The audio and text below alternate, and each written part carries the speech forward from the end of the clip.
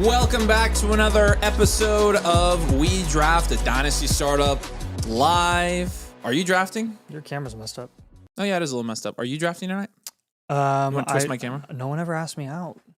Oh, so it's just me. I know. So I'll be drafting tonight for somebody. There we go. Yeah, that looks a lot better. I'll be drafting tonight.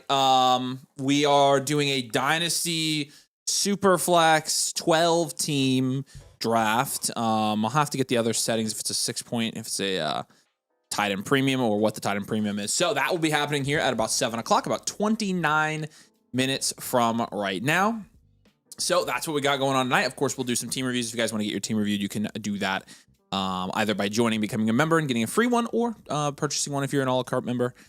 We appreciate you guys either way, and we'll be doing that tonight as well. So yeah, welcome in.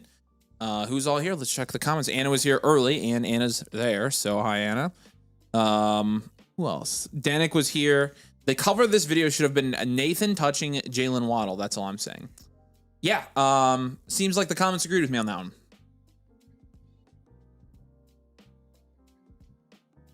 Whatever. Yeah. I mean, I'm just saying. I'm just saying I'm not crazy. So. Probably shouldn't have said you were touching Jalen Waddle. Like that. I said touch on Jalen Waddle.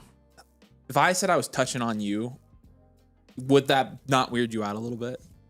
Touching on the topic of me. Well, you didn't say that though. That's the thing. You did not say topic. You said touching on Jalen Waddle. I'm touching on Jalen Waddle. I am sure I can find other clips of you saying the exact same thing. No, you can't. Do it then. Do it. Find it. I would Yeah. never say that. Especially, I would never say that. I would never do that. Yeah. And then Greasy K follows that up with "Shut up, Dinnick," which you know that actually is pretty valid. So Also, in other news, did you see we broke 100,000 views on our rookie rankings video? oh, nice, very good. We have triple, Yes, we officially got the sextuple digit video. Triple. Well, We got triple digit views. Dude, triple digit views. digit thousand. Remember when we used to like go crazy when we got triple digit views? I do remember. Like, yeah, for real. I remember that. I We're remember like, that. oh my gosh. So shout out to y'all. Hopefully you guys were just watching on repeat. Would you trade a 27 first and 28 second for Chase Brown, says Alan. A late first? I don't love that. I mean, a late first isn't terrible. Like, it's fair. I think that's probably, yeah, I would probably do it. I would probably be okay with that. Avery's about value fair. Avery's about to have another crappy draft. Too bad it's not auction. He might have a chance. What else did he say? Did he say anything else about me? Avery had to read a Dynasty Football for Dummies before getting on. Actually, I was at the book signing for that, signing people's copies because I wrote the book on Dynasty Fantasy Football for Dummies. So, and I got you 2 copies because I'm sure I got you one without pictures and then the one with pictures so that you understand it, didn't it? Yeah. So who else? Here? Andrew's here. Dang, the boys delayed it by 30 minutes and we'll still be late. We weren't late. That's so mean. We were actually, yeah, you should be stunned. That's freaking rude, dude. We started on time today. What the heck? Andrew also did say happy birthday to Nathan. So today, if you don't know, is Nathan's birthday. Not my birthday. Tomorrow is my anniversary, though.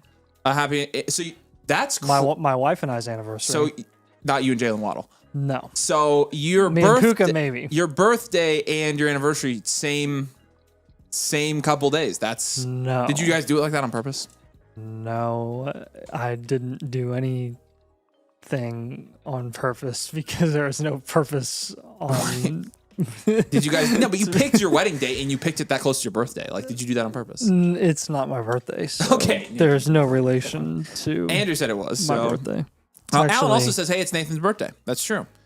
Killer Potato Fish says, "Such a joyous day." It is a joyous day. It's a joyous day. What's up, Rickatang? How's everybody doing? What's up, Phobes? I swear the stream was originally scheduled for 3. Skip, I don't know what you're talking about. No. What are you talking about? We didn't move it. We don't move our streams. What are you talking about? What's up, Mighty Mouse? Good to see you, man. You're gonna be up tonight. Yeah. Rest in peace to Kyle Busch, dude. Is that not crazy? Wait, I'm sorry. What? Kyle Busch died. I am not joking. Actually. No. Yep. What? There were reports that he was in the hospital, like seriously ill. They came out, I think this morning is when I saw He them. died today. He died. Yeah, it was announced an hour ago. Oh my! Like they posted it an hour ago. It's super sad. Like I don't know what it was. I think it might have been sepsis or something. Which I mean, sepsis will kill you pretty quickly if you. Yeah, I mean, yeah, that's. I don't know. It's crazy. It's so sad, dude. He was incredibly young. That's horrible. That is horrible. Wow.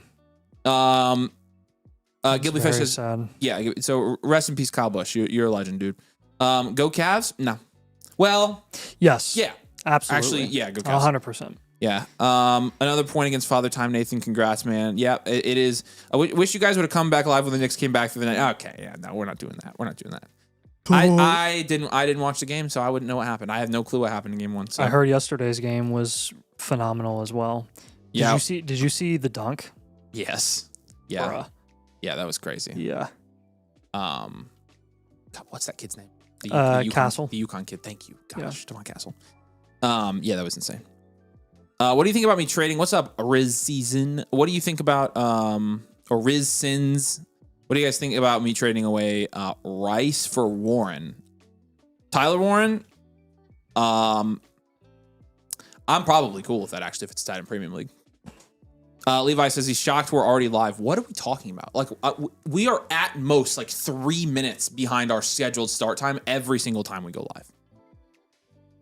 Most of the time we go live. Sometimes we occasionally go like 5-6 minutes, but like most of the time I don't know what this is. So what's up, Dynasty Dave? Like, but also my biggest question is we're like late according to who? Who established the time that we go live? Yeah, we established the time when we go live. The show start time is when we're we never start. late because we're on our own time. Yeah, we always start right on time. We always start on time. Do I trade Igbuka and Neighbors for Rice, London in a 27-second? I would not do that. No, I would hold for sure. Is Achan and Igbuka too much for Love and Burden? Jeremiah Love? No, I don't think it's too much. I think it's fine. Dang, Andy. That's crazy. Moved Addison and Otten for Rice today. Good night, man. Keep trade cut adjusted quicker than I thought it would. With Rice? Have you seen? Yeah, because it's on our ADP tool. Yeah. I realized that I updated the keep trade cut values on our ADP tool. And I would take Rashee Rice over Alec Pierce all day. Where's he at now? He's 88. Right by Pitts, Sadiq, Pierce. So he's dropped even more. Yeah. Okay. Yeah. So we have to buy Rashee Rice now. It's great. That's great. So that's really great. Really something that I wanted to do. I love buying Rashee Rice. It's my favorite. It's my favorite. It was pretty fun last year. Yeah. Last year it worked out. Yeah. It's just yeah. Whatever. Fine. We'll buy him. Whatever. You force our hand. We're gonna play the market. Yep. So that's happening too. Yeah. Vincent says, you mentioned Rashee Rice is scheme dependent. What other teams he could go to in free agency? I think it's hard to say. Just because a lot of other teams with free agents, we don't know which direction they're going to go. What team would he be good on? Ugh. I mean, the Rams, and they are not going to sign him. The Cowboys. And they're not going to sign him. Like, those are... Like, the Rams seem like another, like, one of the other... Like, actually, he would do really well with Neighbors in New York. He would do well there. He'd probably do well in San Francisco. Oh, yeah. I'm trying to think, offenses that scheme up some of their best receiving weapons for, like, those dumpy targets. Yeah, exactly. Which is, I mean, like... The Giants did that with Wandale quite a bit. The Giants did do that with Wandale. That would be a really good spot for him. Yeah, so... I don't know. We'll see. With Rice, I mean, at this point right now, his supposed price is so low that you just grab him and you sell him in season when he's producing. So he's going to be a Jet. That would be insanity after they drafted Hampton. I would kill myself. Rashid to the Packers, that would be okay. That actually, LaFleur would scheme him up quite a bit. I would despise that, to be honest with you. I mean, if I wanted him to be the wide receiver 32 every year, then I'd like it a lot. Well, your most productive guys are the ones that are doing that, like your shorts to intermediate yak guys, which is basically Kraft. Yeah. Yeah. So I wouldn't mind that at all. Leota says he's been debating sending you guys Neighbors and Price for Hampton and Olave. Thoughts? I don't even know which side we have here, but I think we have Hampton and Olave, right? For Neighbors and Price. That's probably pretty fair. I mean, wait, someone offered that to us? No, that's what David says. He's been debating sending that to us. Interesting. Neighbors. Yeah, I mean that seems pretty. Well, we'd be. Pretty I fair. mean, that would lock us into punting this year. Yeah, it sure would. We don't have Neighbors in the league. What league is that? Birthday party? It's got to be Platinum or Birthday. I bet it's Birthday. We have Hampton and Olave and Birthday. So yeah, I bet it's Birthday. Yeah. Yeah, I hate trading away Hampton though. I know, me too. Makes me want to die because I just know. Yeah, I know what he's gonna do. Alec nailed it. He says the domainer never late, nor is he never early. No, nor never early. He goes live precisely when he means to. That's right. That is correct. I've said that before. People don't realize that is correct. So yeah, Rice to the Seahawks. I mean, that would be pretty good. Him with JSN there would be pretty good. Yeah, it's Birthday. Yeah. We would definitely consider that. Yeah, we like Price a lot. Neighbors is an asset we like, but we love Hampton. But you do get Olave in a more, contending friendly piece. So we definitely think about it. Yeah, we would. Hampton is gonna go crazy. Man, I freaking love I'm so excited. I freaking love I cannot wait. I thought I had his jersey, and if I do, I don't know where it went. I thought I bought it last year for the Flag League. But I don't know where. I didn't see it. I was gonna wear his jersey today. But how would Rice look on the Bills? He'd be okay there, actually. Yeah. He'd be okay there. Yeah, they do a lot of that. Somebody said Vegas. I don't know. I feel like we've gotten to like a third of the league now. We're like, yeah, we're actually okay with that. Yeah. So the Bills, he would be okay if he were. I don't know. He would be schemed up similar to Shakir, but like red zone wise, he's much better than Shakir. So just would depend. I think if they really liked the way that DJ Moore operates, they would potentially pursue someone like Rice in the offseason. I think that's very possible because those two are very complementary assets as well. Denick asked about any live meetup talks yet. Are people already out for the summer? It's that time. I'm pretty sure I can tell you when it's going to be with a fairly high degree of certainty. Let me look. Hold on. I got to find this message. I know like tentatively when we think we're going to do it. So Flock League. RZ said, I actually bought a Hampton auto out of 10. A Hampton auto to 10. And he put it up because he has faith he's going to be great. I don't think that's a terrible bet, honestly. I have a Hampton auto to 35 right there. And a Hampton rookie King's case hit. And about 7-8 other Hampton cards. And I've got Wait, is your Hampton autos the jersey too, right? Mm-hmm, the RP, yeah. Yep. And I've got the gold one. I've got a gold Hampton auto coming, so I've got a couple. Big fan. Probably he's my favorite player. It's fine. Where was this message at? Denick, I know it's like, dang, where did we put this at? Yeah, I know. It's getting announced. I think either way, the latest it's getting announced is June 1st. So, Tim, Love, Cook, and Hampton, that trio of running backs goes hard. I don't blame you at all. I literally just did that. Except I didn't trade for Hampton. I traded for Love because I wanted Cook, Hampton, and Love. And then I have Kyron as my running back 4. Okay, I'm thinking August 16th for the meetup in Austin. That is a Saturday. Oh, no, it's not. Idiot. It's a Sunday. Yeah. So it's a Sunday, August 16th. So that's the tentative. Yeah. That's the tentative date. Daryl says, Nathan, please annoy Avery as much as possible. And he's just saying that because I'm drafting against you tonight. But, I'm not going to fumble, dude. I'm not going to fumble. Let's bounce over and answer some trade questions here. We've got 14 minutes before the draft starts, so I need to get my head in the game. Gotta get your head in the game. That screen share looks terrible, so that's fun. Okay. Whoa, big hiccup. I can still read it. Excuse me. Do you always do that when you hiccup? Not all the time. Sometimes it just comes out though. So. Okay, folks, here we go, buddy. Bo Nix and Jonathan Taylor. He'd be sending away Bo Nix and Jonathan Taylor and getting back. Can I see the team here, Scott? This is why I hate up tiering. Thanks, that looks much better. I also don't like up tiering from. Yeah, this one. You can't afford that. No. You cannot afford that. No way. No, I also don't think from a value standpoint that's a slam dunk at all. That puts you entirely out of contention. Yep, I would definitely hold there. Another one from Phobes. 27 mid first or Jadarian Price. Nice. Are Are we going to get a late first round running back in the mid first? A mid first. Potentially. Dylan says he skipped his birthday party to be here for the stream. Let's go, dude. This is Dylan's birthday party. We're doing a joint Nathan Dylan birthday party today. Happy birthday to you. Yeah, happy birthday to both of y'all. Since it's actually your birthday. I don't think I would trade a 27 mid for Price. Personally, I think you'd get somebody better than Price in the mid first next year. Thoughts? Yeah, it just depends on what we think Price is going to do this correct, year. so. I think it's fair. I think holding the first is probably the smart If it move. ends up being a late first, I'm fine with Price here. Yeah. So. Okay, and then we got one from Oligagny 8. This is Pickens and an early and mid for Bijan. Oligang. Pickens and what? An early Yeah, he said Pickens and 2 firsts. top 3. 2 top 3 firsts.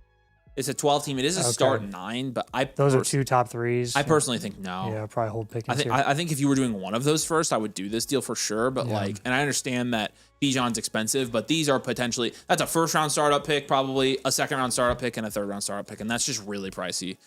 I'm more comfortable with like the second, third, and fourth round startup picks, or second, third, and fifth, or something like that. Yeah.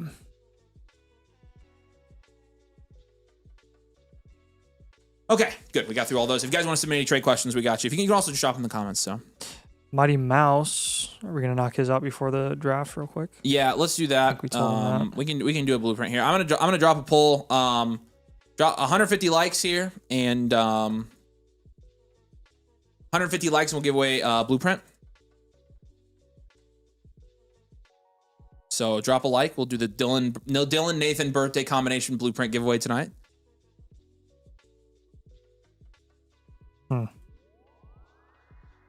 Two options in the poll: yes, sir, or nah, Nathan stinks. So, better hope they say yes. I'm using you to pressure them. Or we're trading Tootin for Rice, and in a heartbeat, we are trading Bashal Tootin for Rice. Again, these are the kind of deals that we can get done right now. Just completely bananagrams that we can get that done. So, is there going to be an ADP tool for redraft? I don't know. Wink. If there's going to be one, wink. There may be, there may not be. It's going to depend on how much we can get done, and when we can start, kind of getting focused on redraft season. Wink. 500 likes and Dylan gets the blueprint. What are the constant winks for, man? I don't know what you're talking about. Why do you keep winking? I'm not winking. What is that like? I have a twitch. It's nervous system dysregulation. And you just have to say wink every time that you wink? Wink? I didn't wink, Nathan. I don't, dude. Okay, let's do Mighty Mouse's blueprint and forget that ever happened, okay? Okay. All right, let's do this. Wink. All right. So just finished drafting this team. I know you're here, Mighty Mouse. So what's up? It's a 14 team. It is a Superflex start 10. It is a PPR league. Wink. Just finished drafting this team. It's a half point. It's starting to sound like oink in my brain now. Oink. Oink. Oink, oink, half point tight end premium, 4-point passing touchdown. Weak at QB and tight end, couldn't pass the value. When wide receiver and running back, I was falling. Yeah, I don't think you're going to get too many complaints from Nathan and I on that strategy. They're just a little sneak peek. Yeah, I use draft peaks to trade up because people are valuing 2027 picks way too high. Thanks, you guys. This is my third blueprint so far. We appreciate you. We appreciate all the support as well. We appreciate you supporting the channel. Yes. Let's take a look at this. 14 team. Superflex, full point PPR, half point tight end premium. 8.7% is your production share. That's second in this league. Again, for a 14 team, that's pretty good. And 7.6% value share, it's about average. It's 5 or 5th in this league. That's 5 in this league. Jared Goff's a 3 in this format. Gibbs, Quinshawn, Charbonnet. I give you a 7 there. Neighbors, Pickens, Lemon, Brown, Concepcion, Hunter. Nice. That's a 10. And then Kelsey's a 1. This is a dynamite team. I'm really surprised your value share is not higher for a 14 team. But your draft capital is okay. That's probably. That's pretty good in a 14 team. It is. I'm telling you. That's what I'm saying. Yeah. Draft capital will give you a 0 there. You don't have any firsts left. Bench will give you a Hunter and Warren and Coleman. I give you a 3 there. That's pretty solid, actually.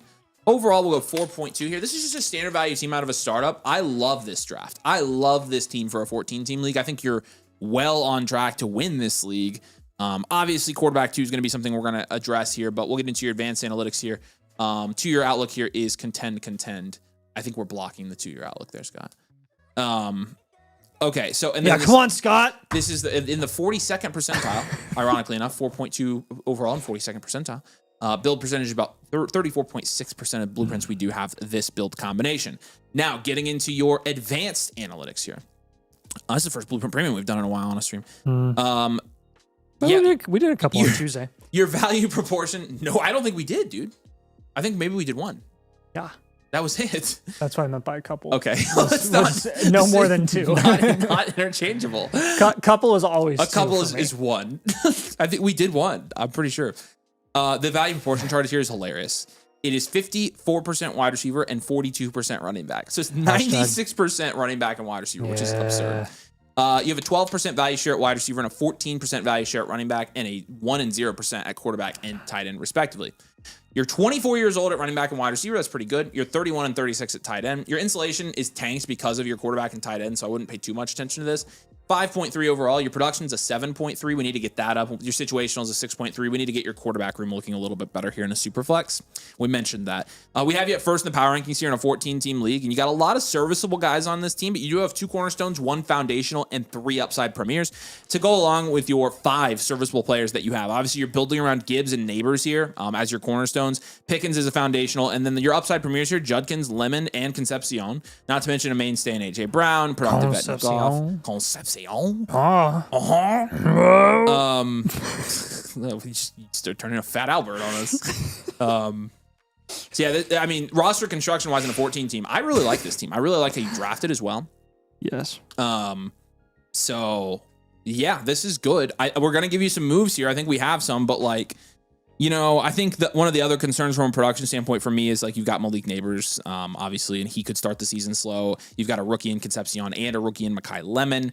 You need a quarterback too. So we've got some things we can do here to try to, try and shore this roster up a little bit. So a lot of the players that he has on this team, I really like. This is muy difícil. Charbonnet and Warren stand out to me the most. I would be packaging them and trying to get a little bit of an up tier there. Probably taking some of your guys at wide receiver, potentially flipping over to really, I mean, you could go running back or you could go quarterback. If you're going to go quarterback, you want to go for a cheap one. And by cheap, I mean like, probably your like Baker, Cam Ward type range. So, like, for example, if you were to move Concepcion for one of those guys, it would probably be Cam Ward.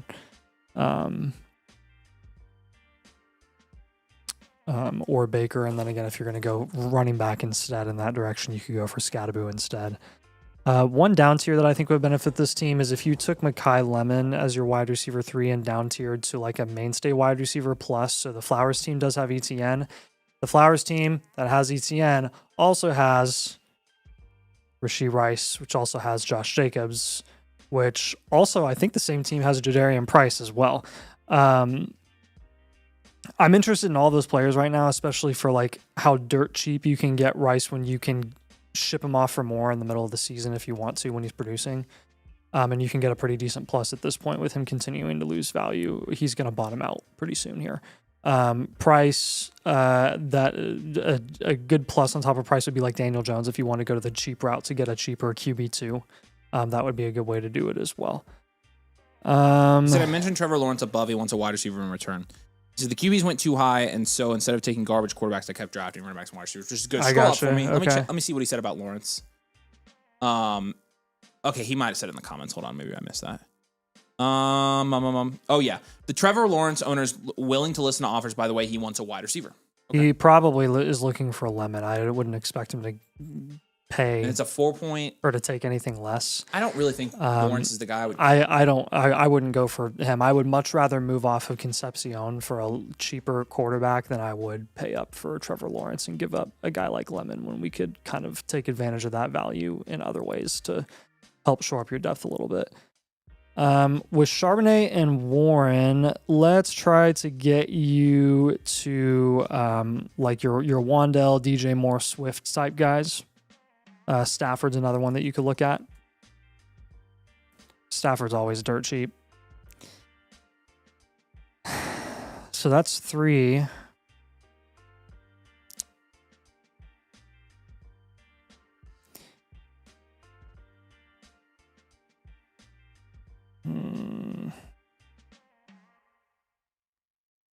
The rest of your guys I really like. I mean, you could do up tiers from the Jags. That's kind of where I'm thinking now.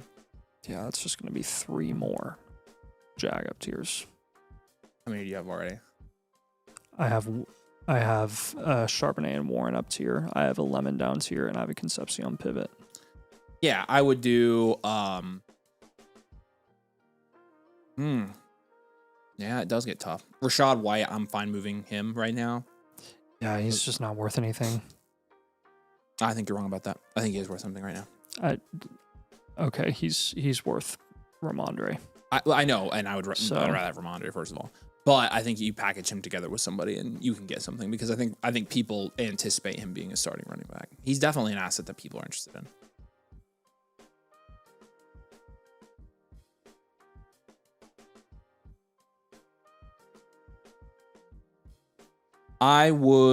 You pivot off of Concepcion. Who were your targets there?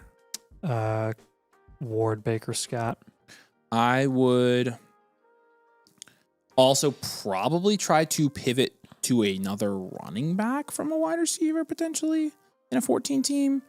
That may even look like thinning out the wide receiver, like maybe Pickens or something like that for a running back. You could try for H.N. Hampton and you'd have to pay up. You'd have to throw in probably some of your draft picks there, 3rd or 4th round, which I'm totally fine with because they're going very close together. Like Hampton, H.N. and Pickens all go within about 6 picks of each other there. So I just would prefer to flex running back here, and I love buying in on H.N. and Hampton right now. So I like that move as well. So I would try that and see if you can't get it done.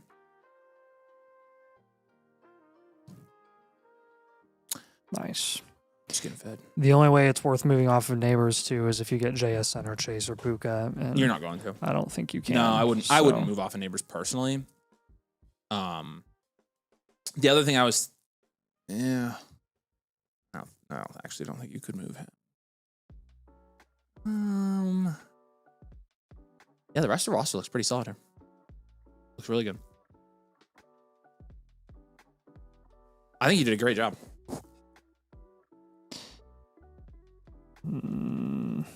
I think looking ahead, I'll just give you a looking ahead move. This isn't something I want you to do right now. I know you're watching on streams, so you can ask us follow-up questions on the AJ Brown move, but you could, in theory, look at like this is looking ahead to AJ Brown being valued 4 or 5 turn, and at that point, even potentially even mid 4th. Like if you can get any of Lab McConkey.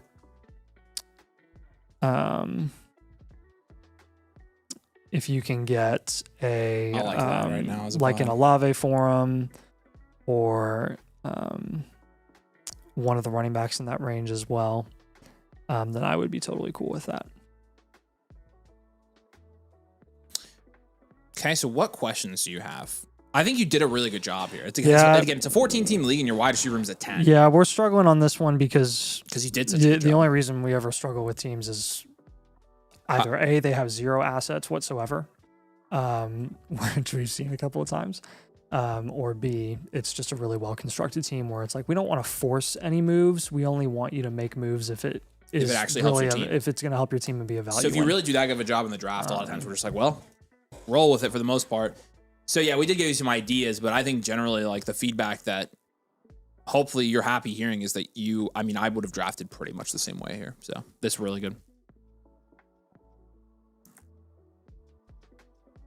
All right. Questions here, my friend. Questions, Jesse.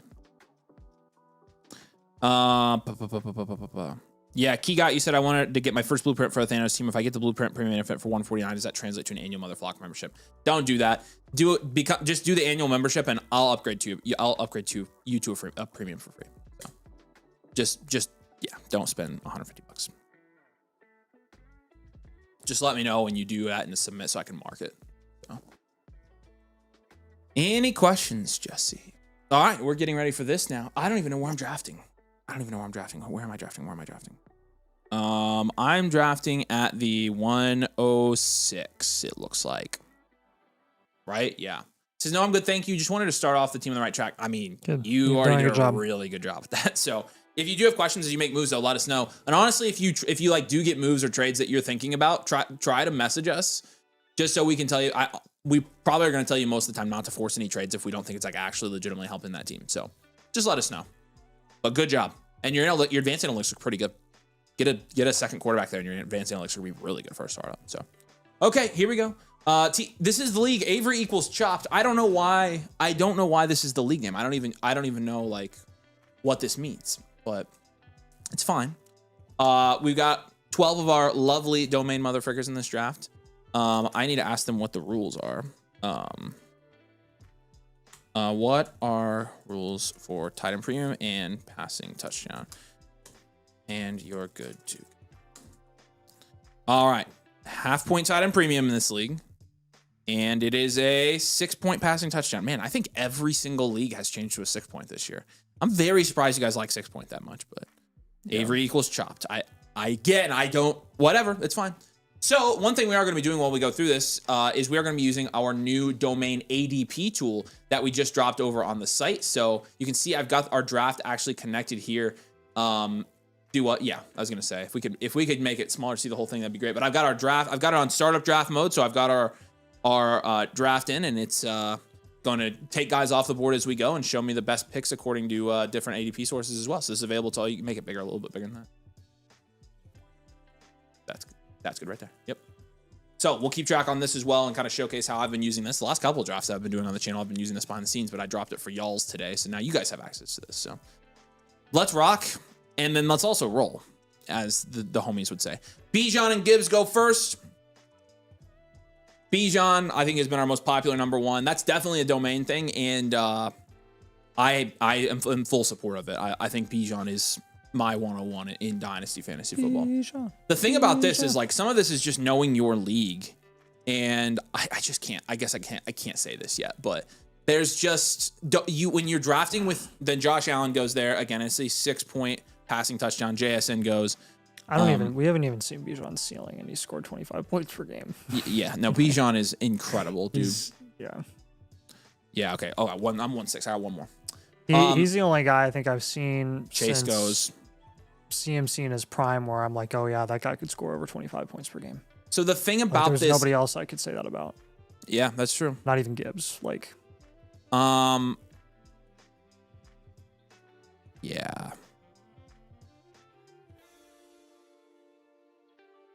Very interesting indeed. The thing is, like, quarterbacks score so many more points than every other position in this format because of the 6-point passing touchdown. Yeah, I mean, think about it. Last year, Stafford throwing like 45 touchdowns. You're literally getting 90 more points from Matt Stafford than a 4-point. Yeah, he scored 358 in this format last year. So I'm basically stuck between deciding, I'm going to take May here. I obviously think you guys know who my other choice was there. I'm not going to name drop, but May is going to be my pick in a 6-point passing touchdown. Obviously, Allen went at the 1-3. I think if you're drafting in a 6-point, these quarterbacks are actually okay to draft and hold because they do score so many more points than every other position in this format. I mean, like we're talking like 60, 70 more points across the entire season from Drake May to like. Hey, actually, yeah, FYI, for whatever reason, I don't know why Sleeper doesn't do this, but it doesn't account for your league bonuses. What do you mean? Like when you look up the player cards, so like Stafford, 358 is what he does in a 4-point. Oh. It's not what a 6-point. Yeah, and it doesn't adjust for whatever reason. Does it do it? It's super dumb. I thought it. Okay, I know where you can do that though. So like, because you can go into the like on Sleeper, you can go into the what's it called? Trend? No. Scores? Yes. No. Players.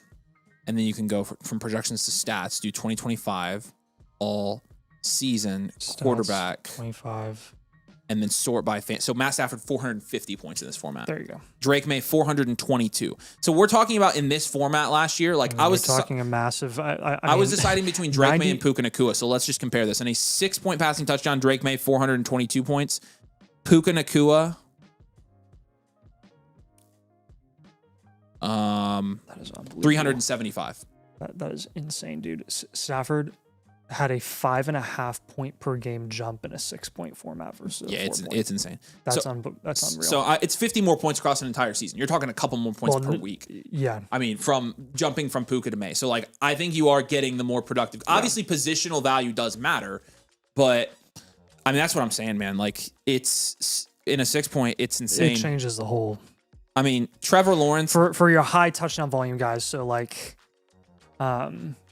you can make the argument, well, like, is May really going to be a high volume touchdown guy to a point where it's going to make that much of a drastic difference compared to where he's already being priced?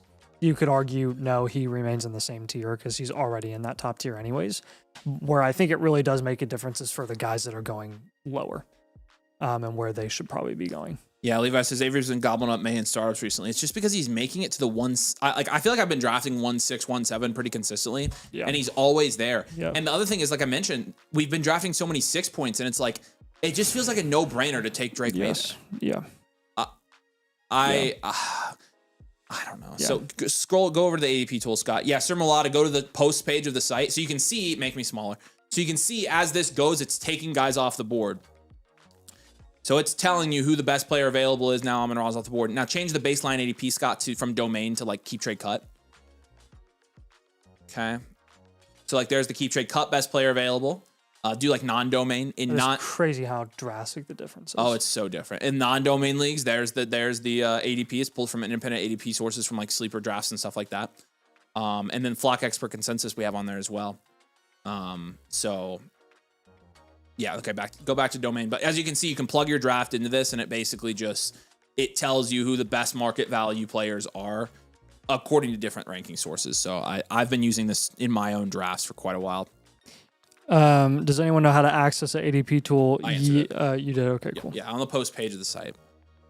I need to turn on startup draft mode for me right now. Levi said, Scotty, make me smaller. Yeah, I know.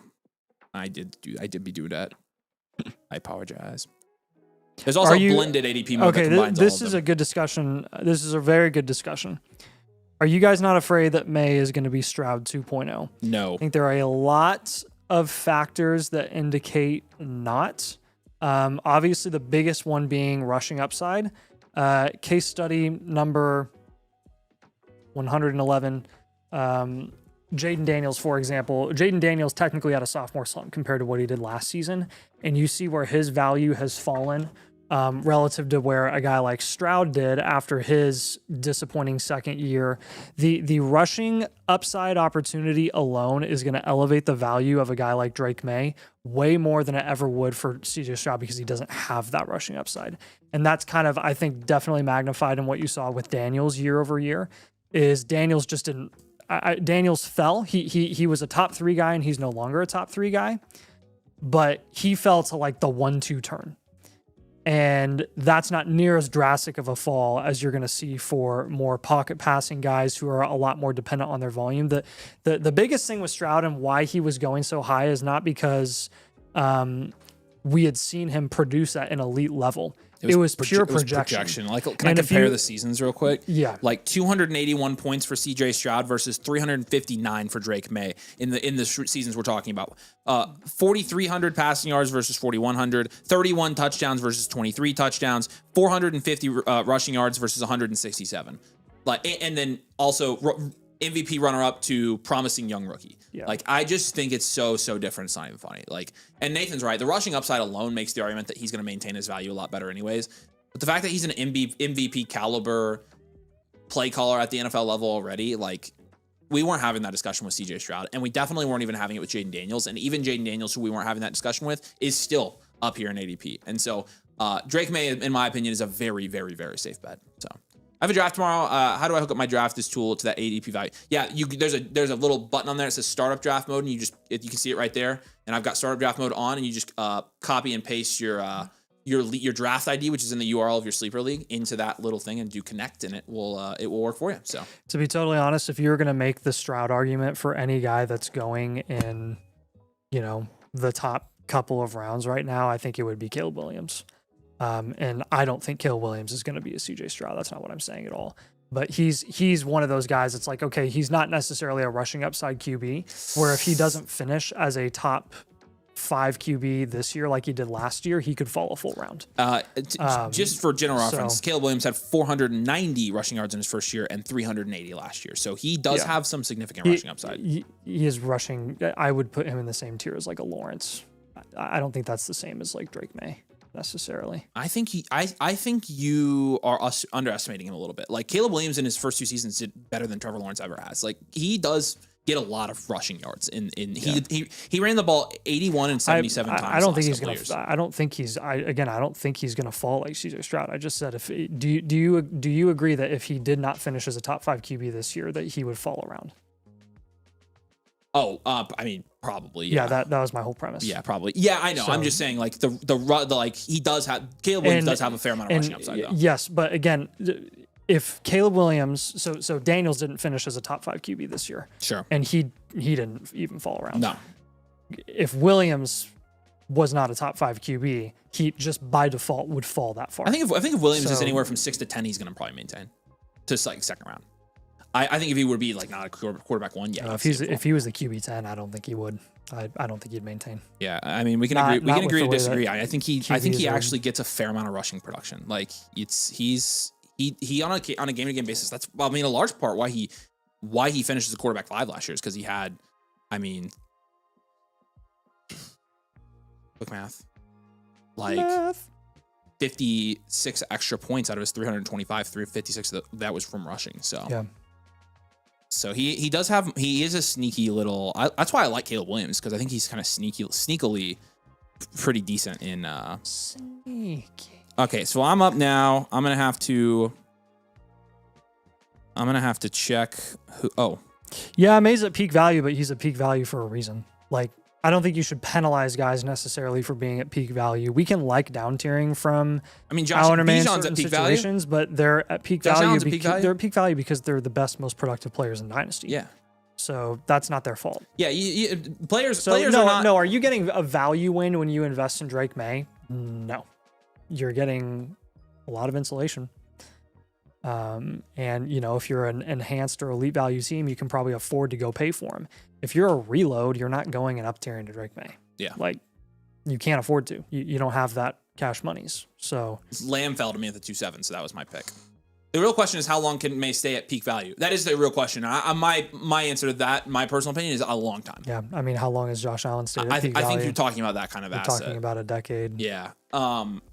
So yeah, I'm not always worried about peak value. Like you've always sell your players at peak value and never have any good players in your team. It looks like your auction team actually. Allen, I don't think so. So when we started doing Dynasty content, it was in 2022. It's 2026 right now. It's 4 years. He was already established as a top. Oh yeah, he was after 2020. He was a top 6 Dynasty asset after his second year, I think, in the league. Like in 2020, he was the quarterback 1. He's been a top 2 quarterback every year since then. Yeah, so that's a lot of years. And I'm not necessarily sure that's going to be Drake May. I think Drake May has some years where he's like 3 through 5, but he'll maintain this first round value. Yeah, what we're saying is it is possible for a player with that skill set to maintain their value for that long amount of time, because Allen's going to do it probably for a couple more years. He will end up by default just starting to like dip a little bit once he probably gets past like 33. Yeah. But no, I mean, nobody's ever wavered with Allen. So I took Lamb. I didn't get to talk about my pick. Lamb was, in my opinion, the value faller there. He fell a little bit. Hampton went all the way up to the 2-2 in this draft, which, yeah, screw me for not getting Hampton, but it's fine. I'm technically drafting for Zach here, and so this is not my team, so to say, but I'm going to treat it like my team because I want to do really well. And I took Lamb. I think Lamb mid-second's pretty good price for him. He's clearly the last wide receiver in that tier, in my opinion. So I'm gonna take him at that price all day, every day, and pair him with Drake May. I feel actually really good about that start, May and Lamb. Like, because I was gonna take Puka in the first round. I obviously didn't take Puka. Puka and Lamb would have been great, but in a 6-point having May and Lamb, like I feel really good about that. So man, I hope Williams runs more. Caleb? I know. If he runs more, it's game over. Because he throws it more than May. I know, and I think I'm hoping this year he can become a slightly better passer too. And I know that's my biggest concern is like the reason he has that rushing ability or that rushing production is because he does not see the field. No, I mean, he was better last year, but it's just he's better from year 1 to year 2. Yes. He just. No, but that he has a legitimately high dynasty ceiling. Like the Bears need to be good again this year. You either need to see him get way better as a passer, or you got to see Ben Johnson scheme him up in the run game more. Yeah. Which either one would be totally fine with me. Noel Eunice says, what should I be asking for to get Drake May in a rebuild?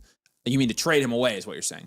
Honestly, if you're for rebuilding, I'm trying to down tier from Drake May to like Caleb Williams, Lamar Jackson, Joe Burrow, and getting a plus on top. Like that's where I'm going to start, Noel Unit. Good to see you, man.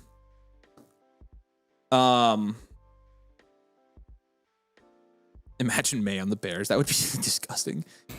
If you want the chance for value accumulation, you need to rebuild and take rookies. Yeah, and you got to add those on top of your proven stud players. So imagine the Bears drafting Drake May in that same class. Daryl says he's doing the anti-domain strat by taking domains 101 and then the best value player on the board with Trey McBride. So really anti-domain there, Daryl. I'm glad you are rebellious. Nice. You rebel scum. You rebel scum. I am on the episode of Andor. They just escaped the prison. Oh, yeah. And the guy couldn't swim. That was sad. Andy Serkis couldn't swim. Yeah. But they, what happened? I don't know. They're like, that's the episode I'm on. It's like they're like finding their way out of there. I thought the prison stuff was pretty sick. It was pretty good. It's crazy. Like, it's crazy what the Empire was doing. I know.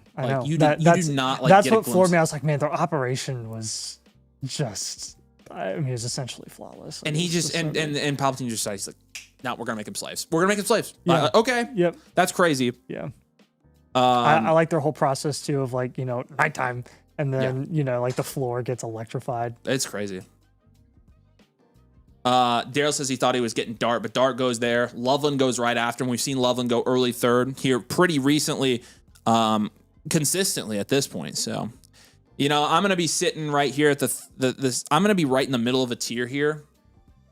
A little bit closer to the end of a tier. I actually really I think I'm going to like drafting here at the 6. I haven't drafted the 6 a whole lot, but I think a lot of times when we've drafted this year, I think the 1-6, 1-5 has had the best draft. So I'm hoping I can land the plane after taking a quarterback. My biggest concern taking a quarterback in the first round is my team build. Like, it just feels like it's so hard. Land that plane. It feels like it's so hard to land the plane after taking a quarterback in round 1.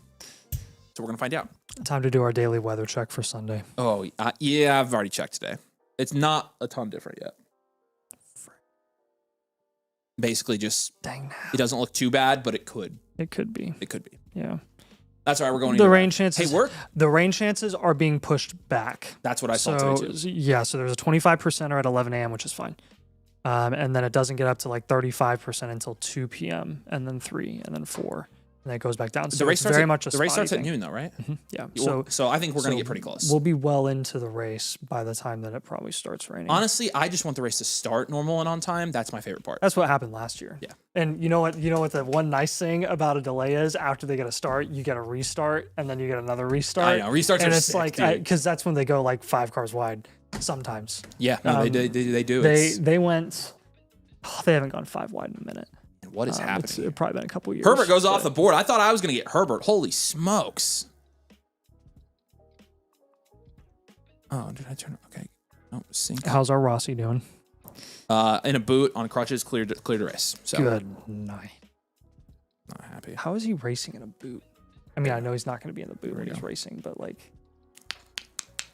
This is a very interesting pick here. I'm actually, I might have just found myself kind of at the, I don't know. There's like a baby tier here, I think. Got a minute. Let's figure this out. There's a lot of different directions I could go here. I really don't want to do that.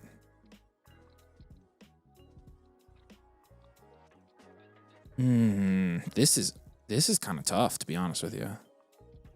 Not quite sure. I really don't want to. I really don't want to. I really don't want to do that either. I do not have a pick I really like here. I do not have a pick I like. Man, I don't want to.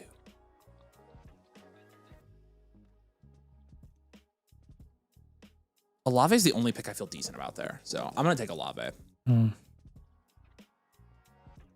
kind of working through how this draft is falling in my head, and I've got a strategy planned out, but I don't want to. Yeah, I do. I actually do have I have a strategy. I don't want to give it away though. So, sorry. I'll tell you as it goes. Olave, there's a big tier of players there.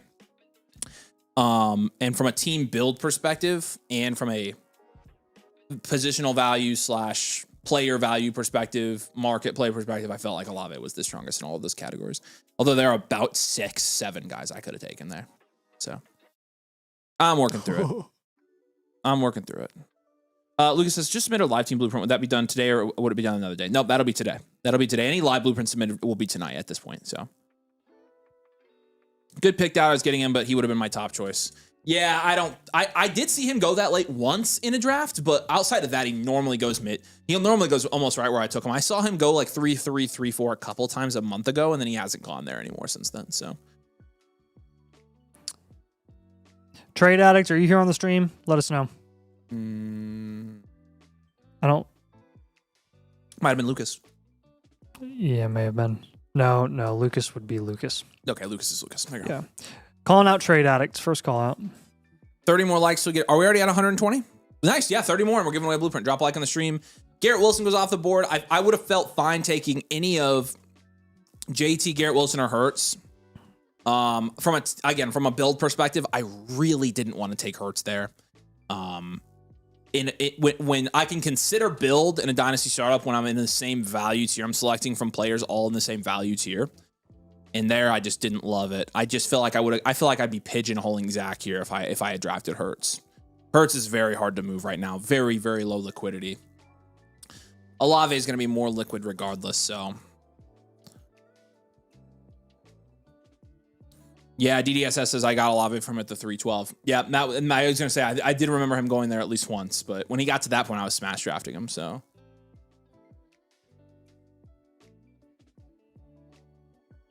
But Lawrence goes. I thought about taking Lawrence as well. So again, Olave and down, really Herbert and down. I've all got guys here in the same tier. I have Cook in this tier as well, technically.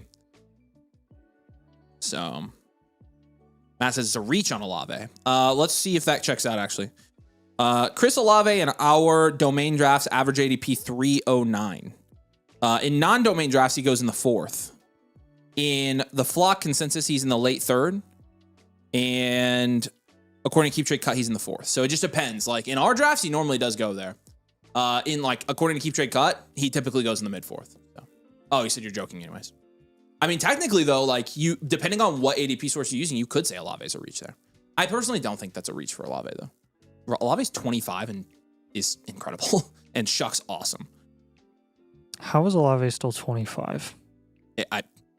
It's awesome. He was so young when he came into the league. He's 25.9, but still. He was, I thought he was 22 when he came in. 21.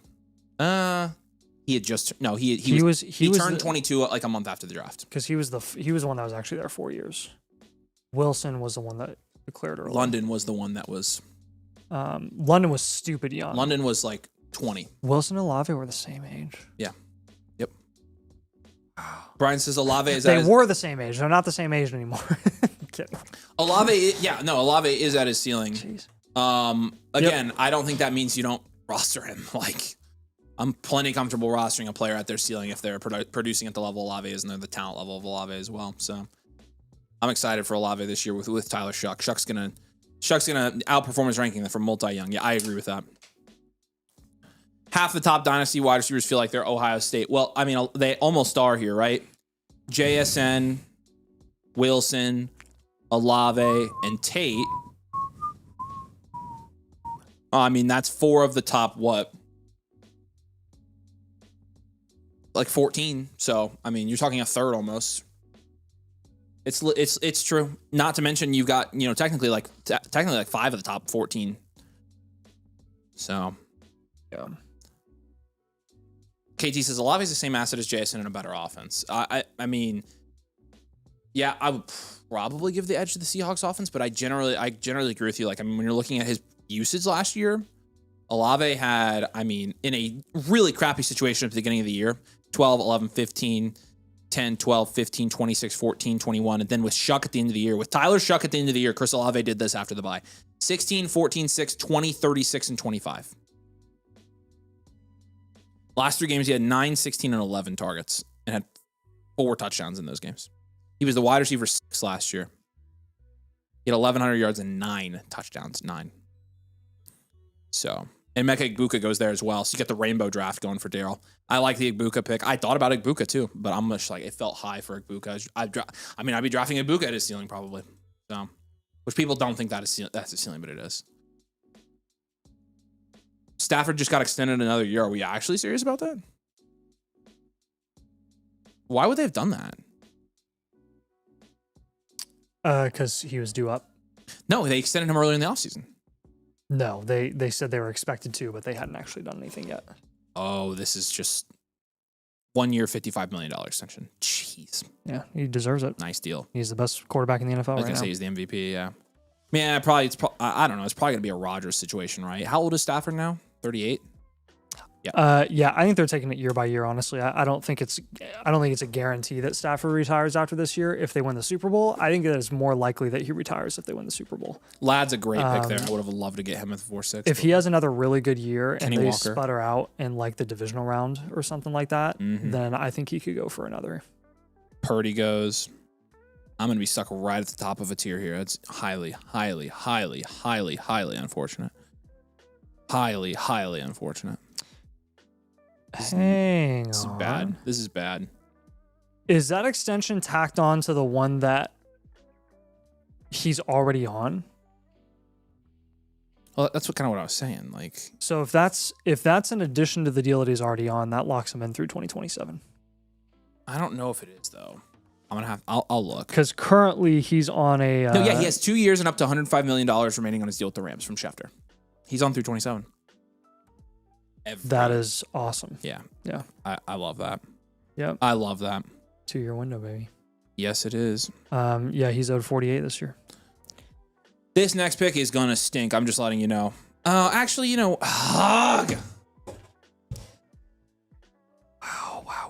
This next pick stinks, guys. I'd like to see the guarantees there, because if it's like almost all guaranteed, then he ain't going to. This next pick's gonna suck, and Nico's the only guy I probably could have taken and felt good about. I'm at the smack top of a tier. That is so frustrating how that happens. It is so frustrating, man.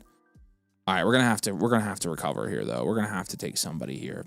All of these picks are so bad. It's not even funny. All right, another call out for trade addicts. Let us know if you're here, man.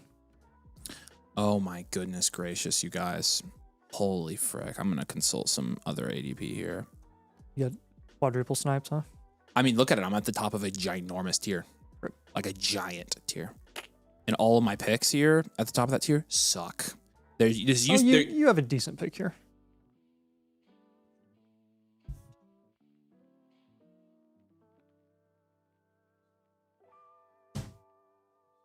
It's the only. That's why. That's still a good pick. I know. I have no issue. Well, and it's also a dynasty league. It really is the only pick here. I mean, I could go with the other one, but yeah. Tyson's the pick. It sucks. I really don't want to roster both of these guys, but it's a value play. Yeah. You can move one of them, and he's the best player on the board. In Shuck we trust, man. There used to be another player in that big tier that I would have gotten right there, and now there's not. That's all I'm gonna say. Who? Oh. Yeah. Used to be at the 4-6. You drafted at the 1-6 and you took, the 1-6 and you drafted at the 4-6. You got the last player in that tier every time. Yeah. Now you don't. Now the tier drop is one pick earlier.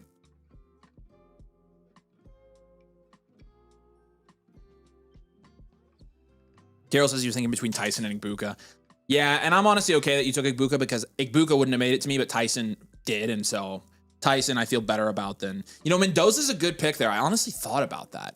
And I almost took Lemon. Those were the other two guys I was really heavily considering. I could have just taken Lemon and diversified there, but again, I'm not really scared to own Olave and Tyson both, and I can move one of them, so. The projections of the Saints offense has them throwing a boatload, which again, you can roster Higgins and Chase, and that's no problem, and so. Olave, Tyson, same team feels weird, but Kellen Moore offense can feed two wide receivers. There you go. Yeah, so Warley board agrees. Daryl says he'll be an Olave buyer. It might be a good swap there. Yeah. Tyson was the pick. All right, so we're feeling okay. Poor Avery always at the tier drop. It does freaking feel like that happens though. Like it feels like I feel like I get screwed I think there's like my pet peeve, like playing Dynasty, is being at the top of a tier in a startup. Like it's my least favorite feeling in the whole world. There's just like not great picks there. Like if Nico would have fallen to me, that would have been perfect, but whatever. If there's any round I want to trade out of, it's the 4th.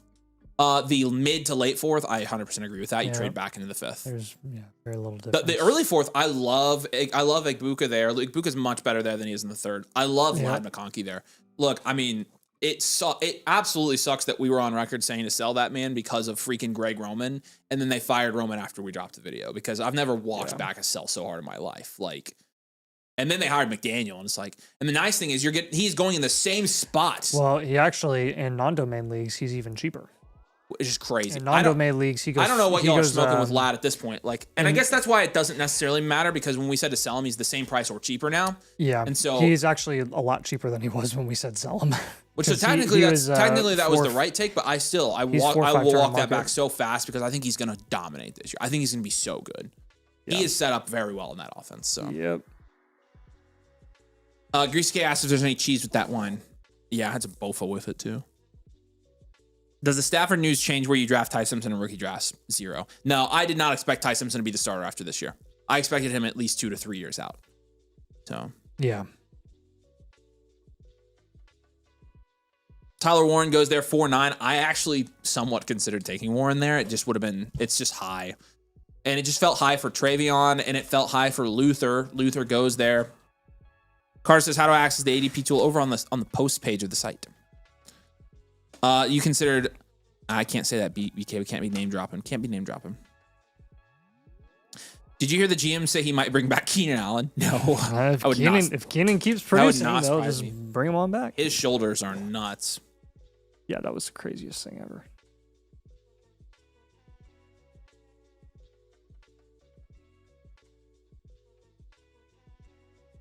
Yeah, Stafford extension means he'll play this year and next, correct? Yeah, I would certainly most likely. I would like to see those guarantees. Yep. Never say never, because we would have said the same thing about Kirk Cousins being locked in for like 2 years in Atlanta at least, 150. Even after they got Penix. But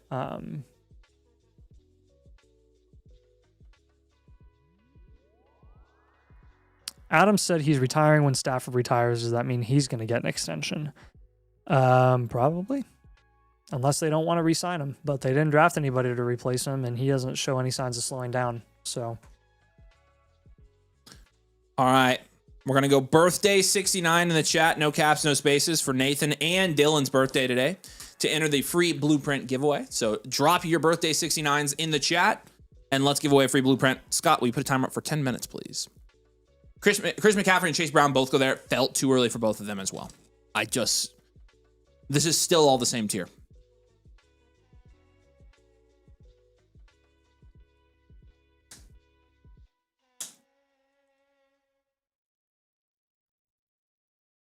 Yeah, I know there was a whole bad thing with Kirk, but that's also, I mean, hindsight's 2020. Learning an entire new offense coming off of an Achilles, I think the big if for Stafford would be, yeah, he's locked in for the next 2 years as a starter as long as he stays healthy. Yeah. Which is a big question mark. So, yeah. Let's jump over to the ADP tool here, Scott, and just give him a little preview of how it's still working. As Mikey makes his pick here. So there you go. As you can see, it's still taking guys off the board. And basically everything, surprisingly enough, would you believe it if I told you that pretty much this draft has gone exactly how the ADP tool goes? Would you believe that? Now that the ADP tool is live. I would believe that. Giving away all the secrets. Why does that not? All the secrets is... Oh, will you turn on third round reversal? Top. There's a little checkbox. So, that's player category mode. That's the cool part, though. Player category is the best part of this tool, in my opinion. Third round reversal is next to that. So, I'm assuming those green... You can turn player category mode back on, though. That's those cool. Little green corners on the players are domain being higher on those players than consensus. And the red ones being domain lower than consensus. Yep. So, you got player category mode over on here. You can see you're taking your foundationals, upside premieres, mainstays. Yep. All right, go back to the draft because we got to talk about this right now. Frick! Somebody took Price. Rashee Rice just went 5-2 there. So that's a lot higher than what the keep trade cut rating of him is right now in the 7th. Yep. So I think his price still is higher than.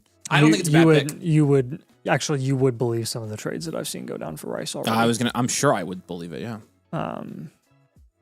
There's somebody I want here. If I could just get the. But also, it's actually crazy how much variance there is with Rice and the price that he's going.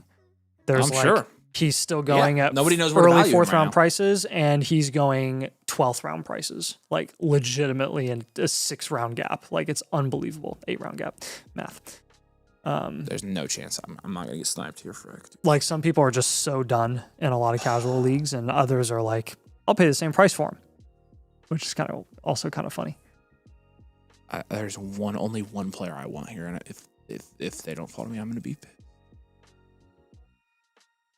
One player. There's one singular player I want. All right. One. There's. God dang it, dude! Why And you can set your clock to it, folks. Avery crash out always happens at least a couple of times on a starter draft. That's the freaking 3rd time. What in the heck? Oh my gosh, dude! Freaking. About to lose it, dude. What the frick? Who do I freaking take now? Oh my gosh. You actually have a good pick here.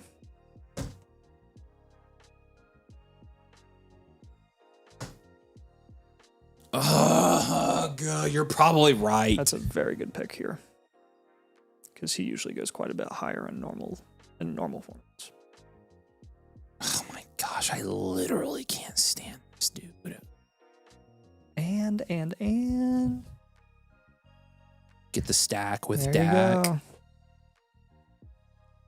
So you just got to see the silver lining here. You just got to see the good part about none of the guys that you wanted to fall to you not falling to you means you got Dak in a 6 point in the middle of the 5th when 9 times out of 10 we see him go 4-5 turn in 4 point formats. So yeah, you're right. He does always pretty much go 5-1 and 4 points. It's a 6 point. He fell to me at the 5-7. It's technically a good pick, and you get to stack with Lamb.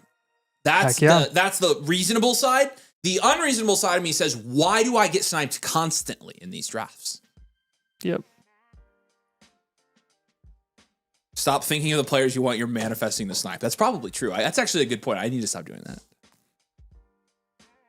Danny does love. I need to message Danny to get on this draft and start glazing me in front of everybody. Brees was the other guy I thought I was going to have to take there. I just didn't want to. Yeah, I like this draft. I don't love it. I like it. I don't love it. I like it. Yeah, me too, but I don't. It's fine. I mean, I'm 5 rounds in and I've got 3 teams. I feel like I'm your counselor. You kind of are.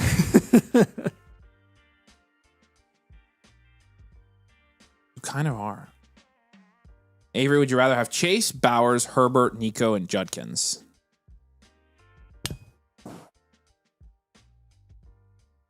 Probably, yeah. That's probably, yeah. I definitely would. I would have taken Chase if he fell to me. I was gonna take Lamb the whole time, so it would have been Chase and Lamb. I probably would have taken Herbert in a 6 point. I definitely would have taken Nico, and I definitely would have taken Judkins. So. Dude. Have you ever had your Windows just quit on you on a car before? No, that's weird. What car is it? It's a Hyundai Tucson 2013. Good car. It's had no issues. And the freakest thing I've ever seen is one day we knew there might be something wrong because one day we put down a window and it wouldn't go up and then it finally went back up. And then one day she put the passenger window down and it just wouldn't go back up and it wouldn't go back up and it wouldn't go back up ever. And it just, so we were like, okay, don't do anything with any of the other windows and never closed again. You know how much of a fix it was? Yeah, you told me. $600. $600 fix to replace the motor because all of the windows and all the wiring, everything was just dead. That sucks, dude. Yeah. Seriously, I didn't even have to something that's technically non-essential, but is essential enough because you can't really drive your car in the rain. Yeah, no, if your window's just open. Yeah. If the lungs are rolled up, you don't need them. But oh my gosh. Well, you do technically. You just can't make it up with cars sometimes. You know. In other car news, I am now a truck driver. Yes. Yeah. Yep. Good car story. Bad car story. Yep. New car. Old car. I got myself a truck. I'm listening to exclusively country music now. It's a Toyota. So it's 2022 Toyota Tacoma. Yeah, I was hoping it was just like the button, and I was like trying to force it back up, and it was like, no, not gonna move. Okay, cool. I clawed it. Claude was like, yeah, you're screwed. Claude's like, nah, you're done. You're screwed. You're done. I was like, can I fix this myself? It was like, you don't want to fix that yourself. I was like, how much is it going to be? It's going to be about $600. Hey, so this is going to be about $600. Thanks. Sweet. Thanks. At least Claude could mentally prepare you for things like that. Yeah, I was totally ready. It was great, actually. It was really nice because I wasn't going into it totally blind. I was like, you know what? I'm ready for this to be, $600-700, and it was. So Smitty and AJ Brown go off the board there. Sometimes we see those guys go in the 6 or later, so that's pretty early for them. And then Flowers and Higgins go off the board there as well. I'm actually not hating how this is going right now. A big wide receiver run here, and Flowers, sometimes makes it to the end of the 6. So does Higgins. So lots of wide receivers going here. We'll see what else happens here. There is some value at certain positions falling here quite a bit, and I'll be fascinated to see if that continues. Avery, why so hot and bothered by Junkins compared to Dak especially? I don't know. It's just who I had my mindset on. Avery's got a thing for Junkins. I love Junkins, dude. He's a he's a Junkins lover. Yeah, I love Junkins. Sting says read his message 2 messages ago. What the frick? What? I can't find that Sting. Traded Jaden Higgins during my rookie draft to get pick 206 to take Omar Cooper. Wow. That's a great... I don't know how Cooper was there, dude. That's insane. Avery loves a player with a broken leg. I did break my leg once, so... I unsubscribe hearing you drive a truck for the vibes. What? I didn't say that. I'm driving a truck because I need a truck to do stuff. I need a freaking... I can't believe you can't see me driving a truck. I was sick of putting my dead animals in my Kia Seltos. Yeah, I did. All right, Keyshaw, we got you, man. Appreciate you. The guy at the shop says, Claude, how much do I charge for this window? That's awesome.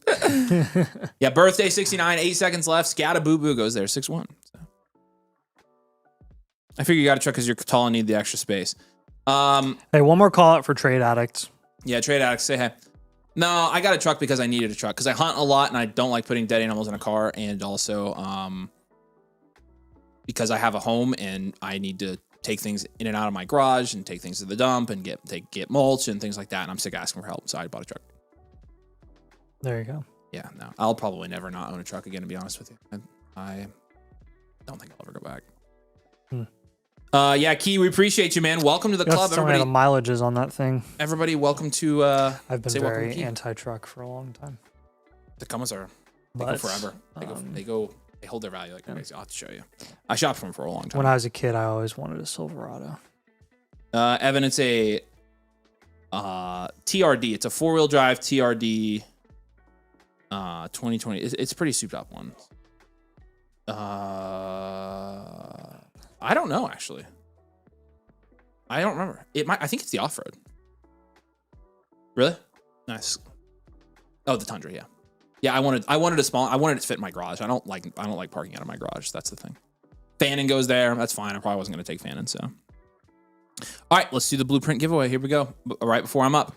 The winner, 92 people, of the free blueprint giveaway tonight is Ben Hindman 5403. Congratulations to Ben. Let me know your flock username in the comments, and I'll give you your free blueprint. We appreciate you, man.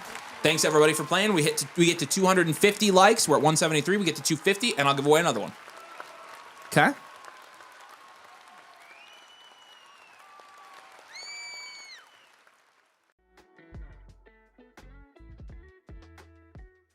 Trade Addicts here. Gotcha, Jason. Man. Appreciate you, dude. Thank you. Avery, you don't look like a hunter. Yeah, waterfowl and turkey primarily, and dove. I love waterfowl hunting. I love duck hunting. My passion. Not a deer hunter, though. I think deer hunting is boring. Jordan Love finally goes, dude. Jordan Love fell so far. I thought maybe I was going to get him, so I'm kind of bummed that I didn't. It's fine. We're going to get over it. You know what I am going to do, though, here? There's a couple good picks on the board, but I have no reason not to take this player. I'm going to take Saquon Barkley here at the 6'6". I haven't taken a lot of Saquon. I like his value mid-6. You can kind of just ride him out for the rest of his career. And my brother has a bird dog. My brother's dog is like professionally trained. So she went to training for months. She's awesome. And somebody else we hunt with has another one. So we hunt with 2 dogs. It's sick. How about a 250? We get rid of 2. Rid of 2 what? Yeah, I think I have driven a truck on ice before, Ben, because my dad and my brother have his truck. So, but yeah, I do know it's very different. You got the Hudson jacket from Sitka. Nice. I have the duck oven from Sitka. So that's a very niche comment, but I've not bought the Hudson. I like Shin stuff, dude. So I like all stuff. Love the Saquon pick. I think he has a bounce back here with a new coordinator. Alan says, just subscribe to Animal Motherflocker, paid for the live bloopy. Nice. Appreciate you, man. Welcome, Alan. We appreciate you. So you can tell me how terrible I'm doing live. Oh, I'm certain we're not going to say that. But welcome. We appreciate you, man. Welcome to the community. We're happy to have you. Yeah, she's a black lab. She's a great dog. Can you only use the ADP from a startup? It's not registering a draft that's in the 5th round.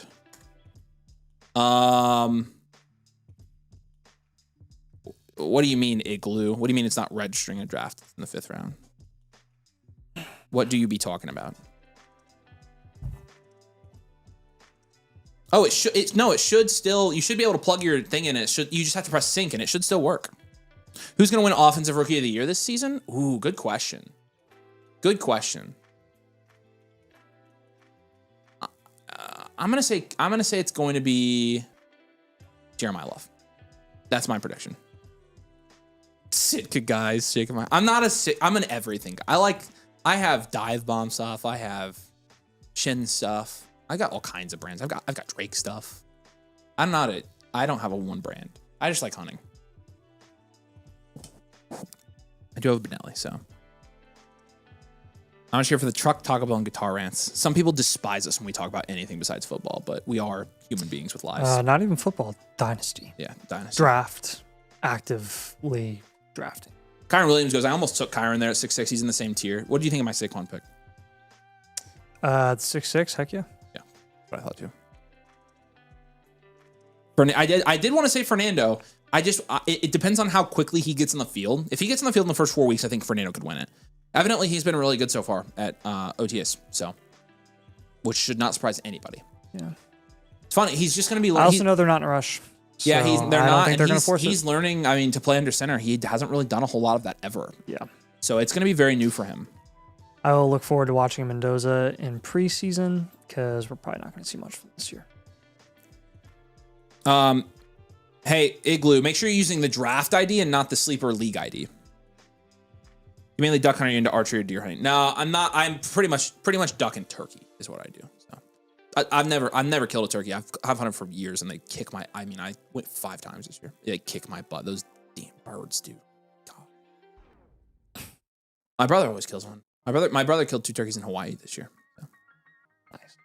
Tyler Shuck goes 7-1 with Baker Mayfield in a 6-point. I actually really like both of those picks. I don't know.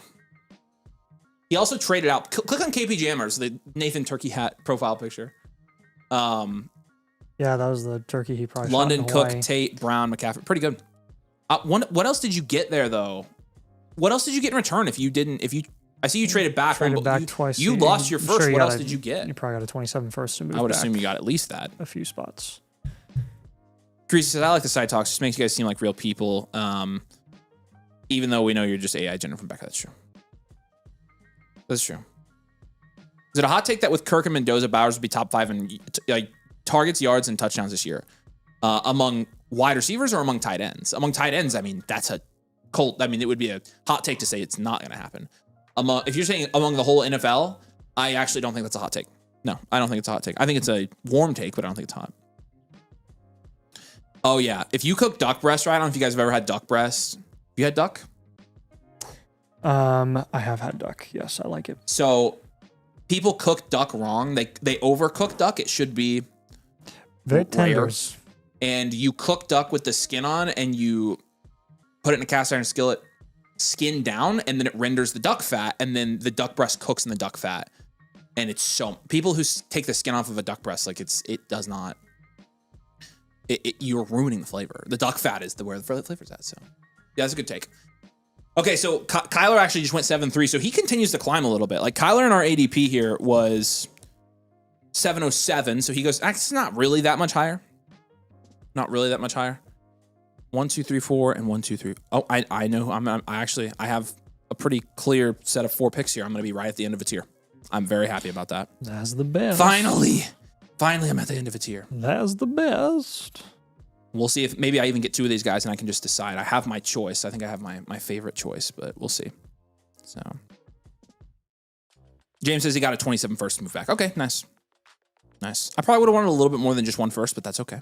What's up, Last Action Hero? I traded Rice 3 days ago for Tyson and a mid to late. That's incredible that you got that done.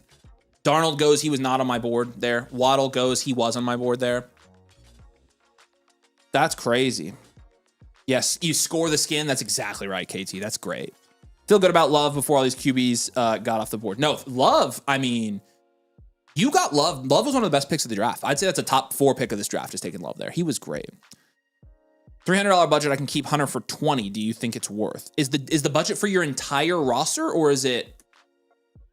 I'm not sure 20 is a good price for Hunter at the moment. That seems a little bit high in a $300. Had rabbit chili once in his main. Rabbit chili's good. I think people are finally accepting the fact that Kyler will be the starter. Yeah, and the fact that he will be fairly fantasy productive this year as well. So, where do you have Caleb Johnson, and why is it in the middle of the 7th round? Dang it, ETN went. I would have liked ETN, but it's fine because it leaves me with a couple guys here.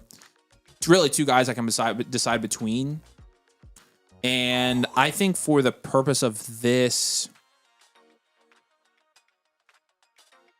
it's not the sexiest pick, but I think it's the right pick for sure. I will take Josh Jacobs at the 7-7. I'm on a roll right now. I mean, he was the last guy in the tier. There's one more guy in that tier, and then it drops off. Yeah. He was the last guy in the running back drop off, and I thought a pretty good starting running back for this team. So. Yep. I know who the other guy is. Yeah, and I just see where he goes. Team build wise, again, I just default to build when you got those guys in this here. So yeah, and the entire roster, $20. Drafting a well-rounded roster here. Yes. Yep. $20 in a $300 league for Travis Hunter does seem a little bit pricey. I would probably price him around 10, actually. He's a 9th round asset right now. So who? Hunter. Oh. 20's a little bit high. Chums asked if we got a super chat. Did we get a super chat from Chums? I'm sure we did. Yep, I see it. Appreciate you, man. Oh, wow. He said for the domain, free blueprint. All right. Well, I guess we're giving away another one. You, man. So we're giving away one at 250. So you guys need approximately 58 more likes to unlock that second one. But we're gonna go ahead and run another one right now. Shout out to Chum W Chum in the chat. He just gave away a free blueprint. So thank you to Chum. 69. Chum 69. That's what we're doing. Everybody shout out Chum. He's the man. So we're giving away another free blueprint right now for somebody on the stream. There you go. There's the key word for you there. So awesome. Is it worth shipping a 27 late first for Stafford now that we know he's got 2 years left in him? I probably wouldn't. Probably wouldn't. Unless it's like an elite. I don't know even that. 10 minutes on this one as well. Chum's the man. We appreciate you, dude. He paid. I'm like, just for full context, the dude paid $78 and said give somebody a blueprint. Like, that is so super cool of him. So yes, that is awesome. Appreciate you, Chum. Yeah, and Jameson Williams was the guy that I was talking about, last guy in the tier. He goes, and again, so those 4 guys I was talking about were brutal Waddle, teardrop, ETN, Jacobs, and then Jameson Williams, and then it is a teardrop there to Stroud. So, be very interested to see who's available to me when it comes back. Yeah, Chum 69 to enter the giveaway. We're giving away some blue piece tonight, baby. Remind me of my next pick, Scott. We're going to go to the tool, and I'll show them how I'm using the tool right now. I love this tool, dude. I use it every day. It is so awesome to have an ADP reference point in front of you at all times.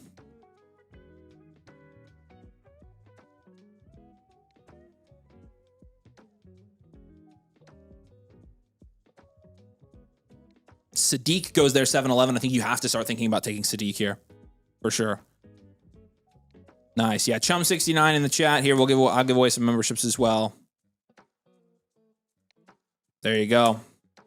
For free memberships on Domain as well. YouTube memberships. Roland, Alec, Evan, Tiny Goose, and Dr. JP. Nice, guys. Appreciate you guys. And yeah, we're at 210. We're at 210. We get to 250. We're giving away another one. So that will be 3 blueprint giveaways on the night. Very cool. Very cool thing. We love giving back to you guys. We appreciate all your support. It's the best. Except for freaking Morgan. Morgan just wants us to work for free and never make any money. That if he had it his way, we would just be poor. Nice. Complains every time we're doing blueprints. I'm like, bro. We got to support ourselves. What would you say a realistic projection for Bowers this year, like yards and touchdown wise? Let's look at what he did. I'm going to go based off of what his rookie year was. It was 1,200 yards and 5 touchdowns. I think a realistic projection for him would probably be similar to that, like 1,200 to 1,300 yards and 5 to 7 touchdowns again would be really good for him. He'd put him as the tight end one again. So I think his ceiling is higher than that. But in terms of realistic, I think what he did his rookie year, like he could do that again and maybe add some touchdowns and be in a really good spot from a production standpoint. So.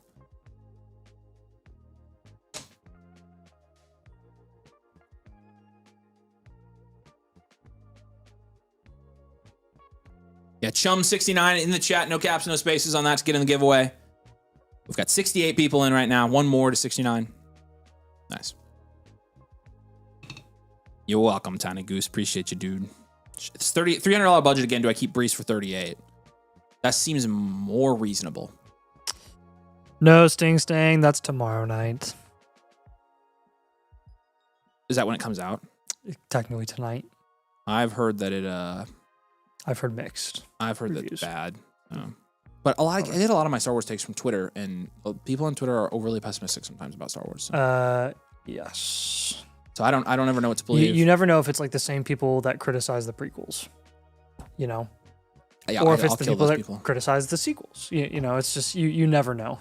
Star Wars is always such a polarizing topic for so many different people, and everybody's entitled to their own opinion.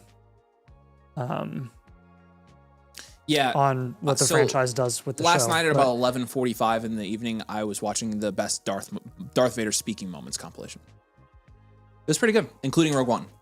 So I love the Rogue. I watched the Rogue. On your aspirations. So last night I watched the Rogue One scene, not the hallway scene. I don't want to watch that on repeat. It's good. It hits once and it's like cocaine. It does hit. I watched the Krennic one though 3 times in a row. I just watched it 3 times. That's what I was doing last night at 11 o'clock. Like I was just watching Darth Vader clips. I'm such a nerd. And I was like, it was fun to compare like James Earl Jones's voice and how he has actually changed throughout the years. Henry Tootin and DJ Moore go there. He had Alec Pierce go 7-12. I don't mind Pierce right now. He was a lot more in A New Hope. He's very much like, he's a lot more punchy and a lot less like there's more voice inflection in Rogue One. A lot more, yeah. And I think part of that's just him getting old. But he just part of it is him getting old, but also I think he just plays like the really, really like mysterious aspect of Vader a lot more like later in his we've got a couple people watching. We've got a couple people watching Clone Wars for the first time. Clone Wars is fantastic. My wife and I are in the second half of season 2 right now. We're watching it through again. Nice. Yeah, and I'm watching Andor for the first time, so I'm in the middle of that. But you're making me want to rewatch that again. So what I'm gonna do though, I'm gonna watch when I actually have watched Rogue One fairly recently, but I'm gonna watch the end of Andor and go straight into Rogue One. That's a great idea. Yeah, I love that movie, man. It's actually you'll love that going into season 2. All right, I'm on the clock, Scotty. Can we pull up our tool here? All right, so I'm on the clock. I got 1:12 left. I'm looking at my team build here. I might even turn on some player category mode here. There you go. It's already on. So we got our player category mode on here. Obviously, we've got our key at the top. You're mostly into the upside shots here. You do have some upside premieres, which I think you take above those guys. There's one mainstay, 2 upside premieres, 1 mainstay, and then a bunch of short-term production guys left. I actually really like a lot of these picks here. Yes. In my opinion, like in a 6-point passing touchdown when when Matthew Stafford's scoring 450 points, which is literally what Christian McCaffrey scored. If this, guys, this is what I don't understand. All right, go back to the draft, please. In a 6-point passing format, all you got to do is maths the Stafford. This is maths Stafford. I think I'm either flipping Stafford for more than this, or I'm moving one of my other QBs, and I'm going to keep Stafford for 2 years and win the championship. Maths Stafford in a 6-point passing touchdown averaged 26.5 points per game. And it's like, oh, well, he's old. He's going to retire soon. Do you really think that Christian McCaffrey is going to last any longer than Stafford is in the league at 31 years old? Like, we just took CMC in the early 5th round here, and Stafford goes mid-8th. Like, the bang for your buck for Stafford. I'm not saying Stafford where he goes here at price is like smashing. Like you have, like, I would probably take him 7-8 turn, probably late 7th in this format. But man, like I don't know how you couldn't be excited about taking Stafford in the 8th. I mean, he was the most productive player in this format. I have the #1 scorer in this format on this team. Yeah, that's like ridiculous. I'm one move. I think Zach's gonna be one good move away from winning this league next year, right off the bat. Addison's a great pick. I almost took Addison the last mainstay on the board. Yeah, not the sexiest pick, and Stafford in like a 4-point would typically go in the 9th round. Omar Cooper. So this is great here. Addison and Cooper were the 2 guys I was considering the most, for sure. Yeah, and Stafford also just signed the extension, so you're getting him on a good press. Like, I feel pretty good about that pick. The injury questions for Stafford are just as much as CMC, if not a little bit less. So I think they're a lot less. He literally doesn't do training camp every single year. Yeah. And he never misses time. Yeah. Except for that year Baker got it. Carter says Stafford over Stroud. I mean, if we were playing, if you're playing Dynasty in a 2-year window, you're taking Stafford over Stroud all day, every day, and twice on Sundays. Like, not even close.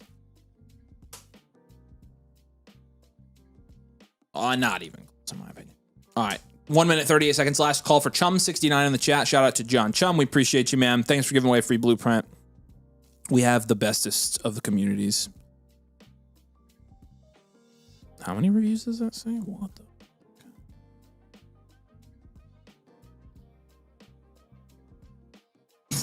That happened fast. Yeah, I know. JJ. After all of that talk about Stafford, says he's a bad pick. That's highly unfortunate. I obviously disagree, but I think the only way that ends up being a bad pick is if he gets hurt this year and doesn't play at all. Outside of that, I think it's a good pick.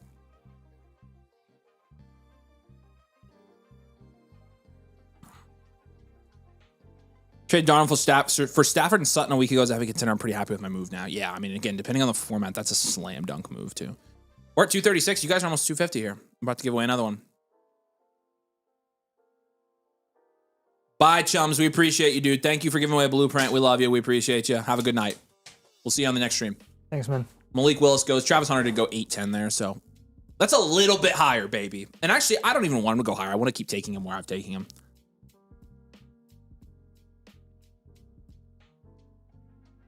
Got gifted a 1-month membership. Nice. What do you get with that? Is that on the site or on the YouTube channel? You get that little emoji by your name, and you unlock the Nathan's birthday emoji, and the Avery sunglasses emoji, and the blueprint emoji, and the bakery emoji. So it's $2 a month. We just do it so people can have their green name and show that they're a member and have the little domain logo. All right, time's up. Let's draw. Here we go. Nightbot 94 in this one. Winner of this one is Gaetano, my man. Gaetano Verni. Congratulations, man. Appreciate you, dude. I know you're in the middle of a membership kerfuffle as well, so we're sorting that out for you, but you just won another free blueprint, so congrats. Did I get the other block username in the chat? Who won the first one? Did he ever comment his username? Who won the first giveaway? If you're here, say hey. Black Lear says rigged. It's rigged. It's all rigged. What's up, buddy? I know you're here. I know your flock username. So,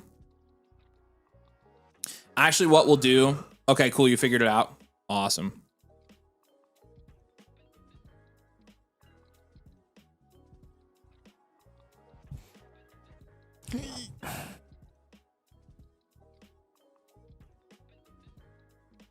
Carter says Nightbot hates me. It might. Nightbot's not kind to people. All right, and then RJ Harvey went there, Malik Wilson, then Christian Watson. He went the 8-9 turn last time, and now it's coming back to me. So we'll see where it makes it. So, yeah, okay, yeah. Oh, Nino Verni. Gotcha. Thank you. That's helpful. Yep, that's you. I see you already submitted your free one. Here's another free one for you, my man. Congrats. Appreciate you, dude. Welcome, by the way. I know you're technically a new member as well, so we appreciate you. Sorry for all the trouble on that, by the way. What's up, Wormy? Good to see you. What's up, True King? This could be me. It's possible to put the settings on the screen during these. Where we used to assume 4-point passing. This is 6-point and a half pen premium. Yeah, we need to make. I'm gonna have Becca. I'm gonna tell Becca right now to make, because we had another request for that. I'm gonna ask her to make us some league setting labels for startups. I can give them to you. Very simple graphics. I'll have Becca make those graphics, so we'll start putting them on the screen. Muy simple. No hi for me. Hi, Chris. What's up? Yeah. Oh, because you're talking about Kraft. Dude, when you took Kraft last year, it was a reach, but now he's a good pick. That makes total sense. Yeah, we appreciate you, man. Becca is the GOAT. That is true. Becca do make... Yeah, you guys been appreciating the graphics on the videos. Oh my gosh, they've been so good. The new graphics she made... Yeah. It was money. She also did today's video and it looks really good. So money. Raphael says Zach is cooking this draft. I do agree. I think Zach is really cooking here. Zach is really good at this. Zach is crushing. Way to go, Zach. Don't you guys think Zach's doing really well in this draft? Zach at the 106. We like Zach here. Yep. Good job, Zach. Good job. 239. In hindsight there, Chris, it may have been a good pick. That's the only time you'll ever hear me say that. Greasy K said his username is Small Dick Truck, and that's okay. That's funny.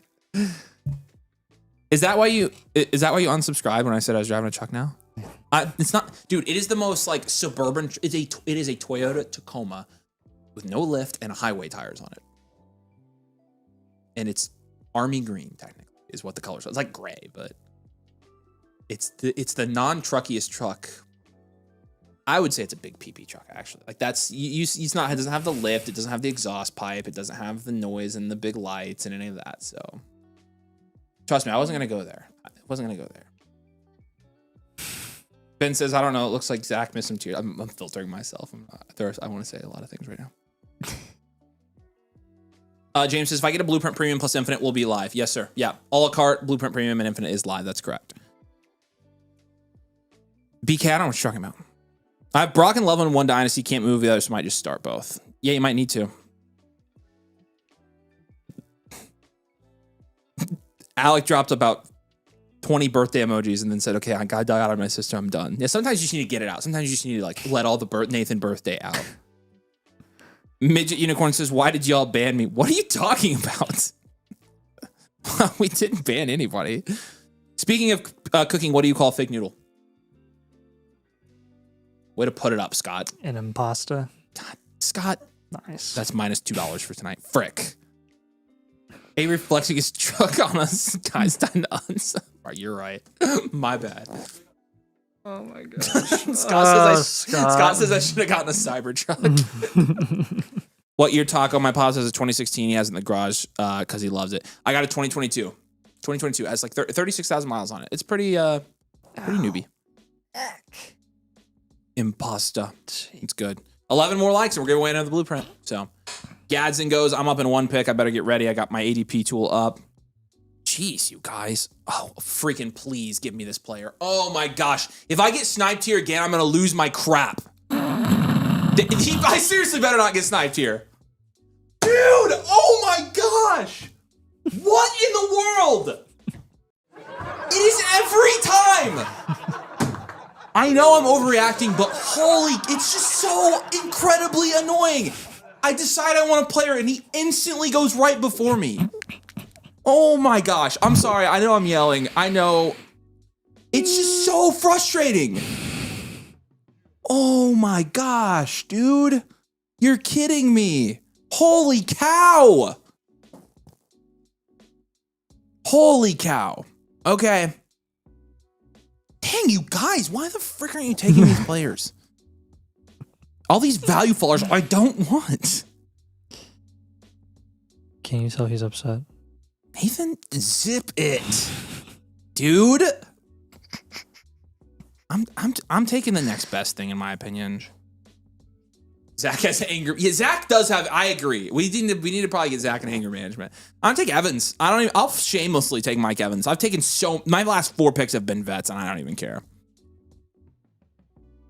I wanted Adam so bad there, dude. Yeah, sorry. That's unfortunate. One more like. There you go. Slightly unfortunate. This is crazy, Koopa. What are you even like? It's slightly unfortunate. What do you mean I'm projecting who I want by saying, oh, I have somebody I want here? That's all I'm saying. Avery crash out 69. You guys can just show it off. All right, 250. There we go. We're giving away another one. Oh, man. It is fun. I'm glad you guys think it's freaking funny. Entertaining. God dang, dude. That's seriously like 5 times in this. Oh, my. No! I could have. It's like he's throwing a tantrum. Levi says Avery buying cards on a truck. Meanwhile, Nathan has to beg Mason for Lego sets. Hey, it is equal pay. What are you talking about? It's a 50-50 split. We legally have to take the same amount of money from the business. I didn't beg. He did not beg. I can't believe Mason. Mason didn't give me. He didn't give me squat, dude. I'm like, I know this is a ploy. It's got to be a ploy. It's a ploy. It's 100%. I have the big truck. Okay, I'm prepared for it. I'm wearing a Yankees jersey. Like, come on. I'm just waiting for the moment he's gonna ploy you. Like, is he gonna, like, get you like a taxidermy duck or turkey or something? What? Mason. Oh, I'm waiting for the Mason ploy on you. I bet he road rages. In the meantime, I'm very much enjoying putting together Rivendell. It's not even a full-size truck. It fits in my garage. I should have never told you guys. I should have known you'd use it against me. You turned them against me. You've done that yourself. In all honesty, I do react the same as they do when somebody buys a truck.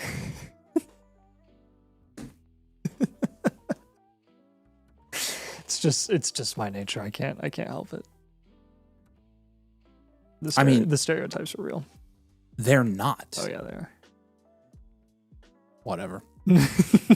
Right, convenience. That's the stereotype. Got me. Caught me. Avery's buying trucks and Nathan is sadly paying. I bet I paid more than Nathan for car-related expenses in the last 2 days. I bet I did. Okay. No, I'm not. Yeah, an expense or a... All right. Truck 69 in the chat, frickers. One more blueprint giveaway for tonight. Unless you guys hit 400, then we'll give away another one. Truck 69. Not Avery Crash Out 69. Truck 69. Frickers. Oh, man. Hey, Avery, the higher you lift, the small... I know, that's why I don't need to lift. Oh, my God. No lifts happening in this truck.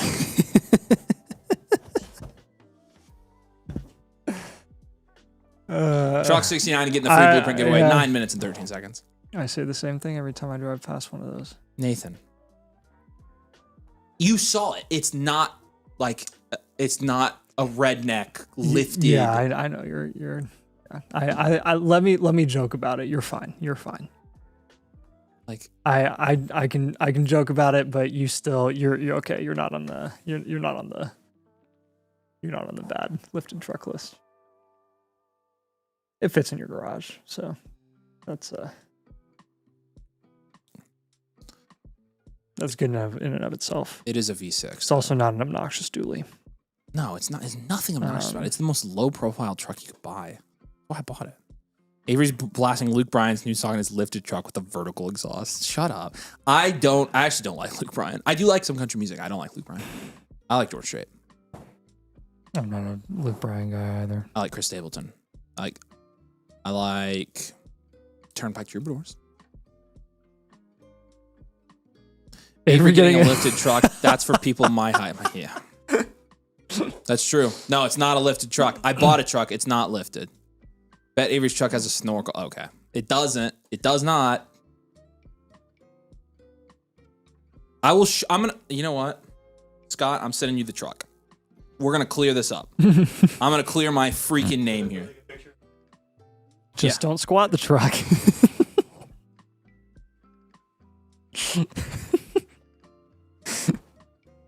Oh my gosh. How soon after buying it did you have the truck? No. I sent you a picture of it. We're clearing Avery's truck. I actually bought them for him, so he would just, know his place. I'm kidding. Avery in a cowboy hat with a goatee. I am watching Landman right now, so part of me does want to get a cowboy hat. I don't know if you guys have seen Landman, but it's very good. Billy Bob Thornton's hilarious.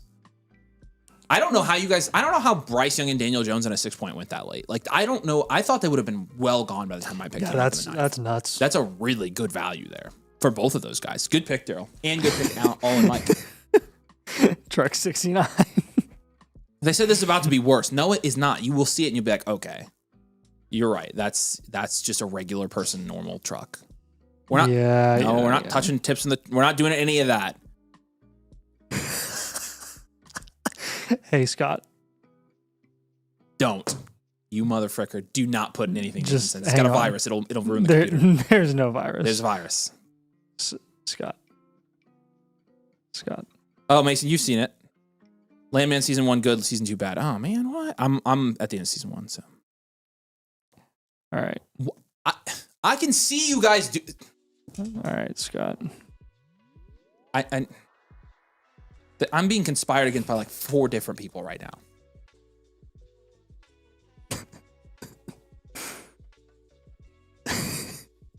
Did you get it, Scott? You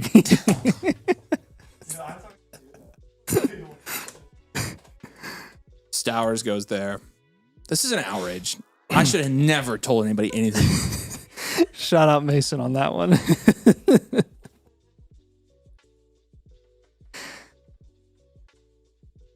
So little did Avery know that Mason actually snuck a pic of his truck. I thought you got it. Oh. All right. Avery's trying to beat it, so hurry up. Yes. Kidding me. I was so quick. How did you get it? That was stupid quick. I don't know how you got it that quick, Scott. That's why you're the producer. What's up, Brizzleton Jones? Oh, man. Avery in full Sitco can with a white tail spike in his truck rolling up to an IU tailgate. Some of that's accurate. I will take the truck to the tailgates.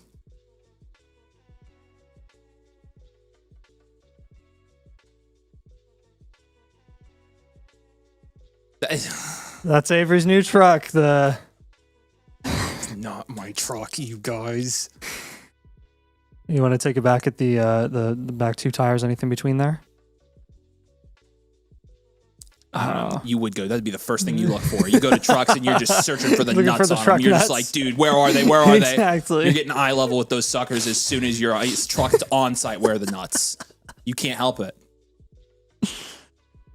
Oh my gosh. Whatever. It's not. It's a very patriotic truck, though. America. America. Thanks for exposing the truth, Mason. I appreciate you. Way more subtle than I thought. Looks pretty raised to me. Oh my. I was thinking it has an IU wrap with Mendoza on the side. I would absolutely do that. Swinging nuts off the back 100%. Again, I put the nuts on because Yes, Nathan sir. begged me to. He was on his knees pleading with me to put the nuts on the truck. As soon as I told him I bought a truck, I literally texted him and was like, I got a new truck. And he had called me within a second. He was like, you have the nuts on it yet? Oh my gosh. Is this the Confederate flag and sticker or flag Porsche? It's wild. Monty goes, I'm going to be up in a pick here. While you guys are harassing me, I'm dominating this draft. / I'm not really dominating it at all. It's fun. Yeah, you should just keep that truck in the bottom corner there, Scott, for a little bit. Yeah. Truck, yeah. Monty, massive value there. Monty was a value there. He was a faller. Okay, I'm on the board, and there was one value follower. One guy I wanted. It was Manunga. I'm done crashing out over this stuff. I'm so done, but that's who I wanted, so that's fun. I actually didn't want him. Screw me. Mm. I have no. Oh, you know what? No. I'm really proud of you there, man. You didn't crash out. Thanks, Nate. You should be proud of yourself.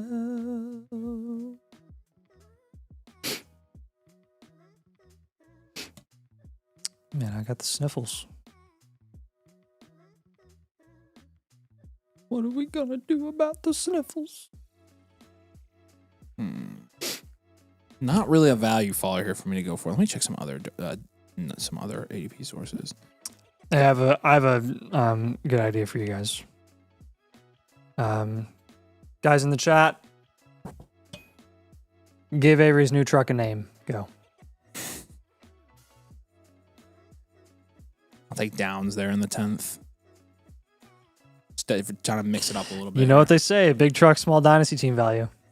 It's not true. I'm in the 69th percentile on my portfolio. I do not own cowboy boots. I do not own cowboy hat. I live in the suburbs. Henderson on a late 27 first, probably the first.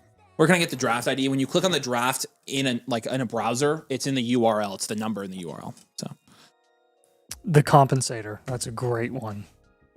That's already like S tier. I like that. William, what's your flock username? The Domaininator. We'll have to see if you're eligible to do that. We'll help you. Midget Unicorn sending YouTube links and he wonders why he's banned.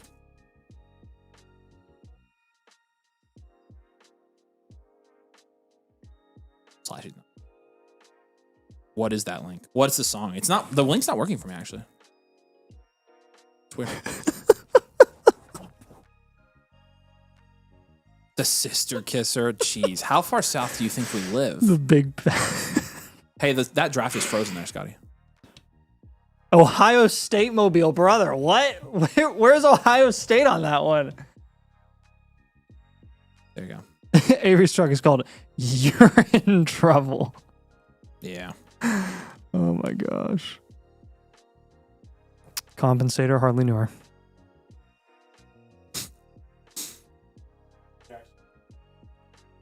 Yeah, put it up.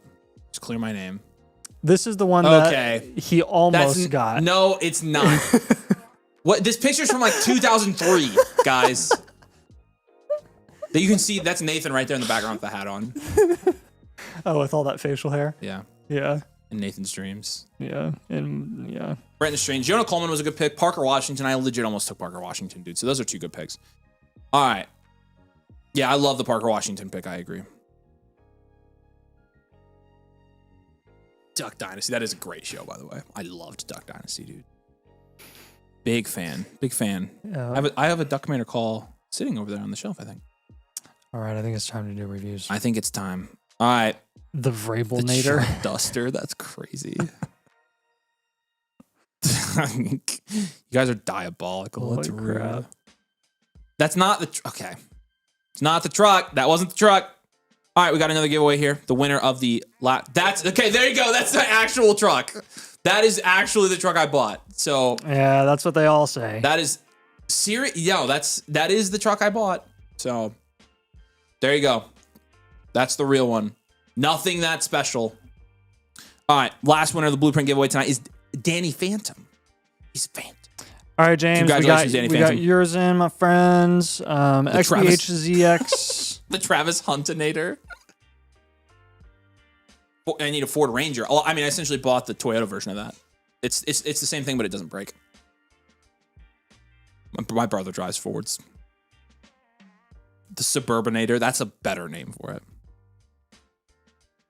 So you're a lesbian. There we go. So it literally there can't be an in between. There can't be a normal guy. I mean, I got freaking Ellen DeGeneres sitting next to me every stream, and I'm getting that comment.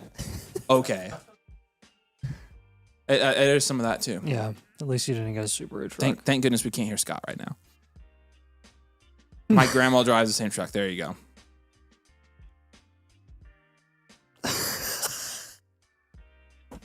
The Fernandozer. That's funny.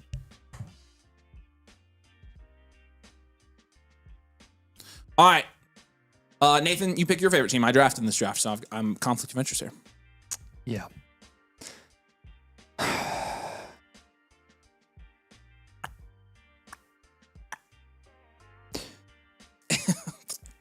That's funny. Use your hands. That's funny. Wait, what? Where? And Ellen would be way nicer to Scott in the green room. It's freaking awesome. Oh my gosh. No, I actually I like your draft that I counseled you on. That's my favorite team. I have your favorite team? Yeah. Wow. Okay. I thought all the picks were good at value picks. So. I feel honored and blessed. Yeah. So, all right, there we go. Successful draft. Yeah, you guys can go to a slow draft if you would, please. I'm not crashing out. No more crashing out. I will make my picks if you message me when I'm on the board. So, yeah, Koopa had a good draft, and I know he did because he took every single one of my picks. So his team is also very good. I like his team a lot. All right, let's jump over. We've got some trade questions to answer, and then we're gonna get into some team reviews tonight.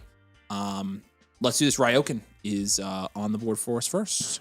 Ryoken, trade question from you here.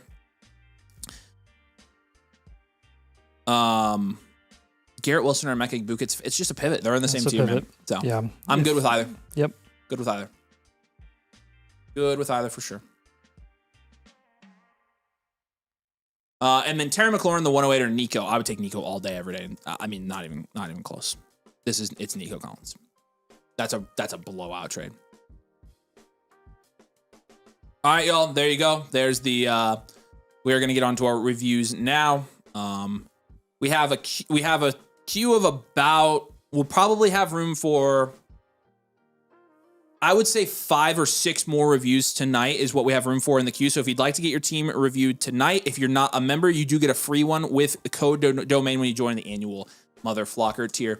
You're going to get, again, the complete blueprint for your team with your production and value share. You're going to get your roster breakdown, positional grades, your trade strategy. You're going to get infinite blueprint, a new blueprint update for this for your market value every month. Trade calculator, the bakery, the portfolio tool, one-on-one access to Nathan. You can get the ADP tool for your startups and for your market values that we just went over. Get in a domain league if you want.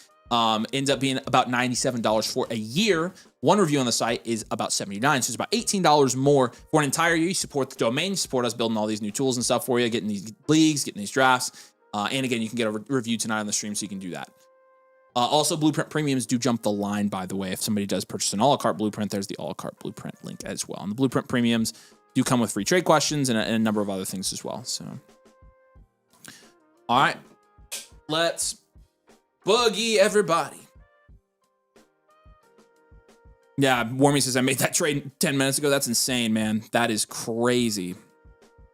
All right, who we got up first? Blueprint Premium. Was there a premium in there? There's at least one. Yep. Trade Addict's first, right? Yep, Trade Addict is first. All right, Trade Addict. I know you're here, man. We appreciate you. Say hey in the chat. We're gonna get into this one right now. I'd rather not trade any of my top 4 running backs unless it's to upgrade. Okay, I mean, I like running backs. They're tough to get in this league without seriously overpaying. They get hoarded in this league, basically open to anything else. Okay. Yeah, in terms of your format here, it is a it's Trade Addict, right? There we go. It is a 1 QB. It's a 14 team. It's a full point PPR and a full point tight end premium. Man, you got Loveland here as well. 7.4% is the production share here. That's going to be 7th in this league. And then 8.4% is 5th in this league. All right, so Sam Darnold is going to be and Matthew Stafford. We'll give you a 2 there in a 1 QB. But you got Love, Hampton, Price, and Javante's a 10. Easy. Egbuka, Odunze, Lemon, T. Higgins. In a 14 team, I'm probably giving that a 7 or maybe an 8. I mean, it's pretty close to an 8. Mm-hmm. So I'll be generous to give you an 8. And then at tight end, I'm going to give you a 9 at tight end. I think Loveland is at this point a 9 with where him going the early 3rd of 12 team startups, late 2nd of a 14 team. No picks, draft capital is a 0, bench is a 2. Overall is 5.8 here. 58th percentile, 8.4% value share. We're going to go standard value, I think, here. Standard value, well-rounded, contend is what we'll go. This is a very strong team, though. I mean, I love really, you just punted. I think this is a very, you've got Stafford.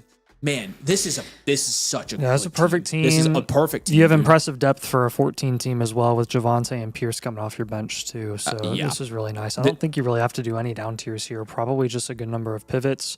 I have a couple of like the few Jags that you do have on this team. I'm pretty much just having you package an up tier, I think. Yeah, Nathan likes packages. Just off the top of my head there. No picks, so I mean we're pretty much going for it. And with the idea that you have no picks for 27 or 2028, we pretty much want to turn your value into the highest production upside possible. And right now you do have a good number of upside premier assets that are a little more like iffy in terms of what their production is actually going to look like this season. So I think a lot of our moves are going to be like pivot ideas, not necessarily, oh, you have to pivot off of Ibuka and Lemon and Higgins.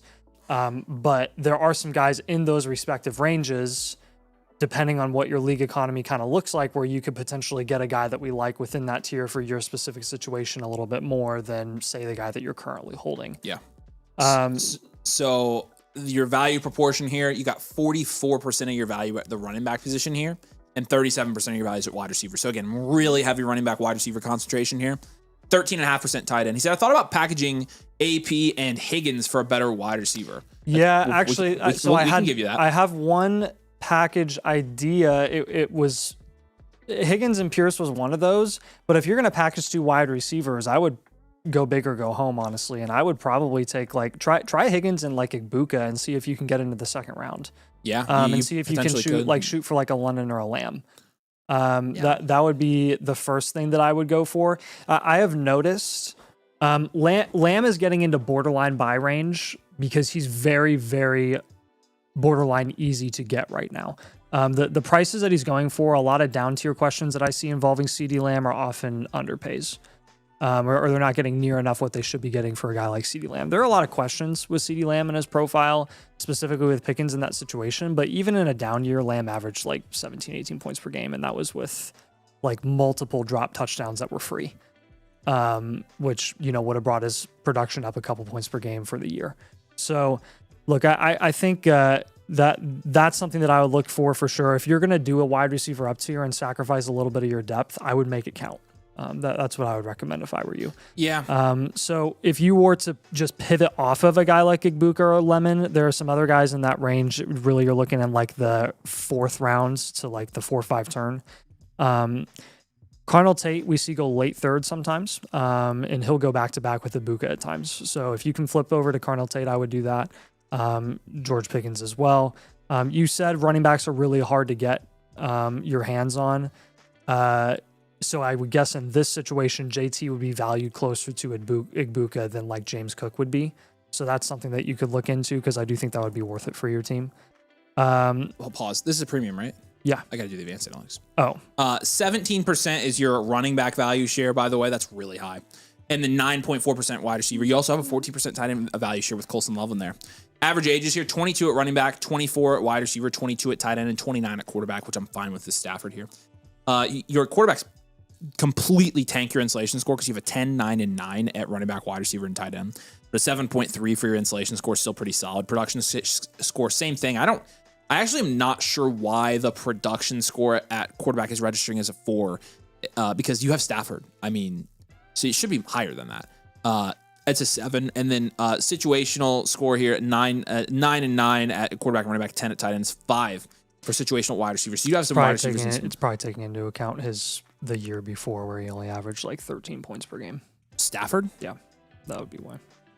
Stafford averaged 13 points a game a year before that? 13.9, I think. Yeah. What? Isn't that crazy? That is maybe the most my mind's ever been blown about a stat. I just pulled it up because he doubled his touchdown volume. Isn't that crazy? What? Yeah, because that's insane. I know he just like didn't produce that year. He did nothing. No, it was very much an outlier season production wise compared to what you're used to seeing from Stafford because he usually is in like the 16 to 18 range. For sure. But yeah. Okay. So, anyways, that blew my mind. That's a crazy stat. Adams was a big game changer this year because if you remember, Puka in his second year. Adams had 28 red zone targets this year. I mean, Puka missed half the season, so they were just leaning on Kyron a lot. And then there was no Adams, so they didn't really have a go-to for like touchdowns in the red zone. We have you at 5th in the power rankings here. Your situation is an 8.3, by the way, still pretty good. You have a lot of upside premier, like Nathan said. That's your top category here. You've got 4 of those guys, like Buka, Odunze, Lemon, and Price. Loveland's a foundational at this point, 2 cornerstones, and your running backs are your cornerstones, and you also have a couple upside premier running back, obviously, and a mainstay at running back, Javonte Williams. So there you go. We'll continue on with your moves now. I wanted to make sure we gave you those advanced analytics here, though. Yeah, again, other ideas for some of these other upside premier wide receivers / like mainstays. Mekhi Lemon, if you were to pivot off of him, I would do it for Ladd or Garrett Wilson specifically. We do have Jordan Tyson ranked a tier above him as well if you wanted to just get like a small value in our opinion, but I would really be looking for Ladd and Garrett Wilson specifically. T. Higgins, if you want to play like a little more value upside opportunity for the offseason, A.J. Brown is a really good shot to take. Devonta Smith honestly is too as well. Luther Burden is another guy that you could go for, though a little less guaranteed production-wise than Higgins is. Saquon if you want to go the running back route, but again, I know how the market might be a little bit pricey for running backs, and that's why I don't have any running backs recommended that you move off of. No. Alec Pierce, Rashee Rice, baby. I have seen Rashee Rice go for cheaper in the last couple of days, so that might not be the case in your league, but I'm just kind of shooting my shot. I'm trying to find the middle ground between like where we saw him to go in today's startup versus like the absolute low point of where I've seen him being traded for, and that's usually settling in like the 6-ish round. I'll be a little aggressive with Pierce and be like, if you can move Pierce where we've seen go as early as the early 7th, 6-7 turn, see if you get something working there. JMO's another guy. Like Pierce, you really kind of want Pierce to be JMO, and JMO is already JMO. So I would go ahead and just make that move if you could. Josh Jacobs is another one that you could look at. The Ibuka and Higgins up tier I already mentioned, but I saw Chris Bell, plus just your other depth guys here, Kamara, Hawkinson as well. You could like just package those guys, try to get up to a Chuba, a Swift, a Mike Evans, something like that. See what you can get there. Do you have questions on those moves? Primarily pivots, because overall I like the structure of this team quite a bit. It's just about turning like the current value that you have into more guaranteed production for sure. Yeah, what questions do you have?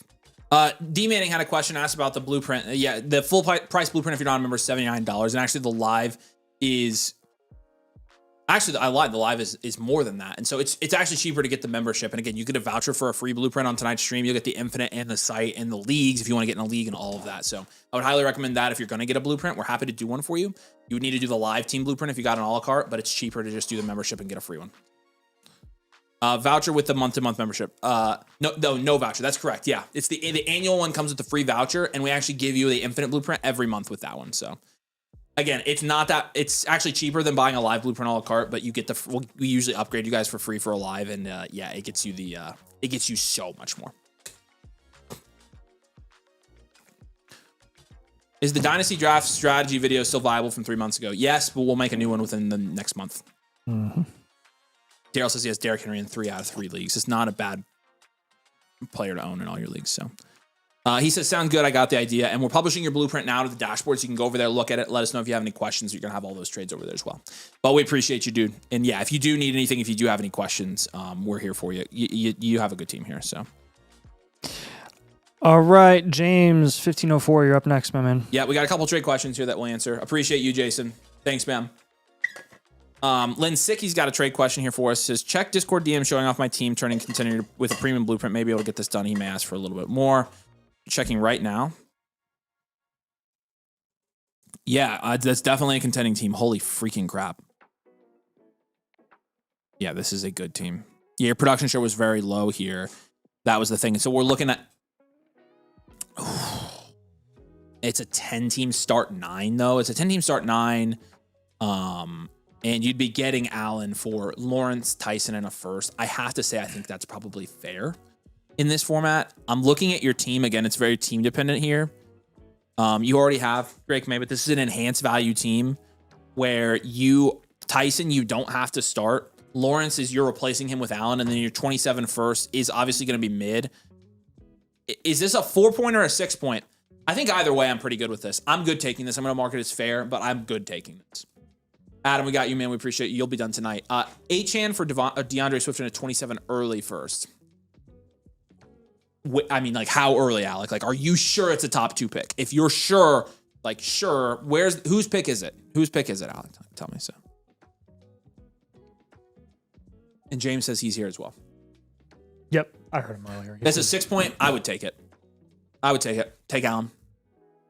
The 27 first of my own projected early to deep format in my shallow roster.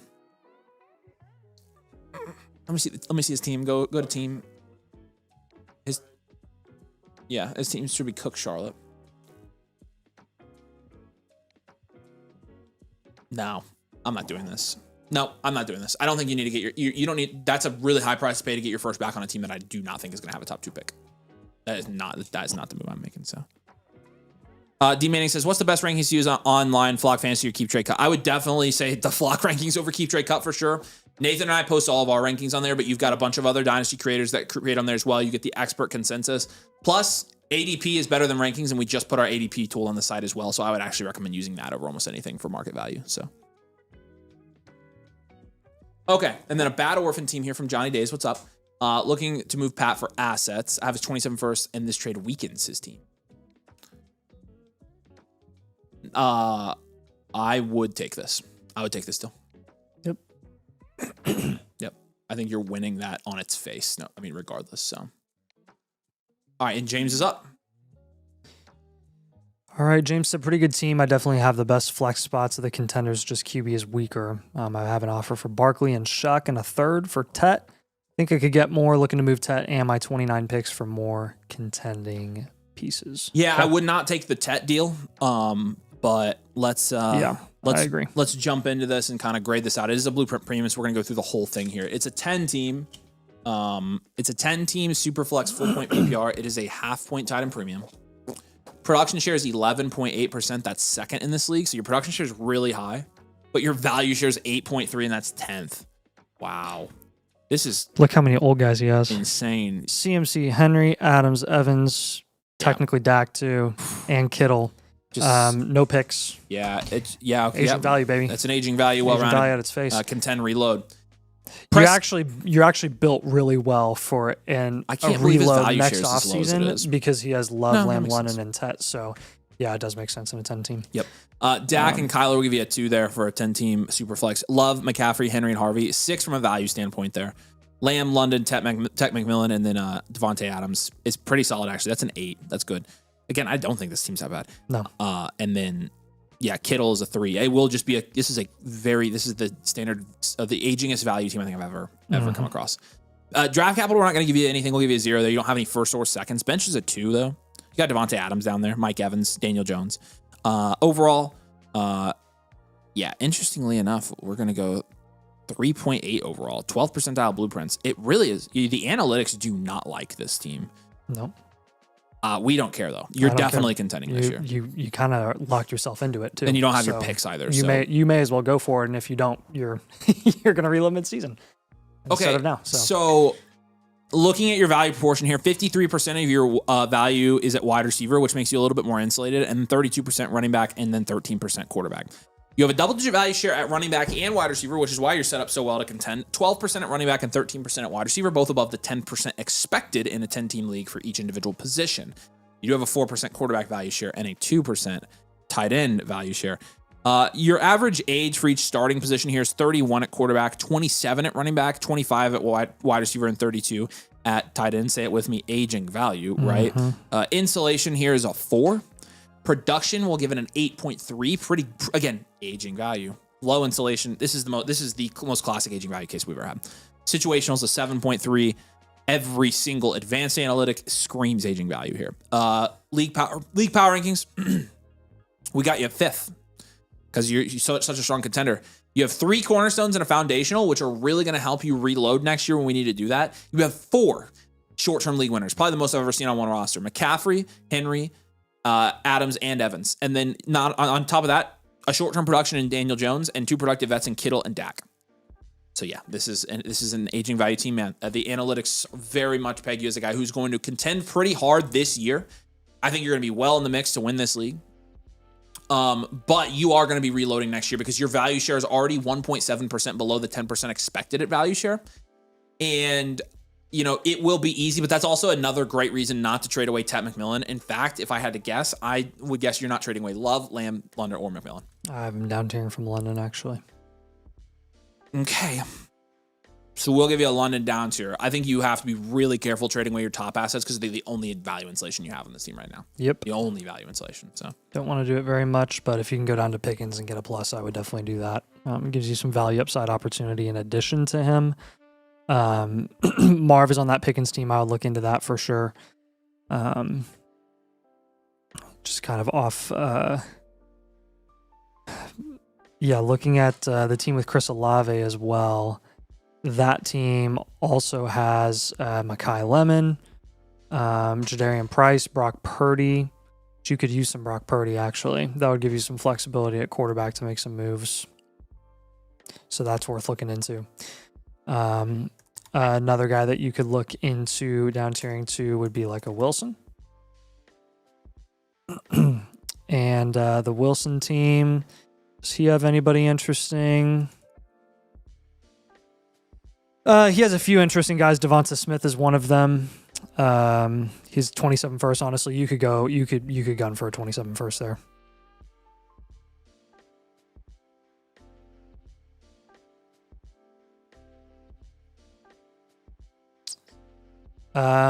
Okay. I did honestly in your situation, Derrick Henry is just a smidge behind the tier of ETN, Javonte, Jacobs, and then even Cam Scatterby, depending on where he's priced in your league. If I were you, I would take him plus a depth piece and try to get like a couple years of really solid production that might be, 85% to 90% of what you're going to get from Derrick Henry. Technically, you're taking a production upside knock, but you're going to get a lot of insulation help there to hopefully help you with your reload that we expect to be going on in the 2027 offseason. So he said it's been hard to move Tet. Yeah, I don't think we're going to have you move Tet on this team, so you can stick with him. But let's take Henry and Harvey and try to get you up to the Javonte, Scatterby, Jacobs, ETN type of tier. Flowers is another guy you could shoot for depending on how pricey he is in your league. We've seen in some leagues that he's very, very, very affordable. A couple of serviceable assets in Chris Godwin and Brenton Strange. Let's try to get up to someone like a Matthew Stafford, like a Wanda Robinson, a DeAndre Swift type, raising your upside a little bit there. And then a few more moves for this team.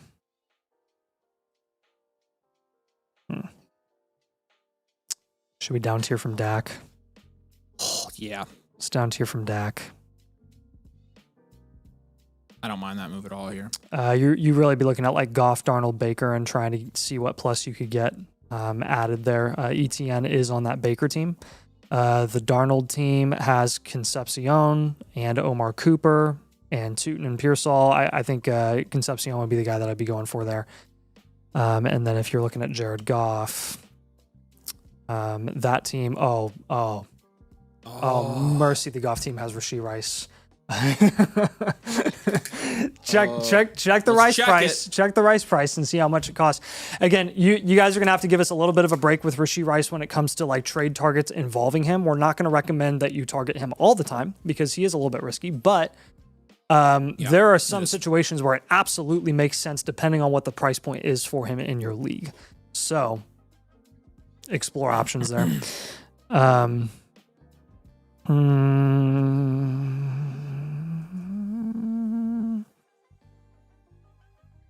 need 2 more moves.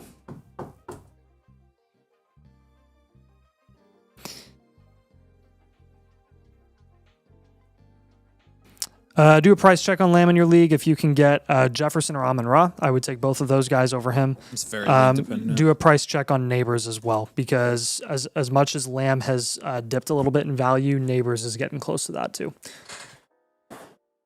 And then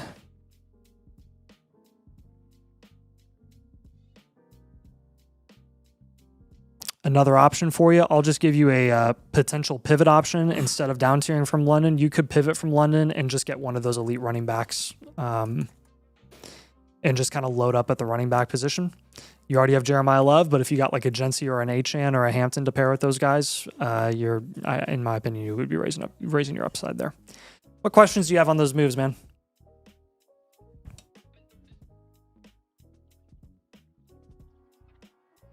Yeah, any questions?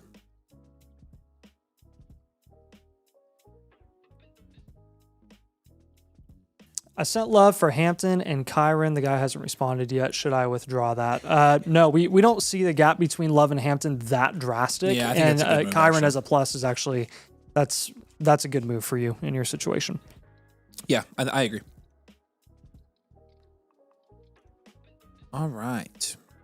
Any other questions?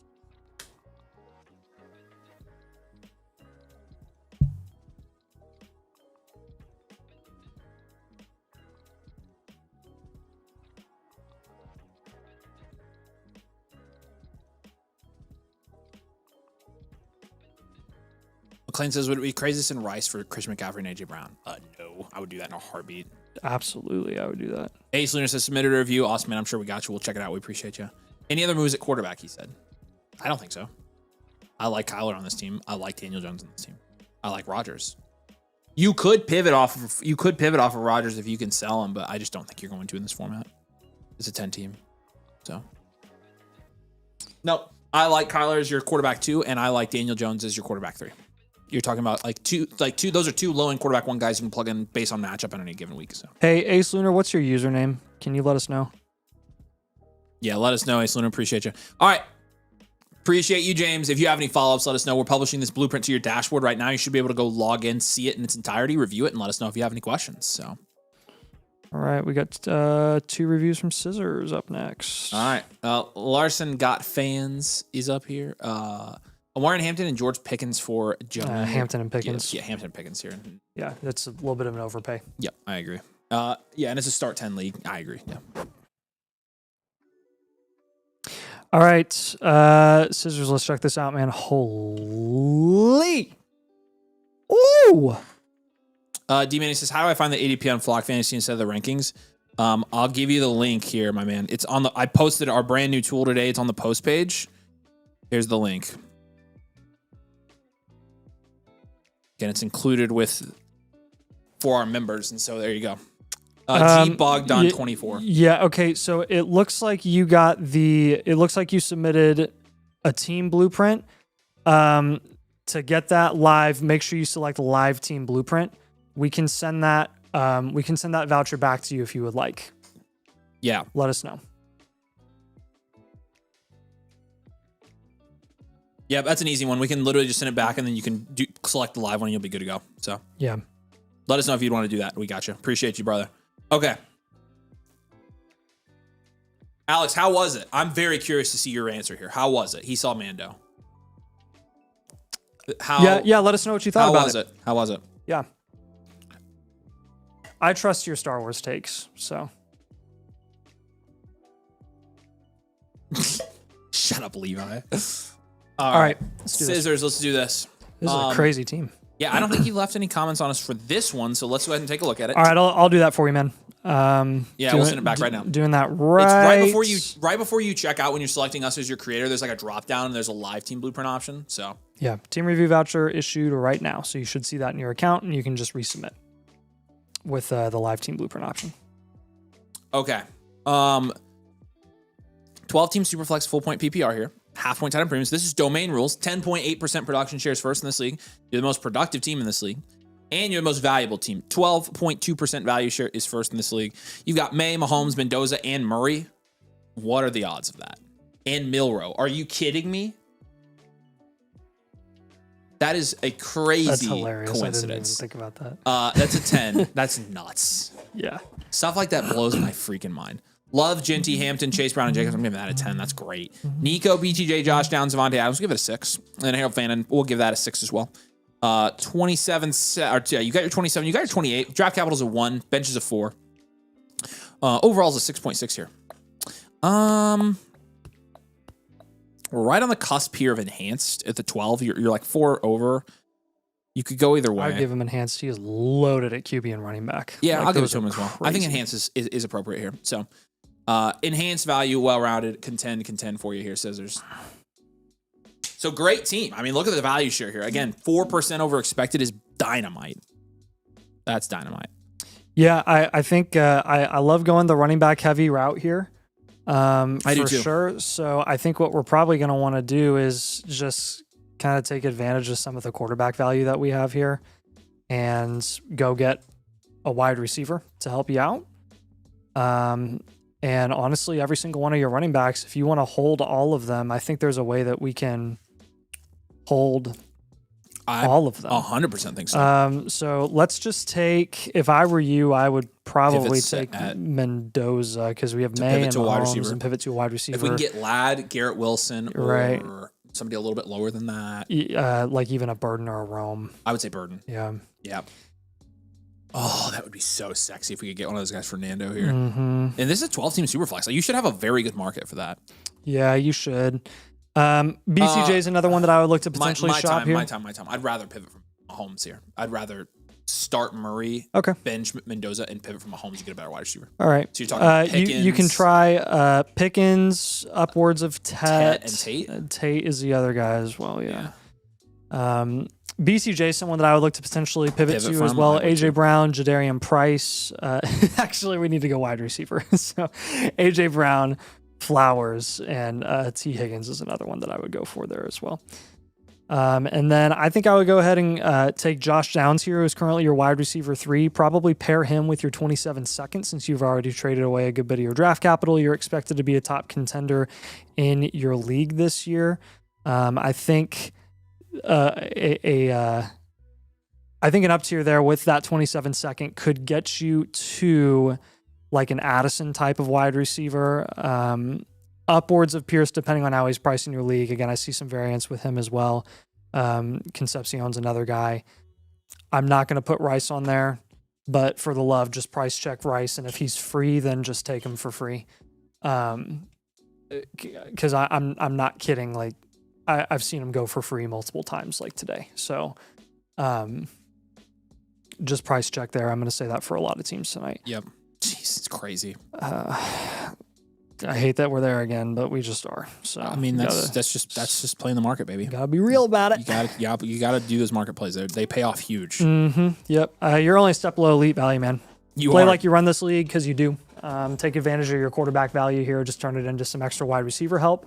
You don't have to get a boatload of wide receiver help. I like the build that you have here being running back heavy. Massive upside there. So have we seen Scissors in the chat? Has he been here? No.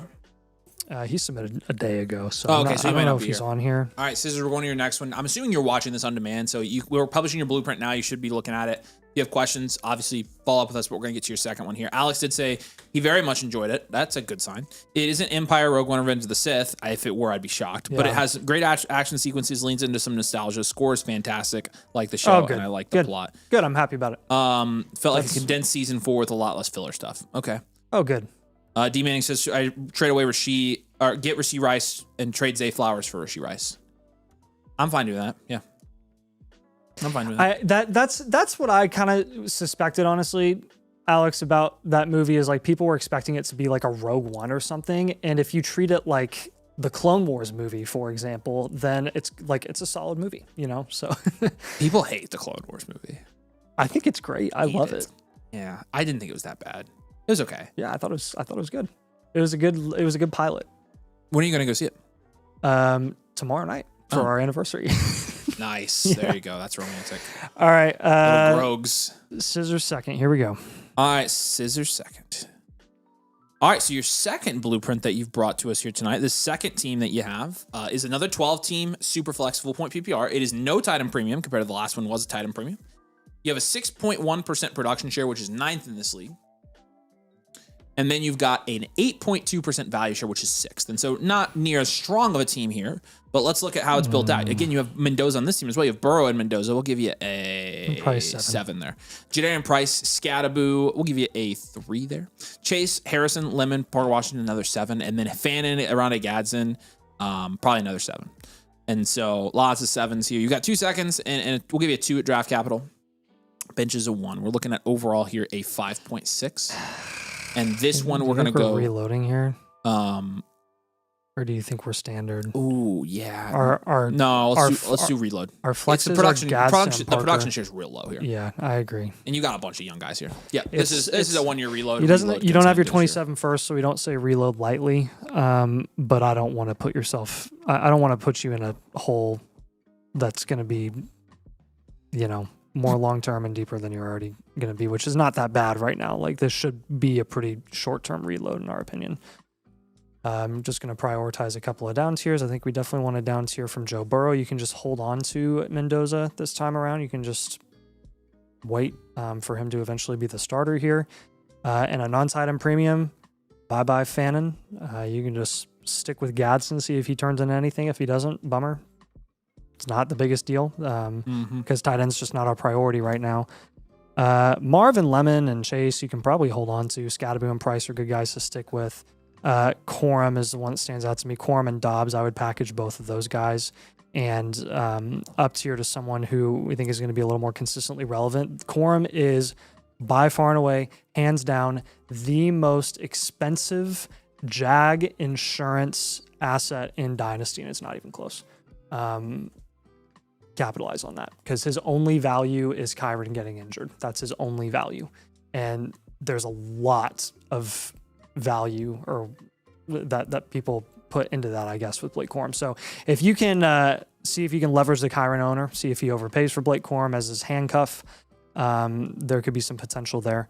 Looking upwards of targeting someone like a Ty Simpson, a DJ Moore with Dobbs Corum bit. Wandell Robinson is another guy that you could target as well. With Fannin, when we're pivoting off of him, I really would be shooting for like a JMO or as a Flowers, kind of like those mid 6th round assets that I all think have pretty decent opportunity to move up boards. I've seen some variants with AJ Brown and Devonta Smith as well. Devonta Smith is super cheap in domain leagues. He's more expensive in non-domain leagues. I've seen some in between too, so you could look into something there. Taking a look at Joe Burrow in some down tier ideas here. The Jackson Dart team does have Javonte Williams, Daniel Jones, Tyler Shuck. I mean, you could go Dart Shuck. And kind of just play the value upside for both of those guys. I don't do that very often, but it's worth looking into. The Purdy and Knicks owners, let's see if they have anybody interesting here. The Knicks owner has Chris Olave. I would be a big fan of that. He also has Judkins as well. And then the Purdy team, if you're looking at his roster, I'm not sure he has anybody in that value range. You could look at some of it. He's got a couple of 27 picks, so maybe you could pull or squeeze out a 27 first from him for a fair price. So look into that and see what you can get done there. Again, just like the last one, if you have any questions, any follow-ups, you know where to find us on Discord. Just send us a DM. We're happy to help you there, but we appreciate your support and the 2 that you submitted here, man. Yeah, we appreciate you. Yes, I haven't seen you in the chat still, so I'm assuming you're watching later. And if you do have any questions, again, just let us know. All right. Next up is Lucas, right? And we have one trade from C. James. The 102 and a 28 mid-late first for Brian Thomas, a 27 mid and a 27 late. BTJ Resurgence or Tate just won the championship. I mean, BTJ in 2 firsts. But I would hold Tate. Hold Tate. I'd rather have Tate here. Appreciate you, brother. I think I would hold Tate as well. All right, here's the link, y'all. If you want to get a blueprint, we have a room for You just won the championship and you get Carnell Tate? 4 or 5 more. Jeez, yeah, that's crazy. Dude. We got room for about 4 or 5 more reviews tonight, so there you go. If you're not a member, you do get a free one with the membership. So, have we seen... somebody was resubmitting theirs. I don't think I've seen that one come back. I don't remember who it was. Oh, it was Ace Lunar. So we'll probably wait on his as well. So that means about 4 more spots for tonight. We're going to Lucas now. Lucas, we appreciate you. Say hey if you're here. I'm pretty sure I saw you earlier. Yeah, I did. I know you're here. So hopefully you're still here in the chat. Last blueprint was before the rookie draft here. You may not agree with me, but I traded Herbert for Shuck and Odunze because I felt Odunze and my flex would be better than Naylor. That is true. Draft capital isn't great, but I have my first, which I care more about having than my seconds and thirds. I generally agree with that as well. I don't think the Herbert the Herbert trade was too bad there. It was a little thin on value return, but that's fine. 10 team Superflex half point PPR, 6.5% production shares, 10th in this league. So you're last in production share. The 4th Heidenreich. Nice. That's a funny team name. 10.5% value shares, 4th though. So you're fine in value. You've got Shuck and Malik Willis here, 2nd in your league. Or sorry, it's 2. My bad. Love, Genty, Hampton, 10. That's insane. Neighbors, Olave, Odunze, McConkey. That's an 8. And then Brenton Strange, Chig is a 2. You punted, quarterback, and tight end. I like this build a lot. You've got your first here. Draft capital going to give you a 3. Bench is a 1. Overall is a 5 flat. This was a startup? I don't know. No, I don't think it was actually. I think this is a multi-year league. Or cool. Yeah, it's a 10-team start 11. No, because we did a blueprint for this before the draft. So I'm just going to go ahead and pull that up briefly real quick and try to see if I can get a good gauge on what your value has done since then. So Lucas 104. That's got to be Herbert Loves Chris, right? You changed your team name, I'm assuming. Let me make sure this is the right. We have Genty and Neighbors. Yeah. Okay. So your production share before was 4.8%. Now it's 6.5%. So we've gone up about almost 2% in production share. Your value share before was 9.7%, and now it's at 10.5. So you're actually making some really good moves and gaining value and production here, which I think is really good. Last time we gave you a 1-year reload, I would probably lean that he's going to contend this year. How much did he bring his value share up? Almost 1%. That makes a difference. It does, and the production share's up 2%. If you brought it up 1%, you probably went from like 6th or 7th in value share up to 4th. I mean, so his second year, that's what I figured, Lucas. I think he's going to contend because of his running backs. I mean, I really think he's going to contend. Yeah, no, I agree. So we'll go standard value around a contend. You've kind of flipped this into contender. Your production share is still reading low, but part of that is Jeremiah Love is not really being factored in his full strength into the production. Well, a lot of the wide receivers are projection too. Odunze and Ladd don't have high production scores. That's exactly right. And so we definitely have some moves we can make here, but you still have the 27 first in your back pocket. And if I do think, he was 6th in value share last year. Yeah, so we're in a much different spot now. I think it's only slight differences in the numbers, but like I just think in looking at last time we did your blueprint on the Herbert down tier went a long way for this team because you ended up adding Olave and Rome to Neighbors and Ladd, which was huge. Yeah, so you went from your flex spots at that point being Jawan Johnson and Dylan Sampson and Kirk Cousins to Hampton and Ladd, and then your super flex being Malik Willis, which we can pivot off of him. So yeah, that's a big change. You've done a good job here. Yeah, you have. Okay, so you mentioned the Malik Willis move. Maybe we start with that. Yeah. That's what we're gonna do. Okay. I mean, let's check the domain ADP. Like in tonight's draft, he's not very popular in domain ADP. He's a lot more popular in. So okay, let's do keep trade cut ADP. If this is, I don't think this is a domain league. So in non-domain leagues, he's closer to Murray and Bryce. In non-domain leagues, Daniel Jones as well. Yep, you're right. He's ahead of Jones and right behind Young, Stafford, and Murray. I go Murray, Jones, and Stafford. Yep. And keep trade cut, pretty much the same thing. Kyler, Daniel Jones, and Stafford's actually below him. So that's a great move. Okay, I feel good about that. I mean, what are the flex positions looking like? He does have to start 2 tight ends here. Should we like down tier from one of our receivers and try to get a tight end plus?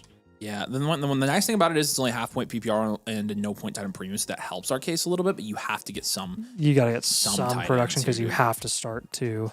Yeah. So I would say like tight end targets for me here would be, I mean, obviously George Kittle. Yeah. I would say Kyle Pitts, Jake Ferguson. So who would we down tier from? It would have to be probably Ladd or Olave or Rome.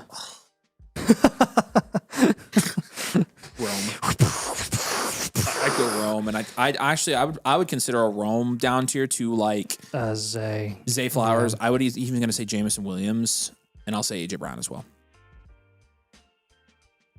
JMO is he's not maybe going to be as consistent as Rome will, but he's going to have boom weeks that are going to be just as big, if not bigger. Probably bigger.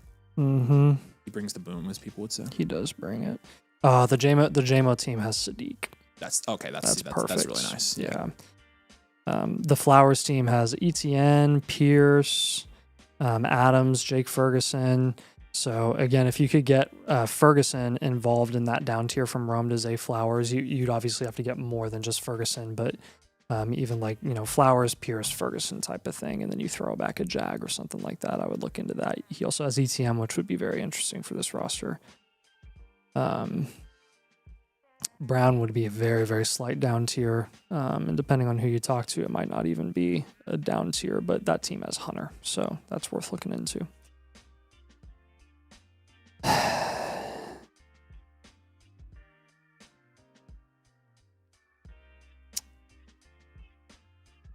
Oh, you have Max Clare on this team. I like that.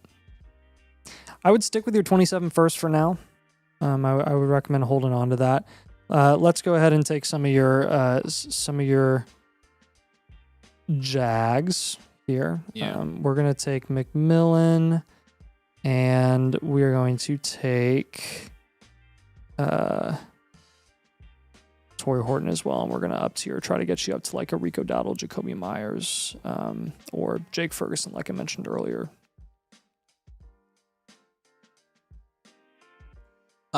G Bogdan, we got your resubmission, my friend. And then Obs, are you here? Let us know in the comments. Assuming you are.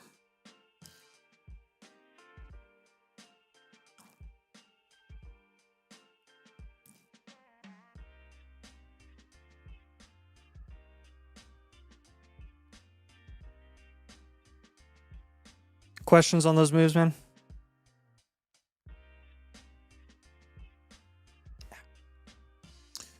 He said took a couple tight end in the draft, hoping on potential upside. Yeah, and you're there with guys like Claire. Actually, Strange is pretty solid here. Yeah, Strange is a good second option. I agree. If you can get one tight end, I feel okay streaming. I really only care about you getting one. I don't think you have to get two. So very few people in this league are going to have two technically viable tight end options. Like they're going to be streamable options for the most part. Yeah. As long as you have one solid guy, you'll be fine. Obs, we got you, man. We appreciate you. I did want to tell you, if you would like, I can refund you the extra $22 and you can do the membership, which comes with the free live team blueprint instead of paying that much for a live team blueprint. You get a little bit of money back if you'd like. It makes no difference to us, but you get the subscription, you get the infinite. It's just a better deal. It's more value. I feel bad when I see people pay full price and don't have a membership. You would have to be code domain, which as long as it's code domain and you do the subscription cheaper, I can refund you this. So just let me know if you're interested. If you're not, it's fine. It doesn't, again, makes no difference to us. We do the same blueprint. It's just, you get a lot more. So appreciate it, man. Just trying to look out for you. So, all right. Dude, we appreciate you. Yeah, Lucas, if you have any other questions, let us know. But I mean, you're in a pretty good spot here. I mean, you've done a really good job since your last blueprint, and that's the main thing. So, okay, how do I finagle getting Smith and Hurts instead of Dowdle and Hurts? I want to keep having 4 great wide receivers. Okay. I mean, this guy. In a 10 team, you're already kind of losing this. So let's go ahead and add a new trade option here and take Dowdle out and add Devontae Smith on the other side. And then we'll just see what we have to add on that end. So yeah. Lucas says nope. Was worried about Ferguson with him taking Claire in the draft. Was thinking of it earlier, but was second guessing myself and trying to get Ferguson. Yeah, I wouldn't worry about that, and more just getting somebody solid that's productive. So yeah, and then go to the Carnell Tate side, and let's kind of flip through to see Montgomery. Seems low. A little higher. A little higher. Go over to wide receivers. This freaking team. Maybe try Watson? Monty and Myers, or just Watson. Yeah, Watson. We'll do Watson and Monty. Yeah, I literally. Yep, that this works. team do Watson and Monty. Try that. And let's see. Yeah. Ob says, sure, can I still get the lot? Yeah, you'd still get it comes with we'll give it to you for free with the membership. Like, you just get so much more. We'll upgrade you for free. So, like, yes, you would still be in the queue for tonight the live. Here, I'm going to just make sure your code domain on your account before you do this. But I'm going to send you the link. Do the annual Mother Flocker code domain here. And then once you do that, I'm going to refund you the $119. Trust me, it's a much better deal. You will thank me afterwards. I promise. So... And yeah, you'll get your $22 back as well. All right, Shocker 67, you're up next, man. All right. Is there anything trade/moves I should do in this league? Only about half the league likes to trade. ACP, Clark, Bar, Chubb, and Chipotle are the most active of the bunch. Okay, I'll be on team lookout here. I have a trade out to a less active member, for Nico and Fannin for Bowers. Yeah, this isn't a tight end premium league, but let's jump into this and at least take a look at where we're at here with this team. Like I mentioned, this is a super flex 12 team start 9. The Hampton end zone. It's full point PPR. 13.7% production share is wild in a 12 team. That's crazy high. Oh, this is just a crazy team. Oh, this is just crazy. First in production share, first in value share, 14.8%. May, Mahomes, 8. Hampton, Taylor, Kenneth Walker, Chris McCaffrey, 8. Jason, London, Tet, Nico, Olave, 10. Brother. Olave's on your bench. Harold Fannin, Kyle And Pitts, Walker and CMC. Gadsden, I'll give that an 8 as well. No picks. Draft capital, give you a 1. Bench is an 8. Overall's a 7 here. I'm probably going to enhance value here. It's very close to elite, though. Yeah, it might be elite. I think I would go elite. All right, we'll go elite value all around. Congrats on elite value. That's sick. We're like 6.5% over expected. Yeah, it is. You're right. The more I thought about it, I was like, yeah, we're looking at 7. That bench is dumb. Yeah, it is. And obviously no draft capital, but again, you have way too much depth here. We're looking at 3 individual up tiers here, most likely. So yeah, we are going to go all in, all chips in, get the most productive guys we can, get some cornerstones on this team, and we're gonna win this. So let us know if you're here, Shocker, by the way. Yeah, I guess it just comes down to like what combination of up tiers do we want to make? Probably the least productive guys. Probably Tet and Olave to get you up to who do you not have? Bijan, yes, Chase, Gibbs. And Gibbs. Okay, hold on. Does that work with our lineup constraints here? Yep, because we got 2 flex. Yeah, but you're flexing Walker and McCaffrey already. Well, I'm up tiering from Walker next. Okay. If you up tier, you got to do up tier from Walker after that to make it work. I would do that. I'm doing at least 2 up tiers here. So Walker and Nico is the next one that we'll do.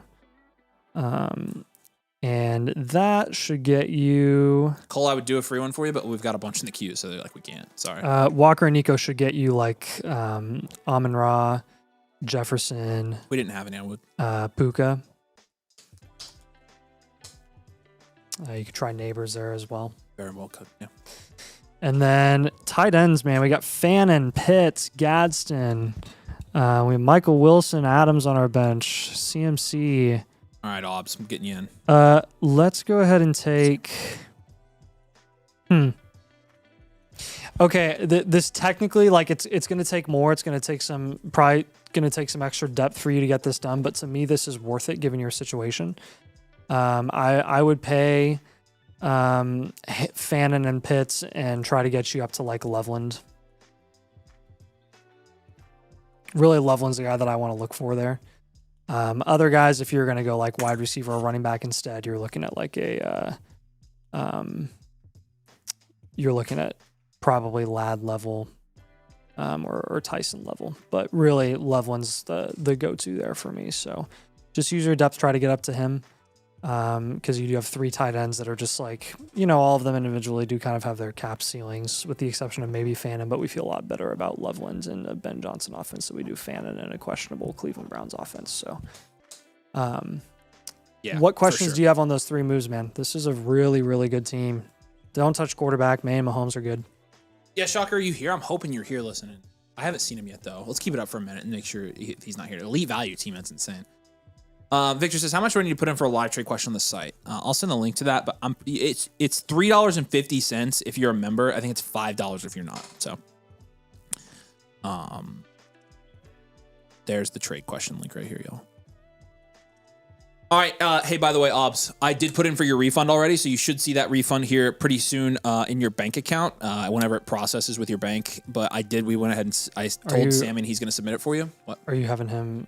I'm just having Sammy take his voucher away. Okay, so this we'll keep the one in the queue. We'll call it the membership. I will give you the option. You can have the refund if you want to, or we can give you 2 free team reviews and 10 trade questions. I will give you that option. I'm assuming you want the refund, but I figured out I'd offer it. So we always give people the option to get free stuff if they want. So appreciate it, Victor.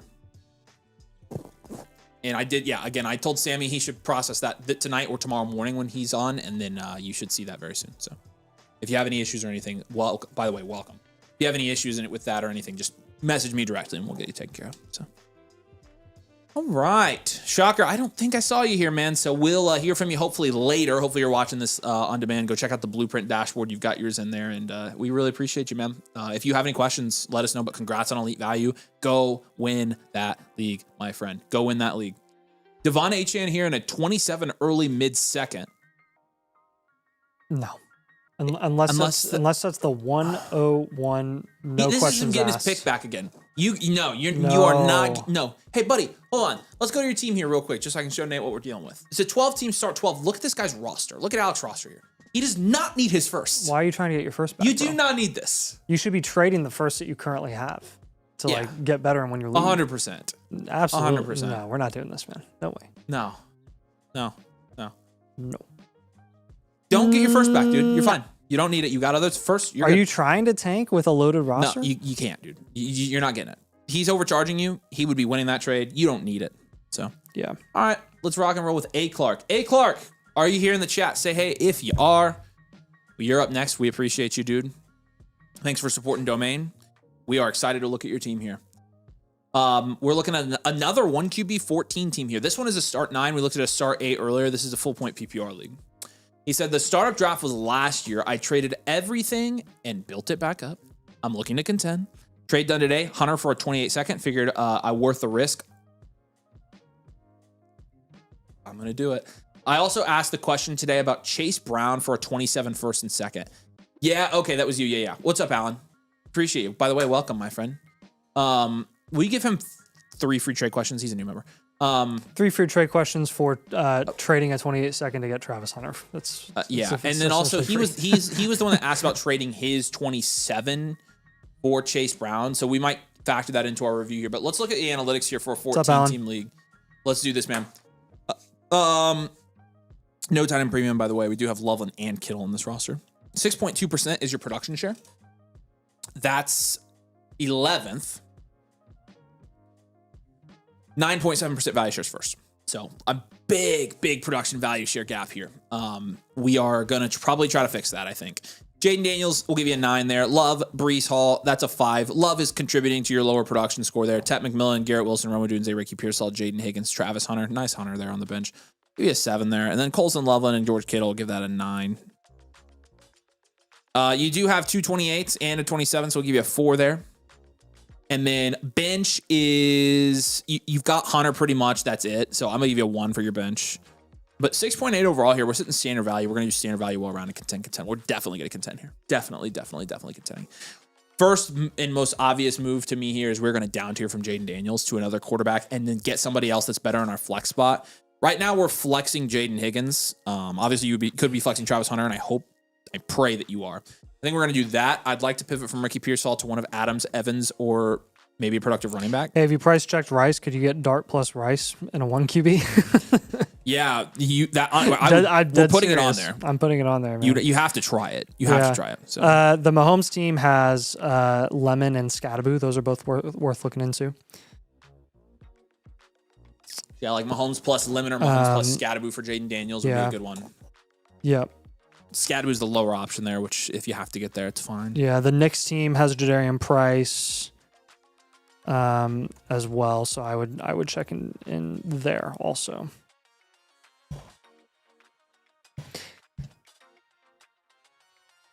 Where's that 27 first? Is that a late first or an early? Sco. Let's find the Sco team. He is 5th in power rankings.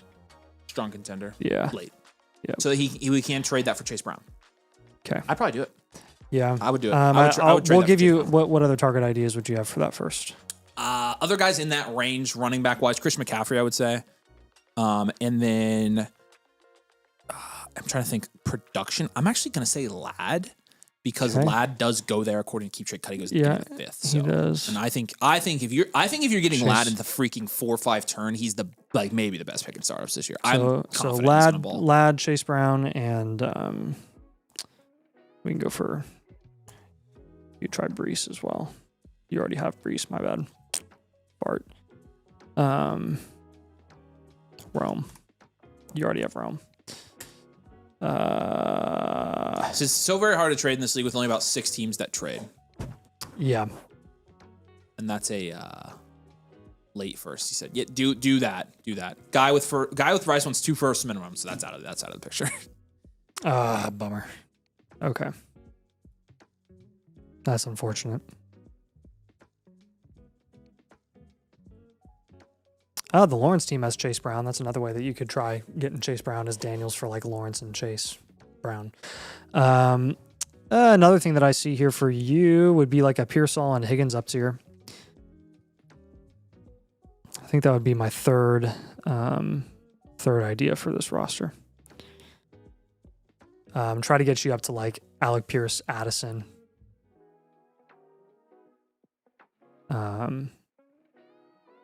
Concepcion. Derrick Henry type guys.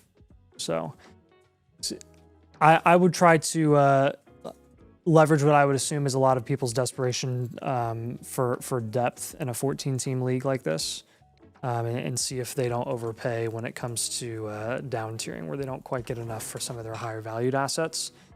Just see what you could pull off there.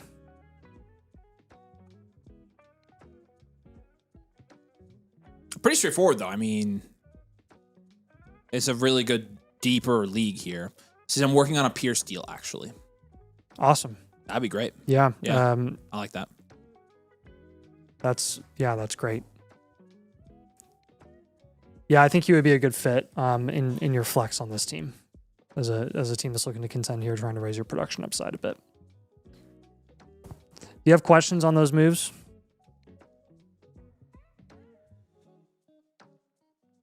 Yeah, what questions do you have? Let me know in the chat. Keep it up for a minute. Jeffrey says, I've made the trades and submitted the blueprint. Will it be updated? Oh, yes. Yep. If you've submitted trades and your blueprint's still in progress, yeah. We'll have the most... We'll make sure your roster is 100% up to date, and then we review it, and then you get it 10 minutes later. So...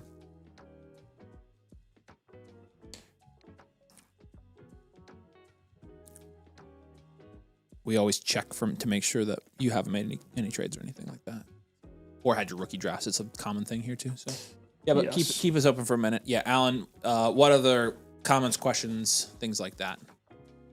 We're not in a hurry. We do have a trade question here. We can do yes. Sorry, so you're saying you go for Chase Brown? Yep, trade that 27 first for Chase Brown on this team. Yeah. I like it a lot. Yep, we're okay with that. Dusty says, is there any chance CD has a higher value after the season?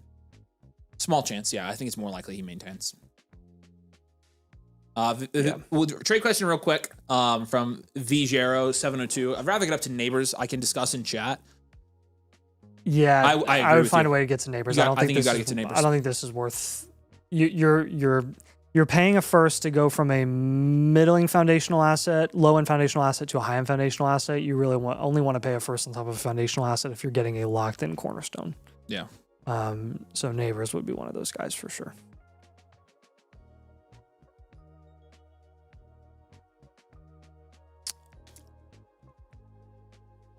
Awesome. Honestly, you guys are the best in business thing. Oh, we appreciate it. Thank you, dude. Man. That's nice of you. We appreciate you and welcome to the community. Hopefully in the best community in the business as well. I think you'll enjoy everybody. Make sure you link your Discord, get over there, send Nathan and I a friend request. And yeah, Jay Waters is up next. I'll be right back. I'm going to check him. All right. We have 16 keepers that lock in June and then rookie draft in July. Jay Waters, let us know if you're here in the chat, man. Dynasty is a team that we're looking at. Been trying to up tier as much as possible. So when I cut, I'm losing as little value as possible. Any more move suggestions? Feel like I'm almost there to compete this year and loaded to crush it in 27. Yeah, so La Dynasty, this is an 8-team, 16-player keeper. Currently on waivers, this guy like Pearsall, Golden, those are irrelevant essentially in a format like this. Actually, hold up. You're rostering Troy Franklin, Jaden Reed, Benson, Spears, Rashad White, but Pearsall and Golden are on waivers. We got to drop all those guys and get Pearsall and Golden on this team because they're going to be relevant before some of your lower end Jag assets here in an 8 team. Just the first thing that I spotted here. I'll give you a quick rundown of like the guys since you haven't cut down to 16 yet. The guys that we're going to have you as of today cut from this roster if your roster didn't change here. With the 102 and 106 coming in, I'll factor that in. We got 1, 2, 3, 4, 5, 6, 7, 8, 9, 10, 11, 12, 13, 14, 15, 16, 17, 18, 19, 20, 21, 22, 23, 24, 25. So we need to cut how many people? 9 guys. So we're going to cut Benson, Spears, Rashad White, Franklin, McCarthy. This is a 2 QB, 12 team. 8 team. Young. We'll cut Young. We'll cut Reed. We will cut. Is this a tight end premium? It is a tight end premium. 0.25 point tight end premium. I would cut Gadsden before I cut Monangai. And then I would cut Monty before I cut Monangai as well. So those would be your cuts. I guess that's why Pearsall and Golden aren't going to be pickups here, because unless you up tier, you're not going to be able to even get them here based on the guys that you're going to have to cut here at the end of the cut deadline. So 9 guys there. Hopefully that makes sense with those cuts. So we're gonna lay off those Jags essentially. I think when it comes to these moves, because even some of these guys at the bottom, actually some of those guys at the bottom would take some of your Jags, because the guys that they're gonna have to hold on to, like bogey baggers and 4th and long. Yeah, I don't think he can't make moves until the draft, I think. You can't make moves until the draft? Yeah, so he'd have to do it. Well, he said he'd been trying to up tier as much as possible. Oh, so he did say can't move anyone right now. It's locked until draft. Oh, okay. Correct? I'm just making sure I'm reading. Maybe that he's correct, just John. saying like people are kind of locking themselves into. Because I mean, if you not making can up moves tier, until the draft. that's what we're doing. Yeah. So yeah, let us know like specifically what the restrictions are. I mean, you've got 3 27s on this team and the 102 and 106. This team's gonna be loaded. Yeah, as far as your starting lineup goes, it looks pretty good. A PPR 8 team, 2 QB, 0.25 tight end premium, 13.1% production share, which is 3rd in your league, and 15.4% value share, which is 2nd in your league. He said we can trade. Oh, we can trade, just not waivers. Oh, perfect.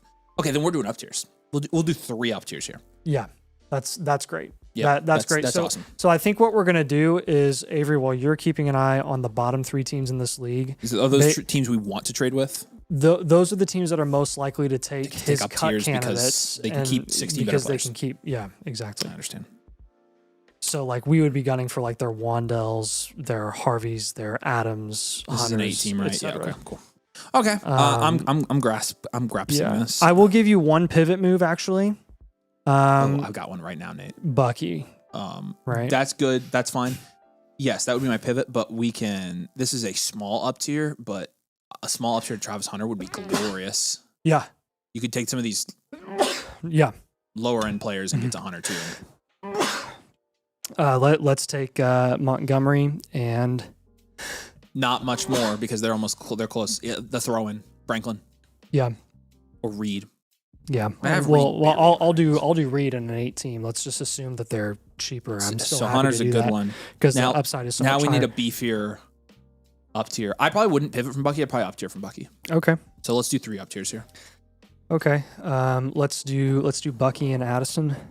He did say we also have to start a rookie flex, so the rookie draft super important. You've got Tate on your team. Yep. You'll be fine, and you've got whoever the 106 is in this league. So we'll do a Bucky and Addison up tier here. I like that. And then since Gadsden really should be rostered by somebody in this league since it's so lopsided, so I'd probably take him. Bucky and Addison. Probably Gadsden and Waddle and up tier. Bucky and Addison. I think we can get to Kenneth Walker or Chris Olave on the 6 team. Kenneth Walker, Chris Olave on a 6 team. Yeah, on the 6th ranked team. Yep. How cheap is Ladd here? Is Ladd 4 or 5 turn prices? So it's a smash. With Monty and Reed, like Avery mentioned, Travis Hunter would be a target. I noticed Wandell was down there as well. If you want to take a value upside shot on like a Michael Wilson or a Pierce, you could do Pierce as well. DJ Moore too. Gadsden and Waddle. We probably want to get up to really Burden or Odunze. You have Odunze already, so let's go for Burden. Let's go for Price. And let's go for somebody else. We can go for Brown. Burden, Price, and AJ Brown's on the 6 team as well. Honestly, if you can trade with that team, he's a pretty good trade partner for you. Lad just got traded, so probably not moving. Bummer. Okay, you can go for Judkins instead. Yeah, Alex said he can also try to get as much of his value into future picks and stash value rather than cutting. You could do that as well. And so trading these guys for 27 seconds is not a bad idea at all. A lot of these guys are worth 27 seconds. Some of them are worth late 27 first. You could stack. You've already got 3 of those. So I'd be careful buying late 27 first with them being at their value ceiling. Seconds and thirds, though, you could get for some of these dudes. That's a good point. Smart.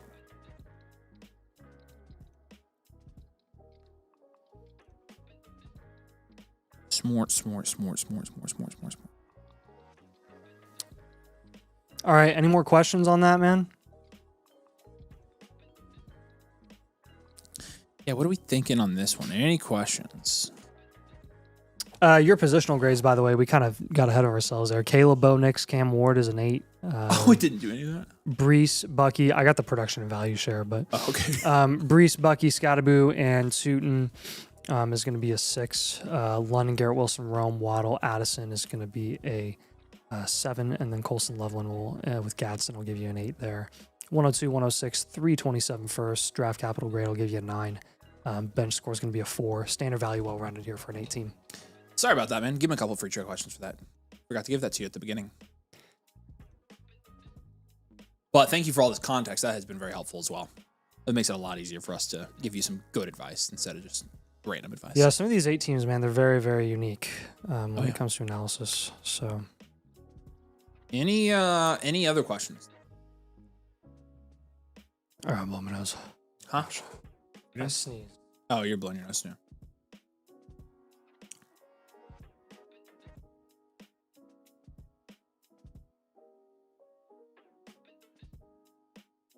Should be.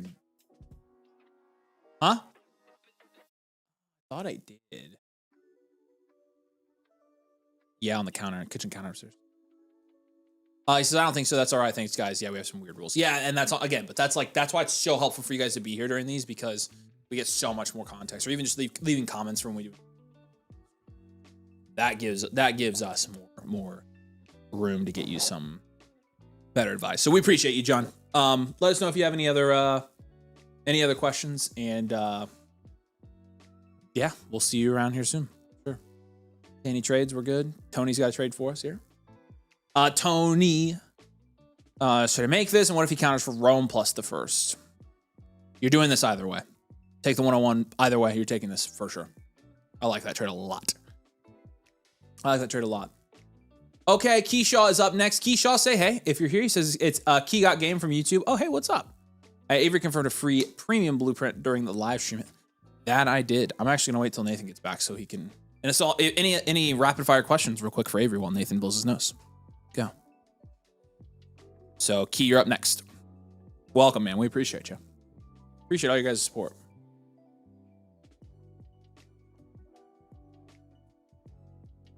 Oh, you guys do so many startups. Are you in a bajillion Dynasty leagues? No. So like what we've been doing pretty much, we joined one this offseason.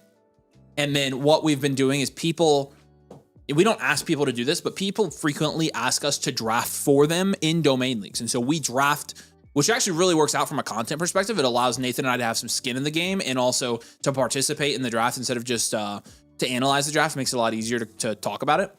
But we don't have to keep the team. We can't because we both have around 11 Dynasty leagues each. So we both play in about 11 leagues. We can't manage those teams as well as we'd like to with how busy we stay. So we don't join anymore. This is a very good system for us to continue to draft Dynasty teams. And again, we don't ask people to draft for them. We get asked. I get asked, very, very, very frequently. So Zom says, I'm trying to get tickets for July 31st weekend Cubs versus Yanks, Avery. Dude, I would legitimately go with you. I'm pretty sure Savannah's going to have the baby around them. So, but what you could do is get it. And if I can go, I'd go. And if I can't, then you can take somebody else. I'll buy the tickets and take you if you want to. And then I'll just give them to you and take somebody else if you want to. So, what's the ratio of snake startup to auction startups? Probably 19 to 20, actually. For every 19 snakes, we see about one auction. Maybe 18 to 20. So maybe 9 to 1. Is it a boy or a girl? We don't know. We're not finding out. So our doctors know. We don't know. Savannah delivered. If you guys were here last time, you remember this. It was 2 years ago. Savannah delivered at 28 weeks last time. And she's at 27 on Sunday. And everything looks good so far. So I think we're making it a lot longer this time. All right. Keishaw's up next. This is a premium. How many miles have you put on your sister kisser since getting it? 70. I had to drive the north side twice. I got it yesterday afternoon. I've had it for 24 hours. So.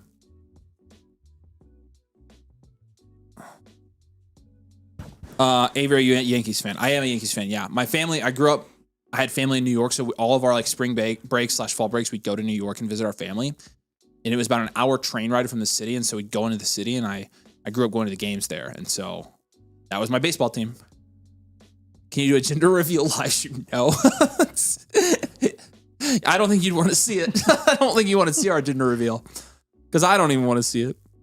Yeah, he was a preemie. You've seen him on stream. He's perfectly fine now. He's a very normal baby. So if you don't get through the queue, wins the next live. It's the Tuesday, but everything in here tonight we're getting done. So you're good for tonight. How many do we have in the queue right now? There's 7. Yep, we've got. That's like. I mean, we're good. Yep. We'll get through 7 tonight. So. All right. This is another 8 team. How about that? 2 back-to-back 8 teams. Yeah, Mike. I've been to New Yankee Stadium a couple times. I went to Old Yankee Stadium once when I was really little. That's my proudest sports arena fact is going to Old Yankee Stadium. It was so cool. All right, Keyshaw. Did I see Key? Okay, here he is. He said, I know the team's heavy at tight end. My stack of Bowers and McBride. I need to see a top tier wide receiver since we start at 3. I think Nathan and I are almost certainly going to agree with you there. And it is a premium, by the way. Yeah, I know. Okay, cool. You all right, man. It in here, so perfect. It's another 8 team. Yeah, what is the deal with these? TE, but not tight end. It's Too Easy University. I like that team name. We're looking at another 8 team here. 8 teams are specialty tonight. Superflex, full point PPR, half point tight end premium. Oh my god. 15.8% production share is 12th. Second in this league. My bad. That is. I was thinking 12 because that's the production share you'd expect. So about 3% there. Oh my gosh. You are still 11% overvalued, almost 12. That is wildly impressive. 23.8% value shares first in this league. So for context, guys, this would be like... you know he's going to get Jeremiah Love, by the way. This would be... Wow. This would be like a 12-team league having a 19% value share. So it's very, very good. May, Williams, and Purdy, we'll give that an 8. I'm just kidding, it's 10. Bijan, Hampton, Derrick Henry is a 7. London, Igbuka, Olave, BTJ, Rice is an 8. And Bowers and McBride's a 10. Yeah, for as stacked as your value is here, you definitely need some better starters, especially at wide receiver. We're going to fix this. You do have the 101, 108, and then you've got 2 firsts next year. Draft capital's a 10, bench is a 10, overall's a 9. 100th percentile teams we do. That's very impressive. Elite value, well-rounded, contend. This is insanity. I'm so excited to look at your advanced analytics on this one as well, which I'm going to roll out right now for you here as we kind of brainstorm some of your trades as we go through this. I mean, what a beautiful... Scott, just put this on the screen. I just need people to see what I go... Like, this is why I love my job right here. Here you go, Scott. Production chat. This is why I love my job. Just so you guys can see this. 24% quarterback, 19% running back, 19% wide receiver, 21% tight end, and 15.4% draft capital is your value proportion, aka very, very even, aka you'll see when Scott puts it on the screen here, it makes one of the more beautifulest value proportion charts that I've ever seen in my whole entire life. So, and your brother, Nathan, this is nuts because he has Bowers, McBride, and Warren. Yeah, I know. Hold on. So 19.3% quarterback value share. 18.4. Look at that, guys. Look how freaking symmetrical it is. Isn't it beautiful? Symmetricals. That's what else. 18.4% running back value share, which is insane. 12% wide receiver value share. Nathan, do you want to take a crack at what his tight end value share is?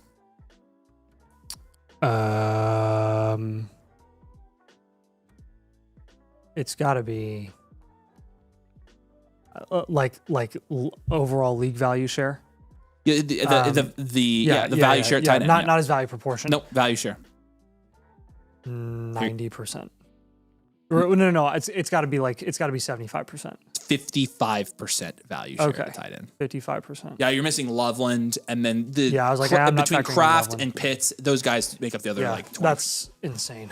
55% value share at tight end. 55%. I've never seen a positional value share that high in my life. Average age here. Except maybe Corey's Bowers, McBride, Loveland, but we gave him a 9. Yeah, it's true. He didn't get a premium, so we'll never know. At 24% quarterback is your average age there. 24 is your average quarterback age. My apologies. 23.5 at running back, 24 at wide receiver, and 25 at tight end. So consistently young across the board.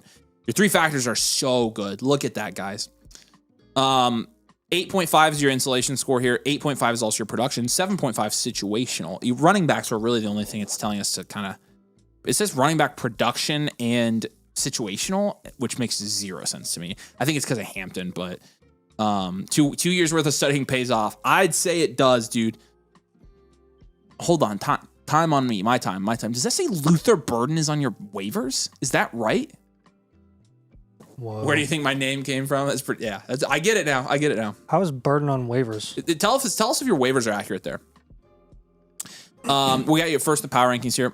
Cornerstones are 47% of this roster, and the other 20% is upside premier. Foundational is 13%. You have 7 cornerstones. I mean, just insane team. Well done. Wow. Give it up for my man Key. Key does indeed got game. Yeah, this is impressive for an 18 even. This is pretty wild. You should be proud of this. Chat caught Luther on waivers too. Yeah, that's what I was like. Yeah, what's he doing on there? What's he doing there? What's going on there? So waivers are accurate. Burden was on waivers all season because production didn't come till later. Brother. Oh my gosh. Drop it all. I mean, this is a super flex, right? Mm-hmm. I mean, you've also got Ward and Shuck down there, which even an A team are valuable. But Burden, I drop it all. 100% fab on Burden. That's crazy. Congratulations, Key. I mean, this is insane. Yeah, this is pretty wild. I guess at this point, like the only way to get this better is just every single move essentially being an up tier here. Like 5 of your 6 moves here are going to be up tiers for me because this is only a start 8, and you have Jeremiah Love coming in with your existing starting lineup. So it's like, we got to find ways to improve the already really solid starting lineup. Wide receiver, like you said, has got to be better. So I think a lot of the moves are going to be, involving those players. Puka, Neighbors, and Jefferson, I think if you packaged London with the 108, you could get up there. If you wanted to get all the way up to like Chase and JSN and like Jahmyr Gibbs, then you'd probably have to pay London and Ibuka to get up there, but I think that would be worth it for your team. Purdy as your QB3 is like almost unnecessary. Like you have May and Williams, just get Stafford or Kyler or somebody essentially off. Get Cam Ward off waivers, and move Purdy to another team who would use him as a starter and see what you can get there. I would be gunning again. I don't have a great grip on what the quarterback value is going to be in your league for like top 12 quarterbacks, because I know it's going to be a massive fall off after that in your league. But this is still super flex, so the top 16 quarterbacks should be relevant enough. So Purdy should carry value there. You can use depth here to get this done. You can use your 108, but like I would be just shooting for AJ Brown, T Higgins, CMC type guys. I'm not having you target anybody that's not going to see your starting lineup ever. Nope. Everybody you should get in a trade should go right in your lineup. Yeah, another up tier combo concept would be like a Olave and BTJ, trying to get you up to really a Tet McMillan, 102, Achan. Tyler Warren and Ibuka is another way that you could try and combo and get up to kind of the same type of value range. Maybe even get you like a Genty if possible, a CD Lamb type. I'll put Ted on there as well again. Yeah. And then Warren in the 108. If you were to package Warren with the 108 instead of Ibuka, then I really want you to get to one of the hyper productive running backs in the foundational range, and James Cook or JT specifically. Oh, he did say it was a start 10 with the new season. Oh, That okay. works out really well. That does work out 1, really 2, well. 3, 4, 5, 6. Right now it's an 8. Yeah, because I was gonna say even with all these up tiers, it's You're still gonna have you're two still gonna have a bunch of that guys you on your could bench. easily start. So yeah, It's gonna play to your advantage a ton. a bunch of Drop it all on Burden, dude. 100%. drop your waiver everything budget. on Burden. All of it. Yeah, that's unbelievable that he's on waivers. I don't know how that's.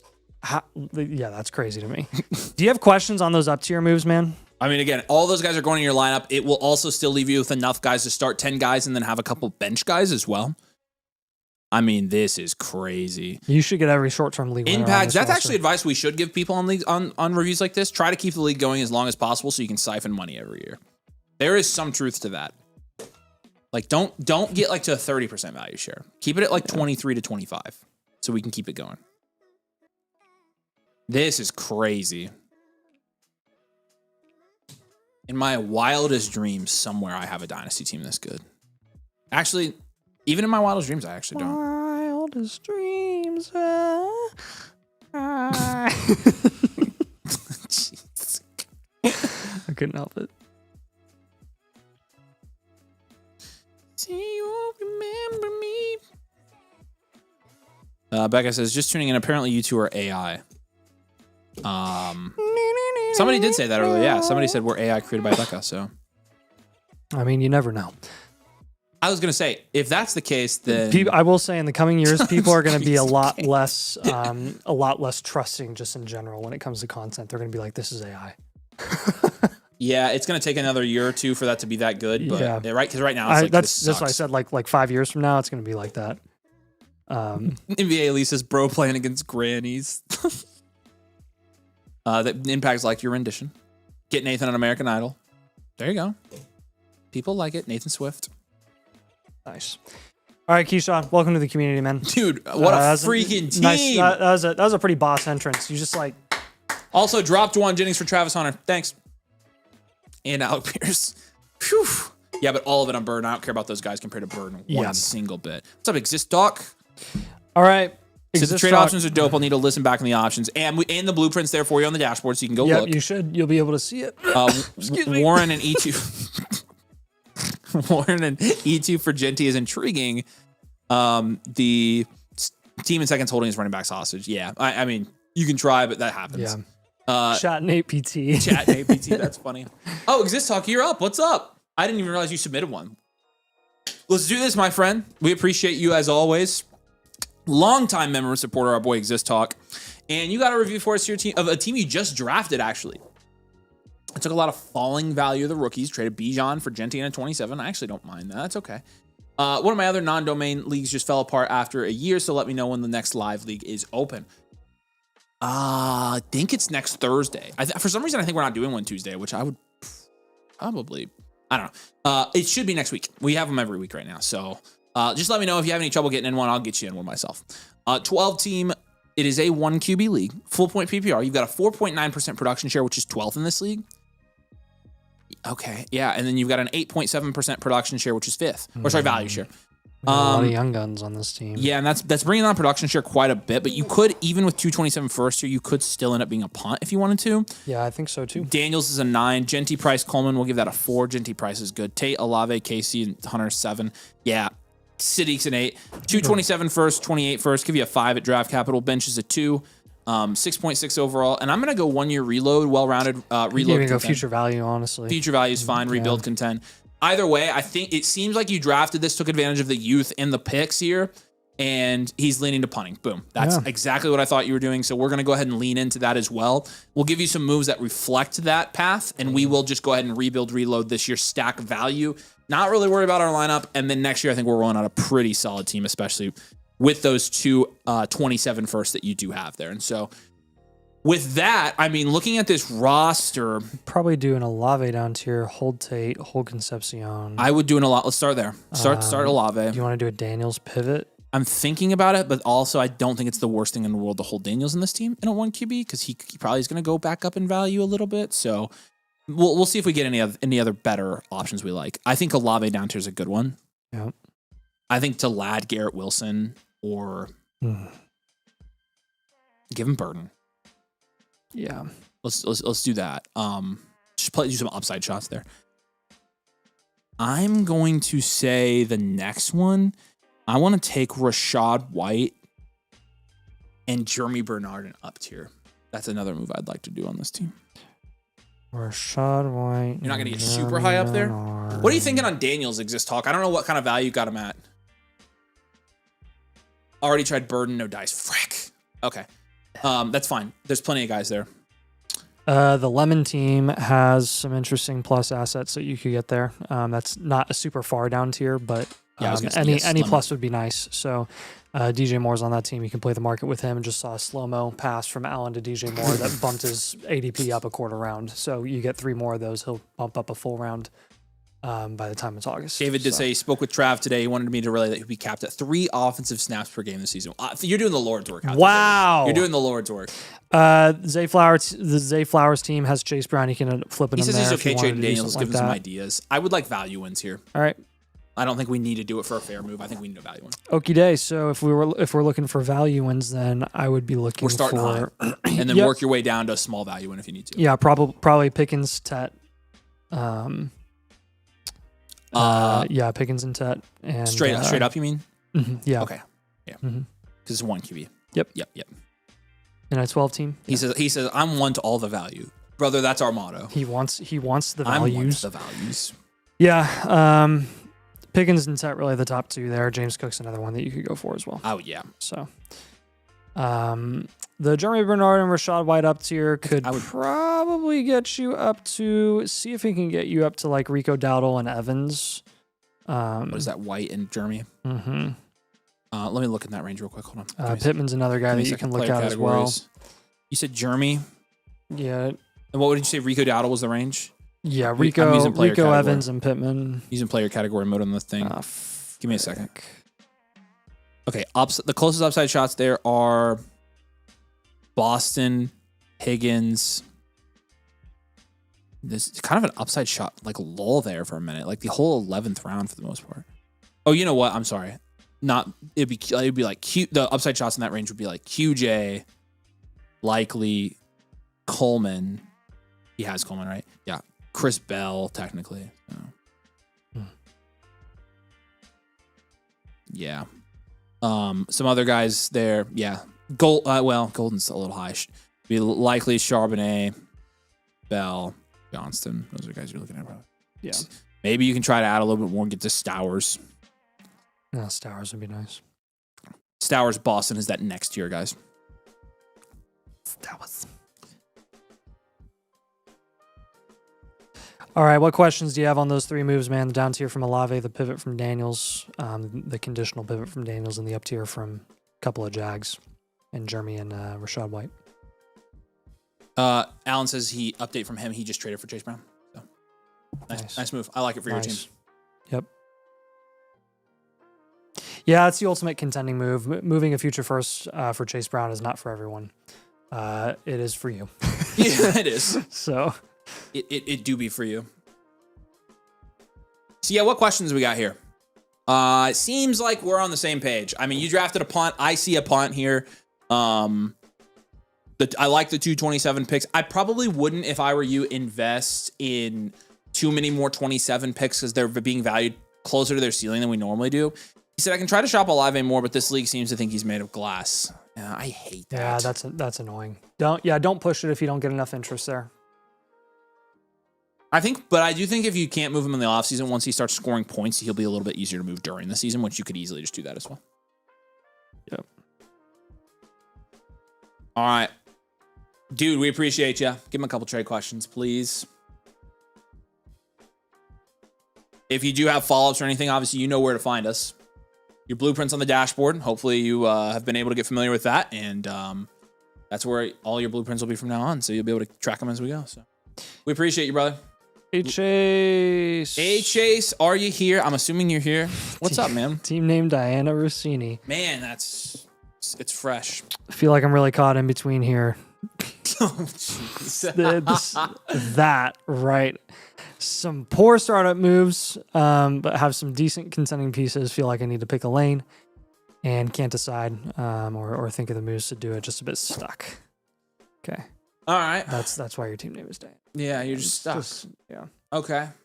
Hello, Diana. That's right. What's up, HAs? 12-team Superflex full point PPR is a 3/4 point tight end premium here.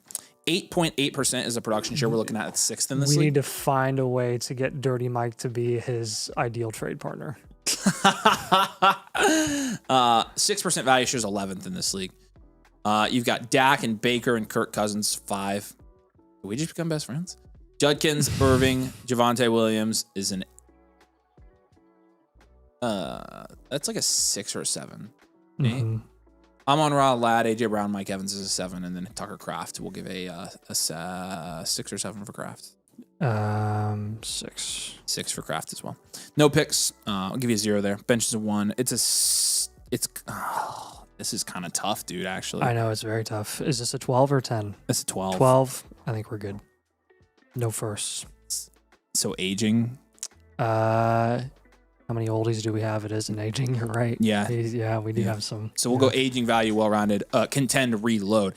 Honestly, this is a reload team to me. It's closer to a reload, but your production shares, this is pretty dicey. It is dicey. Let's do reload. Okay. Even without the pick, I think you're better off just stacking as much value as you can here, HA. So, Sky Guy, what are you doing? Yeah. All right. I think we got a down tier from Amon-Ra.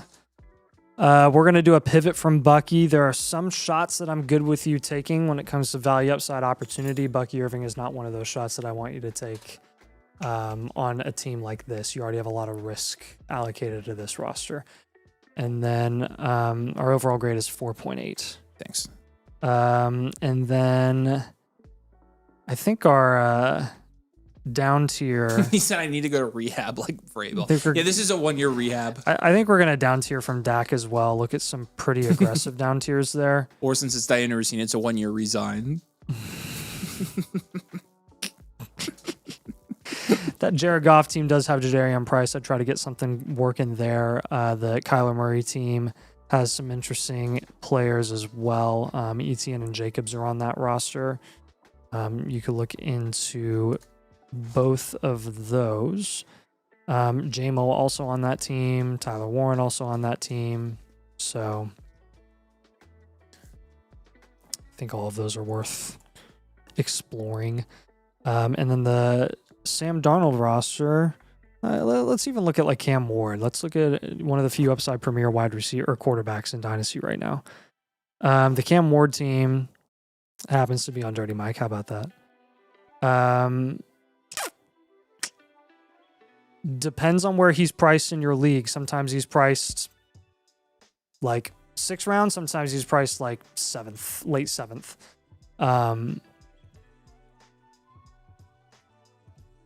That team has Dart, Ward, Daniel Jones, and Bryce Young.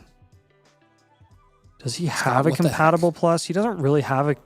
He doesn't really have a compatible plus. That's kind of annoying, actually.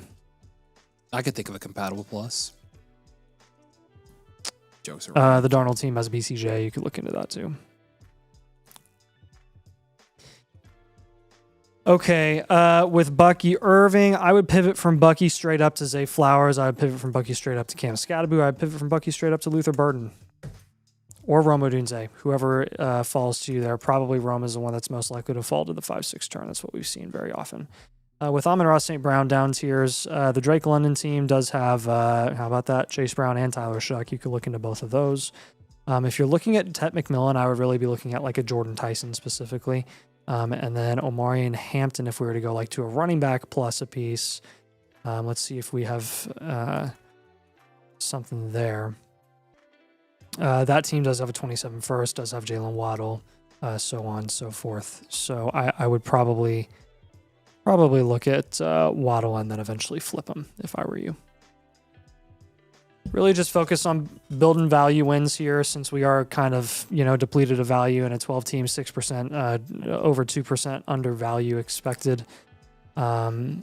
So as that improves, I think you're going to be better off in the future. And instead of trying to go for it one more year and, heading into a hard rebuild next offseason, we'll just want to get ahead of that, put yourself in a better position to contend in 2027 and beyond. Javonte is a guy that you'll eventually want to shop. AJ Brown, Mike Evans. Just don't sell those productive vets at a discount before the season.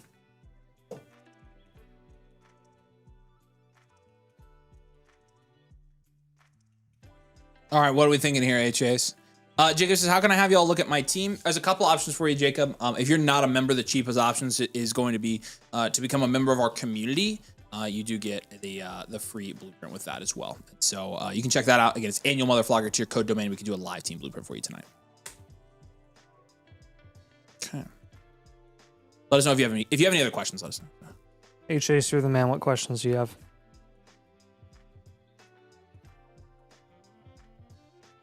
Jada says, how's it a free blueprint if you are paying for a subscription? I feel like you just answered it. Because you're buying the subscription and the team review, we throw it in for free. We have other subscription options where you don't get the team review. Yeah. So we have a subscription level that doesn't come with it, and we have a subscription level that is included for free. So yeah, the annual includes the blueprint. The monthly does not. So.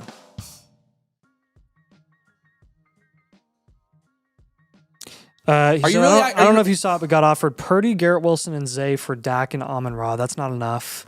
You're getting a slight upgrade from Dak to Purdy, and then you're going G. Will and Zay in return for Amon-Ra.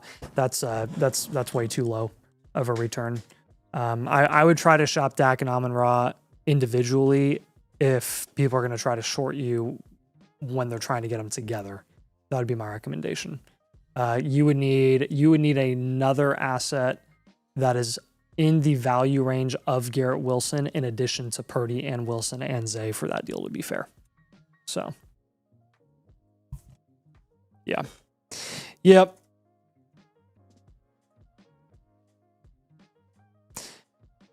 All right, you're the man, Chase. XBHZXX is up next. Already have an infinite for this team, but I made a lot of moves this offseason.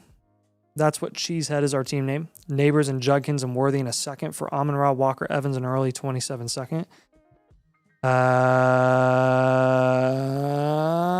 That's fair right down the middle. Our rookie draft hasn't happened yet. 0 picks, and I'm looking to contend. Appreciate you, Chase.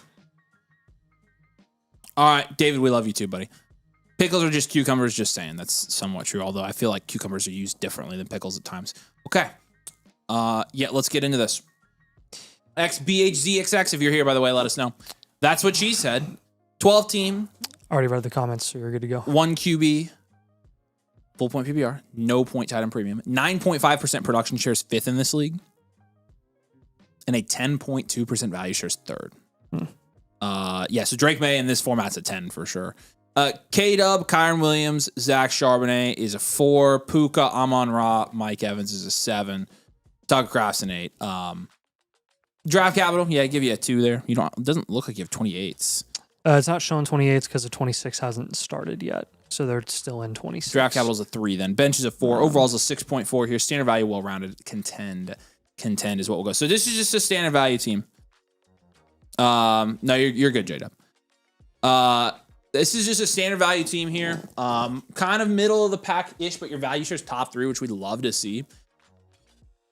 Off the top of my head, I'm not sure this team is good enough to have May as its quarterback in a 1 QB league. Nope. So I think we're going to have to make a move there. Your last flex spots right now are Charbonnet and Evans. And your first bench spots are Dobbs and Corum. Yeah. So we're going to move Drake May right now just straight up for a running back. Yep. And then I don't really want a down tier from Puka or Amon-Ra. I think I would down tier from Walker to a Jacobs, ETN, or Javonte plus. And that would help kind of shore up a little bit of our depth, and then you can hold on to your star wide receivers in Puka and Amon-Ra.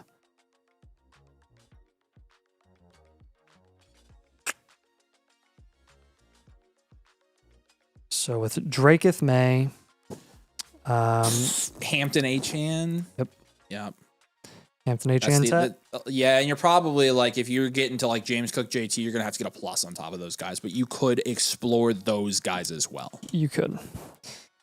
The ETN team has the ETN team also has Jacobs, so you could look into that if you down tier from Kenneth Walker to like ETN and Jacobs. AJ Brown is also on that roster as well. The Javonte team has the 106 and a 1 QB that'll get you Concepcion. That's worth looking into. And then if you took a look at Chase Brown down tier into Chase Brown, that team has DeAndre Swift and Devontae Adams. I would do that in a heartbeat. Chase Brown and Devontae Adams. I have Chase Brown and Walker in the same tier. So look into all three of those possibilities and see what you can pull off.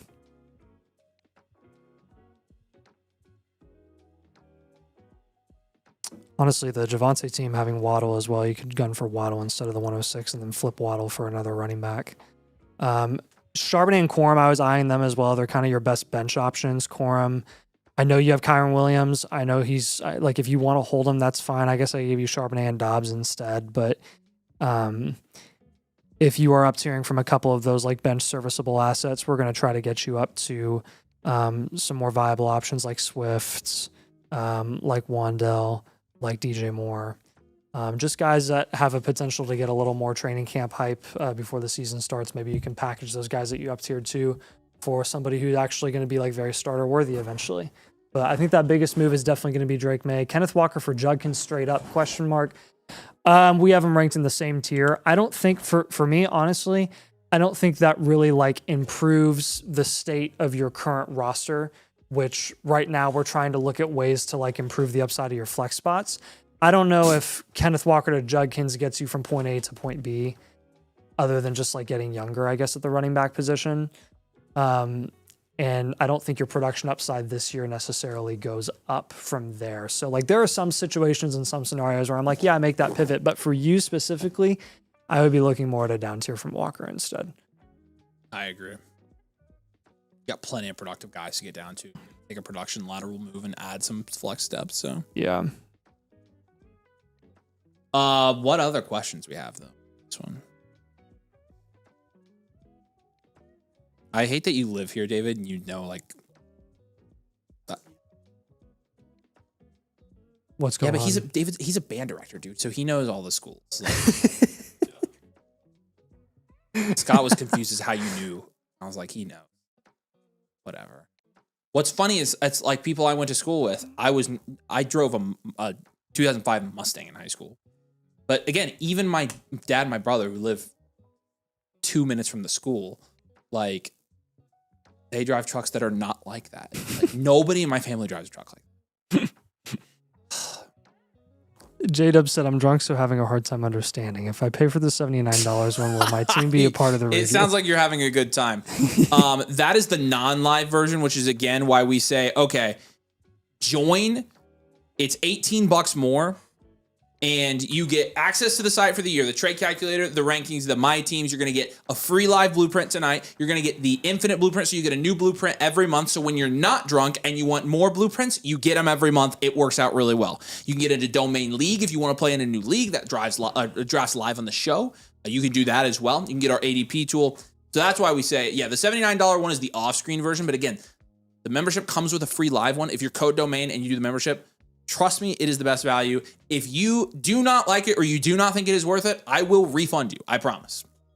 Actually, I will. I promise you it will be worth it to you. Much more worth it than paying $79 for a review only. Again, that's why we say you get the review free, because you really are. The subscription comes with so much.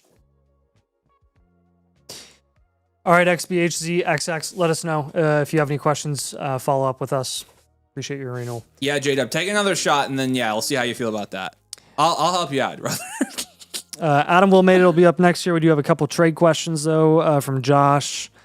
First, Cardinal Tate and Concepcion for Wilson and Derrick Henry. We have Tate ranked over Garrett Wilson. We have Concepcion and Derrick Henry. We have Concepcion ranked over Derrick Henry. I don't think you're getting enough here. You're kind of downgrading at both spots. Yeah, you're not getting Travis enough. Kelce's not near as enough. You need a little bit plus, more here. So we'll hold here. Yep, I agree. Good question, Josh. Yeah, C-Dog is paying a first on top of T. Higgins to get Jordan Tyson. It's fine. I just don't love trading my 28s. I don't see much reason to trade your 28s right now, When especially in reality, when like, you're going to be downgrading production. If anything, you're trying to make this as a contending move, which, like, as a contender, you'd almost rather have Higgins You'd rather this year. have Higgins, yeah. I would hold. You're doing the 28 swap, but I would just hold. I just think it's smart to hold. I think it's smart to hold onto your picks that far out. So, yep. Coach Rob, CeeDee Lamb in a second for Jordan Tyson and a 27 first. He said it might be the 101 I'm contending, though. Mm. I mean, if it is, then you got to take this. Let's see the team. He has Love. He has Jency. The team is the He has Farts Chase, team. Tet, and BTJ and Kraft. He has Love. He has Bijan. He has Jency. He has Daniels. Holy butt cheek. That's a good roster. This is the roster he's getting the first from. But there's two teams below it. There are two teams below it. He also has Josh Allen. Like, David, you had drive your tractor to school day too, huh? why is that guy trying to do that? Here's the thing, man. If he is trading you his first and you're giving him Lamb, that's not going to be the 101. That'll probably be the 102 or the 103. Yeah, I would hold. Yeah. It's not bad still. I'd say, actually, even if it's 102, 103, it's probably fair, don't you think? You're still getting a second for Tyson. Yeah. So I'm a market fair, Coach Rob. And you heard us talk about that, so I think you kind of get the nuances of like that one. But David said, I lived in Knox for a few years. We had drive your combine to school day, not even kidding. Yeah, we had that too. It wasn't combine. There wasn't enough room for all the combines. But so my brother, my second youngest brother, that's not the brother, the next one after me. You good there, bro? Yeah. Okay. He works on a farm, and his wife is a kindergarten teacher at Triton now. And he drove the tractor to the school the other day for the whole kindergarten class. Yeah, that's nice. Yes, I am from small town America. There's no doubt about it. I grew up in. I'm sure the kindergartners were thrilled. Yeah. They're like, yeah. Yeah, we had drive your tractor to school day in Columbus. Yeah, but Columbus is a big city compared to where I grew up. So I lived in Fairland. Like the town had 200 people. Yeah. All right, calling out Daniel's son, 9005. Let us know if you're here on the stream, man. You're a new member. For sure, I saw him. But Adam Will made it is going to be up next year. So Maybe not. Adam Will, team name is Trash Pandas. Time to review my pride and joy again. Won the championship as the 7 seed. Traded away Derrick Henry for Judkins after the season. Holy moly. Finished the draft a couple weeks ago. Just looking to see if you guys have any suggestions and celebrate my championship. We will celebrate the Let's championship. Celebrate. Congratulations to Trash Pandas. Oh yeah, Vincent lives in Columbus too. That's right. Okay, Trash Pandas for you, Adam. 10 team, 1 QB, full point PPR, no tight end premium. You've got an 11.1% production share, which is third in this league. Nice roster. Jeez, and a 15.4% value share, which is second. Yeah. Jaden Daniels in a 1 QB is an 8. That's a 9 actually. That's a 9 with Herbert and Shuck. Yep. It's 3 quarterback ones. Mm-hmm. Hampton, Quinshawn Judkins, Travion Henderson. I'm going to give it an 8. It's pretty good. JSN, Tet McMillan, Garrett Wilson, Olave, Ladd, Marv, 10. Warren, wow, this is really good. Yeah. Warren's a 9. Warren will give it an 8 probably. Yeah. 27 first and 28. Stowers and Gadsden. Draft capital 3. Bumping them up. Okay, that's a 9. Draft capital's a 3. Bench though, Ladd, Marv, Travion, Stowers, Herbert, Shuck, 10. That is an insane bench. That's going to be the number one thing we do here is make 3 out tiers. Let's make sure that 27-1 is his. It is that we're getting rid of that 27 first. Daniel is here. So. Awesome, man. Welcome. Danielson. It's a Karate Kid reference. Is it really? Yeah. Nice. I've seen Karate Kid. I don't know why I don't get that. Danielson. Oh, okay, yeah. Yeah. Mr. Miyagi. Yep. 7.6 overall here. This is an enhanced value wide receiver factory contend for you. So a great team. You're one step below elite value here. Pretty close to running this league if you aren't already. We celebrating your championship, so give him 5 free trade questions for winning his championship. You get a trade question. So basically, it just comes down to like what up tiers do we want to make with who here and what combinations. So like Henderson with who? Henderson with you got to get the Henderson running backs. with Judkins and Henderson up tier. Marv. Yep. Henderson with Marv probably. Yep. You could even make a Tet up tier. I think I would do Tet in the first. Yep. That's where I would up tier. Yep. I like that. Yeah. And honestly, you could probably. You don't even need Herbert here, but I guess you can just hold on to him. We'll get you another one. You still have a ton of depth on this roster, so let's go ahead and take man.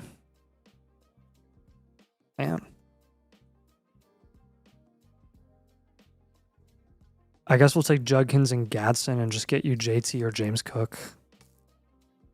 Just like a very, very small up tier. But something that's going to raise your production upside twofold this year at that spot. Judkins as your RB2 is fine, but we don't want to totally wipe out all of your bench guys entirely. We are doing a couple of up tiers here, so I think taking Quinshawn with Gadsden should get you up there to Cook and JT, and I really want Cook and JT, and then I want Cook again. So if you don't get one of those two guys, it's not worth making that up tier from Judkins. Then you may as well just package him with like Olave and go get another elite one. One guy's better running backs mean difficult. Okay. Let's look at that guy. Scott, scroll down for me. I'll find him. Down. Up. Down. Where? Am I missing something? Where? The guy who has there we go. 3. I'm blind. I'm as blind as a bat. That dude. That guy in 3rd. Bijan, Jeremiah Love, Gency, and Achane. Okay, well, I haven't given you any of those guys as targets, actually. I'm going for James Cook. Okay, well, that actually works out. We avoided that guy altogether. So yeah, I mean, Hampton and Marv, or not Hampton and Marv, I was giving you Henderson and Marv. And ideally, I was going to give you a running back up tier there, but you could go to a wide receiver with that move instead. So if you can't get Gency or Love or Achane, that takes away kind of that non-Bijan and Gibbs tier, and he has Bijan as well. So Gibbs is pretty much the only guy that you're going to be able to swing in theory. So I'll give you Gibbs with like the 10 and the 27 first up tier. If you can't do that, go for Puka, go for Neighbors. And then with Henderson and Marv, we'll be going for Amon-Ra, Jefferson, or Lamb. I mean, only the best here. Only the bestest. Your value share is awesome, man.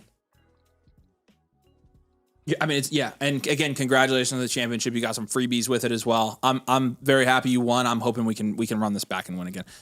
How did you win with a 7-7 record? That's crazy. That's wild that you ended up winning and you went 500 in the regular season. But yeah, Adam, what questions we got, man? Oh yeah, he did say that. Did you see this? Held to vote in this league will be a super flex effective in 2028. Okay, cool. I didn't have him. We didn't have you move any quarterbacks, so you're just gonna hold them. I thought about it with Herbert, and I was like, honestly, it's not worth it. So you can hold him. And that was with me thinking it was 1 QB. So yeah. Jeff, you said you didn't realize the live blueprint came with the membership. Did you pay? Did you upgrade yours when you didn't need to? If you do, then we can give you free stuff. So let us know. If we owe you, we can hook you up. So, and then Jagger Shoot says, Motherflocker membership renewed. I have the team review ticket. Assuming it's not live, what do I need to do it live? When you select us as your creator, just do the live team blueprint. It will only charge you the difference there. J-Dub says, I might have messed up. It might be because you're drunk. For the $99 one, I click team review. It's asking for more money. Yeah, if you have the voucher now, you did the membership, you have the voucher. Just do the free one. Don't upgrade to a live. Just do regular team blueprint. It'll be free. We'll get it in here. It's an upgrade for free. So the upgrade's on us. Guys don't trust Avery ever since he became a lifted truck guy. He's changed. He banned me. Yeah, well, we know both of those aren't true then. All right, G Bogdan's up next here. Adam, if you have any follow-ups on this, man, feel free to reach out. And he did say Derrick Henry helped. Not really any questions. Running back would be the position to upgrade, and you guys already went over that. Sweet. Yeah, and we largely did avoid that other guy that has, Love and Genty and Bijan there. So, I mean, yeah, that's honestly feel pretty good about that right now. So, all right. G Bogdan said, hey, guys, looking at drafting Tyson at the 103. Good. Have accumulated decent draft capital for next year. Wanted to see if there are any moves you'd make with this team. Feel like I'm more in the contending hopeful category rather than a ship favorite. Okay. Hampton Inn, if I got a dime for every time I saw that team name. That is also a very popular team name that we see. So this is a super flex. It's a 10 team. It's a full point PPR with no tight end premium. Production share 9.4% is 7th in this league. Value share is almost identical here, 9.5%, which is 5th. Slightly below in both of these, but I don't think it's going to mess with our contention status this year. Because you've got Dak and Goff and Malik Willis give you a 5 there. Achane and Hampton is an 8. That's really good. London, Smitty, Higgins, McLaurin, Devontae Adams. 6 is good there. And then George Kittle is a 3. But better from a production standpoint. 103 this year and then 227 first. Give you a 6 at draft capital. What's up, dude? Good to see you. If you have questions as we're going through this, drop them in the comments. We got you, dude. We appreciate you. And if you have any context or anything that will help us formulate your moves. Yeah. Tyson helps a lot here. Bench is a 1. Yeah. 5.6 overall. Standard value. Well-rounded content. Again, we are a little bit below in value and production share, that 10% threshold we need to see. It's because of the cap father. He's vulturing a bunch of the value share here. So that's, I think, exactly what's happening. So not worried about that. And we're going to give you a pretty good model to contend here, I think. So, yeah. Bye, Dylan. Appreciate you, brother. Happy birthday. You're the man. Okay. Let's see if we can shop Devonta Smith at Devonta Smith non-domain prices. Yeah. Let's see if you can get somebody in the range that non-domainers are paying for him right now. He is value equivalent to some very productive running backs, some solid wide receivers as well. He's dang near back-to-back with Lad McConkey. What's up, Booty Clap? And Roma Dunze and Brees. So I think I'd look at all three of those guys. I said our Thanos also traded for the likely 101 next year. Well, frick. Yeah, let's see the top of that. Let's see that top team. Mm-hmm. Okay. All right, close it. We don't need to give him any platform. Yeah. It's fine. Taking a look at other potential moves here, I do think your QB3 being Malik Willis, I'll probably just have you do like a little bit of a basic pivot there from him to Daniel Jones, Kyler Murray, Matthew Stafford. You'd be able to plug him into your starting lineup immediately, and that would give you actually a leg up from a production standpoint pretty much immediately. Do we need to do Dak Prescott down tier here? We just take our 205 and see if we can't get a productive guy. That's technically the 203. Yeah, I would rather do that. Okay. Yeah, I think we're just going to shop that pick, see if people in your league are more interested in it and willing to pay somebody that's going to be more relevant this year for you than that pick actually will be from a production standpoint. So Rico Dowdle's a guy that I would look into there. Chuba Hubbard is another one where I would pay an early second happily for him. Mike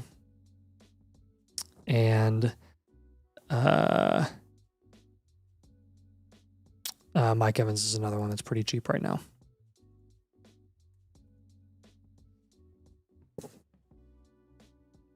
London, Higgins, Terry and Adams are not worth moving. Like Terry and Adams specifically aren't worth moving because they're really, really cheap. They have high production upside. Everybody knows they're going to be non-factors within the next couple of years. So you just kind of hold them until they die on your roster because the production that they're going to offer you in the short term is way more valuable than the return you're going to get for them by moving off of them for who? Blake Corum. Like it doesn't matter. London and Higgins, I'm good with you holding those guys. Hampton and Achane are the reason that you're contending in this league. So definitely stick with those guys. Do you have any questions on those moves, Ace?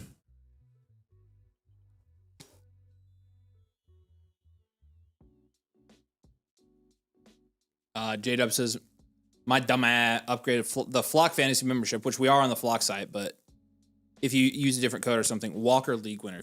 If you, what's the code that you have in on your account page, brother? But that you did the right thing. If it's another code, we can. Yeah, I don't see you on here, but I can fix it for you. I got your username. Yeah, what's your code say on your account page? Does it say Flock? I'm gonna work on it for you.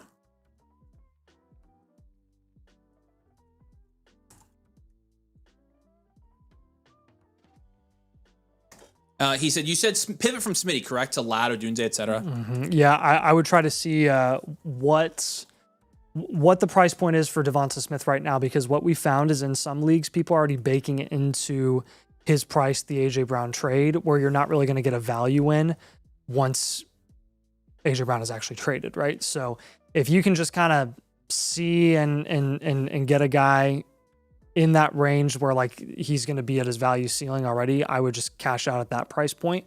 But if he's going to be priced way cheaper than that, then don't move him. But I would encourage you to explore offers for him specifically and see if you can get a solid running back or solid wide receiver in that range.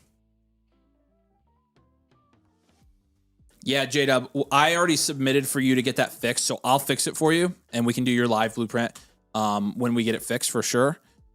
I'm going to give you this. Hopefully you have Discord. Go to Discord, go to this channel, open up a ticket for me, and say, hey, it's J-Dub from YouTube. That way I can keep you in our tickets to make sure we get you taken care of. We'll fix it for you. So Jacob says, what does it mean when I send a team review? Is it a one-time team review? I did the $79. Okay, so the $79 tier, that is the tier if you're not a member. That is the non-live blueprint tier. So when you go to submit a blueprint, you have to select live team blueprint. So if you did submit a non-live blueprint, that means it's in our other queue, which are the ones we do off screen. So you have a couple options here. If you meant to do a live one, we can either send it back to you, and you can submit for a live one, or appreciate you, Ace Lunar. Or you can also, again, the cheapest way to get a free live blueprint is to become a member. It is cheaper than a live blueprint to just be a member, become a site member for a year, and you get a blueprint included with that. And so I'm assuming you submitted a normal one. I'm happy to help you out, whichever one you'd like. But my recommendation would be we can refund you the 79 and you can do the live team blueprint for free with the membership. So let me know, Jacob. We're happy. Yeah. Or if you just want to keep the other one in the queue, we can do it off screen. So yeah, Ace Lunar just I feel like it could be in a decent spot after taking Tyson. And my first next year could be decent. Yeah, I think you're probably right. I think you are in a good spot, dude. Yeah, so we appreciate you. We also got a couple more, so I think we're gonna be. So Staplers is good for tonight, and J Weiger 4, and that's 1, 2. Yeah, so we'll probably call it after Jaegers unless Jacob gets his resubmitted. So yeah, let me know, Jacob, if you whatever you want to do. You're welcome, dude. Happy to help you any way we can. Okay, I'm on Ross St. Brown or Cam Scadaboo and Tet McMillan. I'd do this. I'd take Tet. I don't mind this deal. For Diana Rossini. Yep. Okay. The next team we're going to be on here is OBS. OBS, one of our newest members. Say hey, OBS, in the chat. Hopefully you're still here waiting, and we're going to get to your review now. We appreciate you, dude. And again, welcome to the community. We got your team exciting whites here. Am I contending or rebuilding? I hate being in the middle. The future 27 is liking you freaking dude, stay on the team. You switched it like 50 times. Oh, okay. I see. I was like, why are you doing this? Is it loading on yours, Nate? Yeah, it's loading on mine. Refresh the page. I was having issues there for a sec as well. Okay, so we'll refresh it. All right. Hopefully OBS is here. I was like, what are you doing? You were spazzing.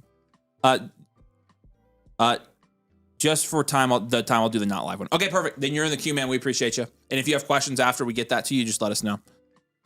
There he is. What's up, Bobs? Good to see you, man. I have your refund submitted, so that should be coming your way as well. Yeah, so contending or rebuilding, I hate being in the middle. The 27 is likely late. That's great to know. Exciting whites here. 12 team, let me guess. Actually, you don't have that many exciting whites. You just have Dart and Loveland. I would expect Chris McCaffrey. 12 team, 1 QB, half point PPR with no tight end premium here. Production share is 5.1%. That's 12th in this league. Value share is 10.1%, though that's second. I mean, you have a ginormous value and production share gap. 5%. Jackson Dart's a 7. Hampton, Algier, Chris Rodriguez is a 4. Malik Neighbors, JMO, DJ Moore is a 6, and Loveland is an 8. But you've got 227 first, the 101, 110. Easily a future value team, in my opinion. Draft capital's a 10, benches a 1, overall's a 7 here.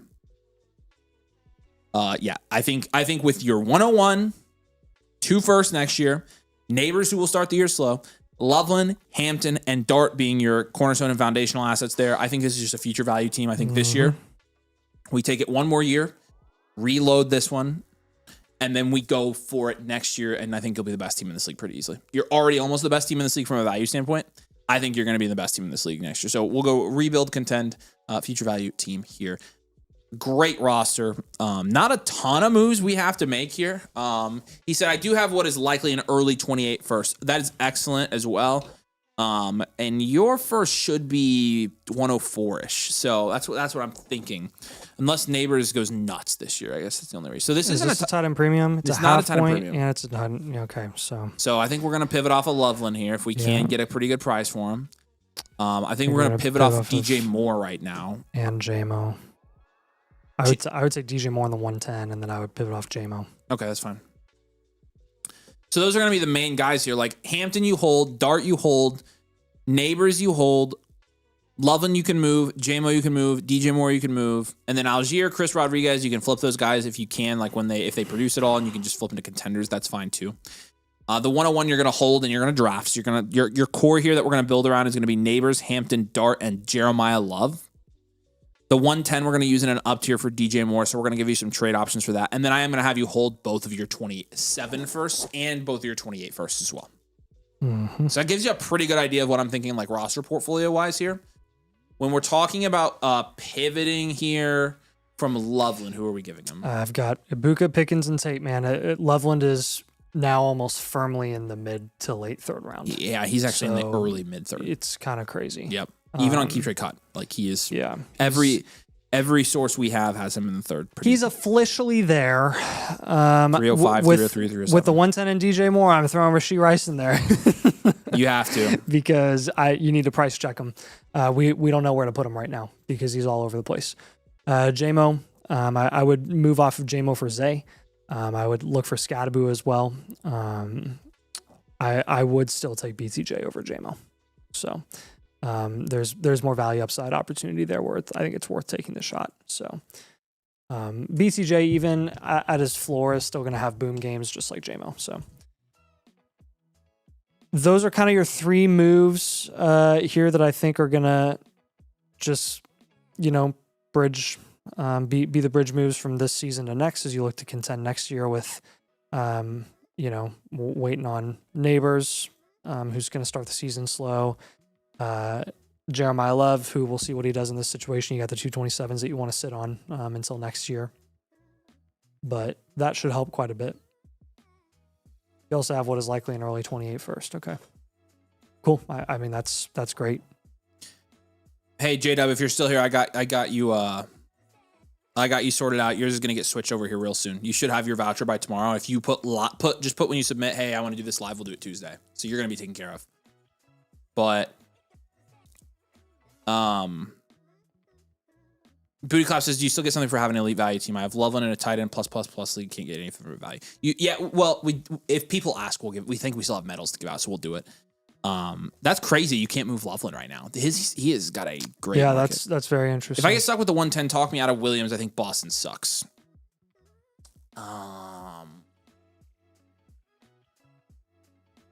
Williams. Don't take Williams. Antonio Williams? Yeah. No. Yeah, please do not. Please do not. Yeah, that's our talking you out of it. Yes, just don't. Don't do that. I don't necessarily. I mean, maybe Stowers. Move the 110, dude. Yeah, you can. Also, I know you're saying if you get stuck with it, I get that. Yeah. Woof. It would be Boston, wouldn't it? Yeah. You could take Coleman instead. What's up, Primos? We will. Is JD the one that you take care of? JD 6188.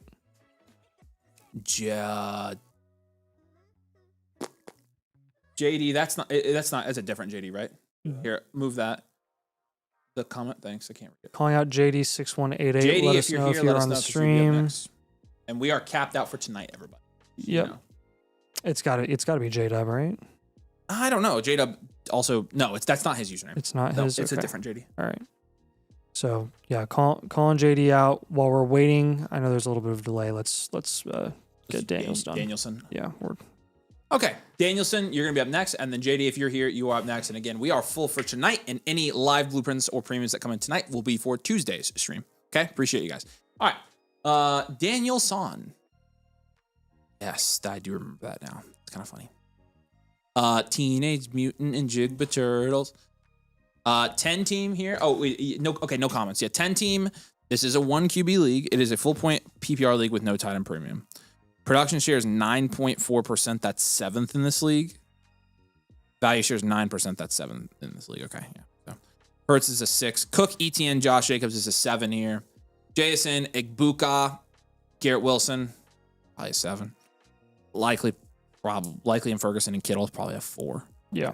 110, draft capital's a 2, bench is a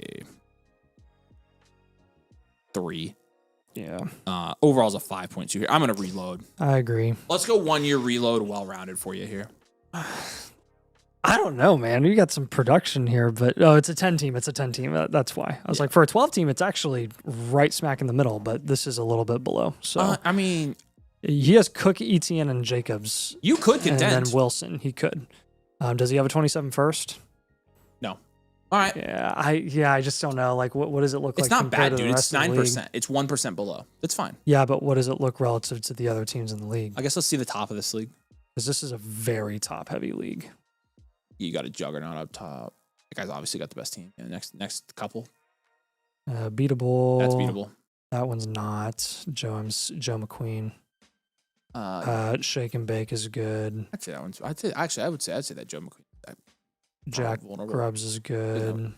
Shake and Bake's got I think a better team. B Dozer is very good. Let's just reload. Yeah. We'll play some value for you. Yeah. JD is here. JD, you're up next.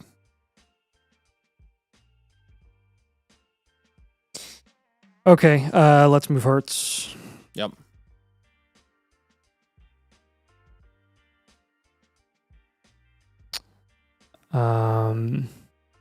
We're going to take Downs and Likely, and we're going to up tier there.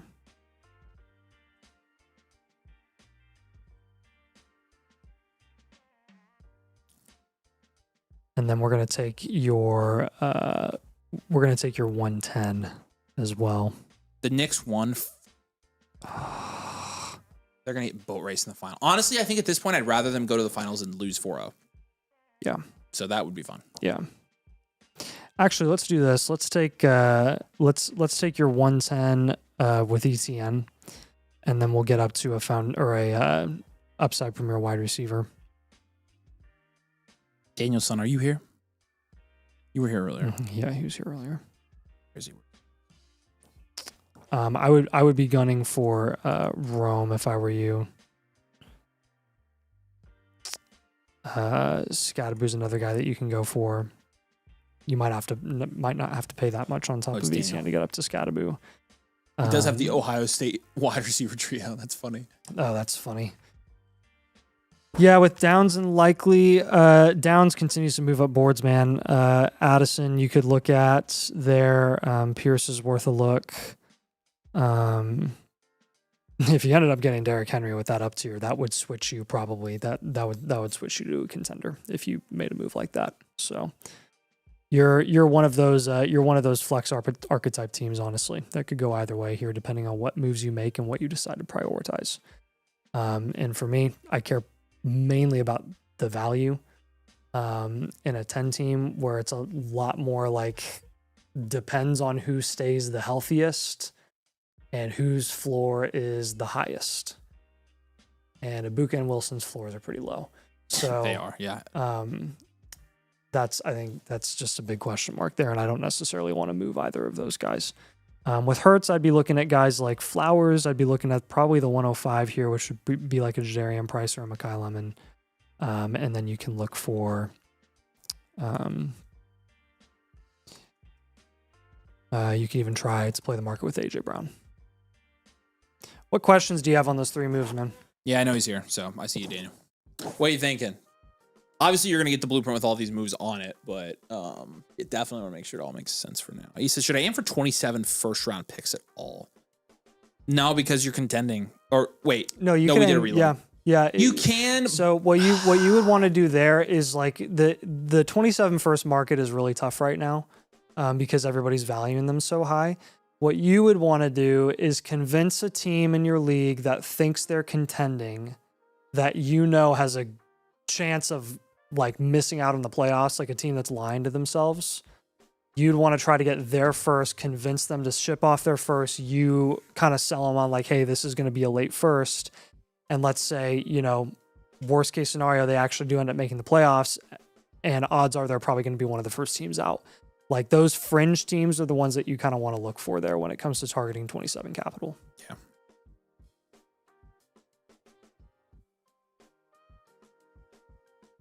I know, JW, because you trade for Tate. That's actually good. Tate, JSN, Wilson, Ibuka, and then you get maybe a Lave too. Mm-hmm. Maybe Terry McLaurin in there. Maybe Marvin Harrison Jr. too. Squad.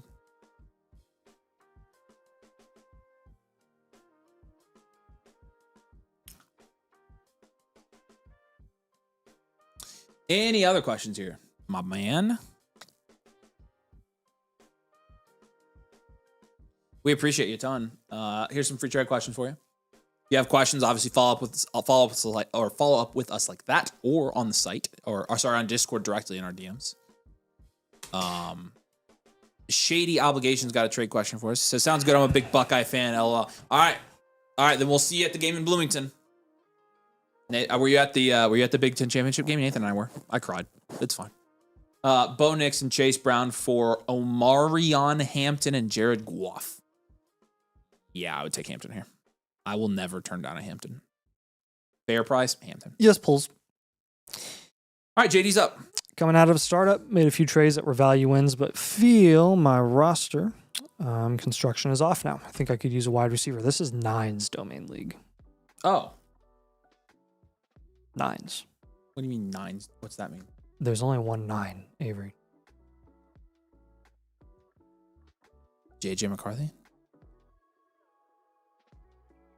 What do you mean, JJ McCarthy? I mean, Is 9. 9 is JJ McCarthy. What are you talking about? 9. What are you saying? You talking about? What are you talking about? 9. There's no JJ McCarthy. There's only 9. 9 is JJ McCarthy, Nate. No. Who are you talking about? 9. He would say the same thing. All right, 12-team Superflex, full PPR, half-time premium. Let's go, Arnie. What the frick are you talking about? I'm so confused. 9? I'm talking about 9. Is it? There's only 1 9, dude. Talking about the guy that has the username 9? No, this is Nines Domain League. Okay. Let me just real quick. Nines Domain. Got it. Okay, it's the league name. 12-team Superflex, full point PPR, half point tight end premium. I hate you. 10.5% production shares first in this league. And a 7.6% value share is 10th in this league. Wow, the production value share gap is insane. Yeah, I feel like we really flipped roles tonight. This has been really enjoyable. I'm sure you're having fun. I'm off the hot seat. I will be back with a vengeance on Tuesday. Don't you freaking worry. We're gonna have a cake and ice cream. Like, it's gonna be a party. Mendoza and Dak will give you a 5 there. Gibbs, Bucky, and I think it's out of a startup, right? 9, like Avery's 9-inch flipped on his pickup. Yeah, okay. 9? 9. Gibbs, Bucky, Monongai, 5. That's what we did middle school, dude, when we would, like, before basketball, do our stretches. And we'd count to 10, 5, 6, 7, 8, 9, 10 every single time. That's funny. Every time. Lamb, Odunze, Michael Pittman. Yeah, I mean, that's a 5 in my opinion. And then Sadiq and George Kittle. I'll give that a 7. Oh, you do have your 28 first, but not 27s. Draft capital give you a 1. Bench is a 2. Is this out of a startup? It's out of a startup. I want to punt this year. 4.8. Very even league. percentile. Classic. It is. Classic domain. It is, but it's just. Yeah, this feels like the classic domain, yeah. this feels like a punt to me, don't you? Yeah. All right, we'll give him ideas. Here we go. What are you thinking? Are you thinking punt or? Yeah. And then I got to, okay, so we'll do 1 year reload, well-rounded reload content. And then I got to do the advanced analytics too. So let's get into these for you, JD. And we'll see, actually the advanced analytics a lot of times confirm whether or not we're making the right choice here. In terms of how your values split up on this team, 38% of your values at the running back position, 31% at the wide receiver position, and 23.5% at the quarterback position. And then the other 5% to tight end and draft capital. You have a 6% value share at quarterback among your league, 13% of the running back value in your league, 7% of the wide receiver value, and 4% of the tight end value. Your average age here is 28 at quarterback, 24 at running back, 26.5 at wide receiver, and 27 at tight end. Your insulation is a 5.8, but your production is an 8.8. You're very productive, very low insulation. 7.3 is situational. How are we this productive, I guess, is my question. This does not seem that... Because of the top heaviness of Lamb and Gibbs and Dak, Baker's score is high. We got you at 9th in this league, the power Pittman rankings. and Sutton's score. When you've got 4 upside premiums, you got a bunch of productive vets here, dude. Yeah. Yeah, it's tough. What do you want to do here, man? What are you thinking, JD? I would reload here. All right, then we're not giving you a choice. Sorry. Nathan said no. Yeah, I'd be agreeing with you. So I think we're going to do some potential drag up tiers here with some of those productive vets that some of the contending teams here in this league that really are into the contending are going to pay for. You're going to have a lot of people trying to win in this league. In domain leagues, 100%. Yeah, absolutely. Why did you say that? I don't know. Oh, it just kind of came out, you know. That's what happens. It just kind of came. Don't do it. Don't do it. I'm gonna do it. Don't do it. Yeah, I think Baker and Dak got to move both of them. Baker, I'd move straight up for a player. Baker's actually priced pretty decently. Love the Dak down tier to like Ward or Shuck if you can. Yeah. No, Ward and Shuck are popular in domain leagues as well, but like if you can do it, I like it. Yeah. Yeah, with Baker, you're looking at probably Flowers, Concepcion, Scadaboo. With Dak, what did you say? Shuck and Cam Ward. He said, should I move a quarterback for a wide receiver? I think that's what we're doing with Baker, right? Yeah. We're moving Baker for I a have wide Flowers, receiver. Concepcion, and Scat. Yep. So, or Scadaboo. So you could go running back or wide receiver. They're both fairly insulated. You've got some value upside with Scadaboo as well. So Darnold goes for a pretty cheap price in domain leagues. You could look at Waddle also on that team. Cam Ward, he's usually a 7th round guy. Cam Ward, that team has Concepcion and Hunter. Concepcion would be your go-to there.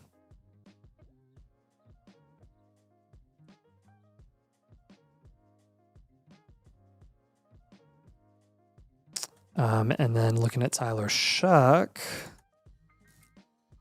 that team has Javonte. How about that? Or you could look at a 27 first. Yeah, I don't mind that either. I have freaking Amanda by Boston stuck in my and I didn't even listen to the song. I skipped it earlier, and in my head, it has been playing in my head this whole stream. That's awkward. Oh my god. So yeah, the Baker and the Dak down tier there. I would explore a Gibbs overpay in this league, and see what you can get there. I would only down tier to a lower end cornerstone running back like a Hampton or a Love or a Genty. The Hampton team does have Garrett Wilson. The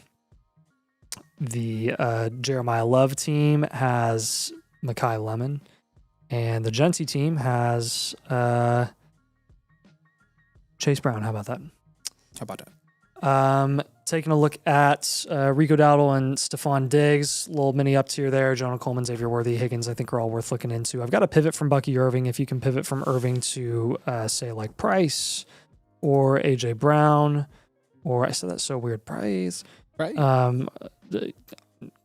You can look at Rome or Marv as well. You have Rome already. Sutton and Pittman. Let's try to get you up to Addison, Swift, or just a productive vet. I would pay up to Adams, and then you can move them later. What questions do you have on those moves, man? That's pretty straightforward, but yeah, I mean, there's 6 of them there. So once we publish the blueprint, you'll be able to go over to the dashboards, log in, and see all of them and go through them all if you have questions. But yeah, like off the top of your head, what are you thinking? You're gonna get infinite on this as well, so you should get an update in your on your blueprint dashboard every single month for this. Vincent said, I just bet 20 fab that Scat won't start every game till week 15.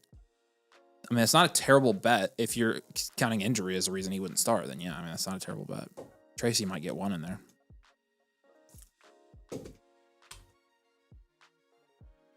Dang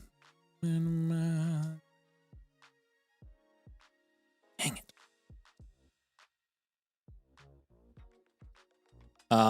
Booty Claps, it sucks I have a team with submit my league mate doesn't answer trade till months later. Yeah, August is a big one for people. Like that dead period happens. So Yep. Yeah, but any questions here, JD? Again, yeah, you're gonna get infinite with this. You should get some updates on this sucker. You'll get infinite in June. You're early enough, so. All right, Staplers and then J-Yag. And then Andy Landy Cleaves. And then that's it. JD, if you got questions, let us know in the comments. Appreciate you, man. CMC Niner gang, are you here in the chat? Is that a premium? No. Is it a live? Mm-hmm. Okay, so that's going to be on Tuesdays. So if you are here, let us know if you're going to be here on Tuesday. You'd be our first one on Tuesday. Okay. All right. Staplers is up next. Thanks, JD. If you have any questions, message us directly on Discord. We're happy to help. You've also got some trade questions in your account. Feel free to submit and leave comments for us. We're happy to kind of walk you through some of those moves as you go through and make them. Hey, guys, I'm in a 10-man. It's a start 7, so it's a 1 QB, 10-team start 7 PPR. So shallow league here. I'm trying to be inevitable. I understand what that means. Actually, you have the Thanos label according to the flock labels. The rookie draft's in July. It's a lotto draft. 101, 50%. 225, 103, 17%, 104, 8%. That's actually kind of fun, but it's stupid. It's fun until you get screwed by it. I've been getting offers for Justin Jefferson. I've tried trading for St. Brown, but it's impossible. Need some advice to secure the crown. Okay. So no St. Brown. That's fine. Been getting offers for Jefferson, though, on this team. Again, shallow league, 11.2% production share is second in this league. Oh, my gosh. 18.3% value shares first in this league. Congratulations on an elite value team, my friend. Hashtag.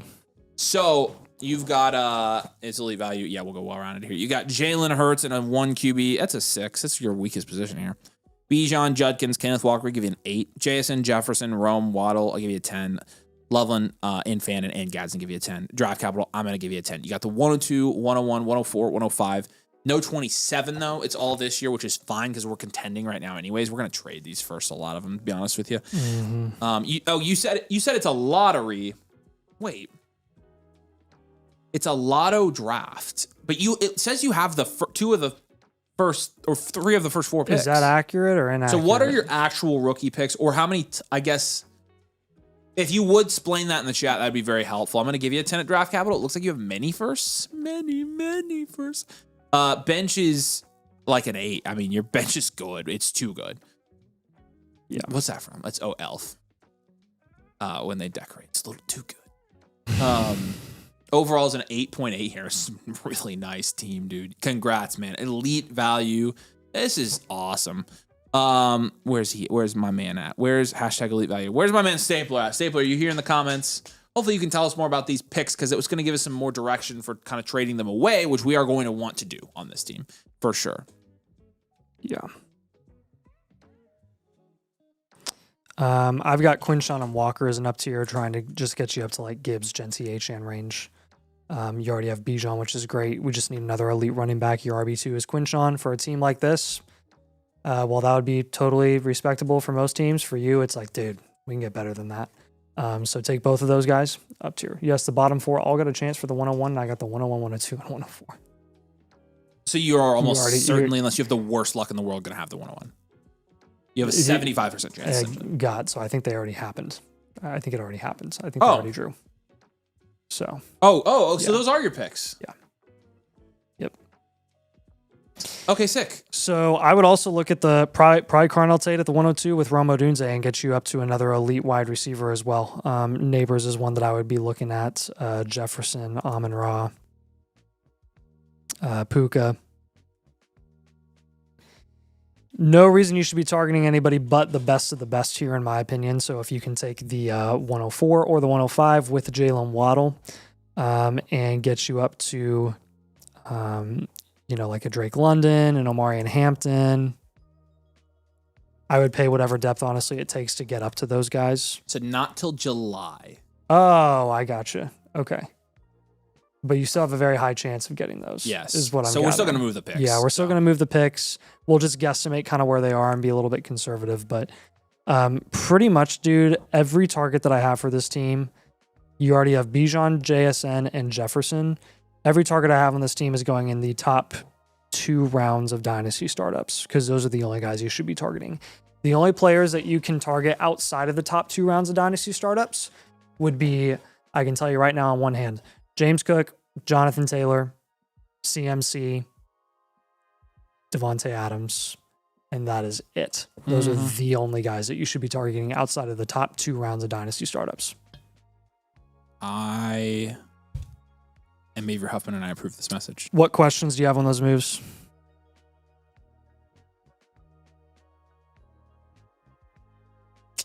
Yeah, what are we thinking here? We'll keep this up, but again with a league.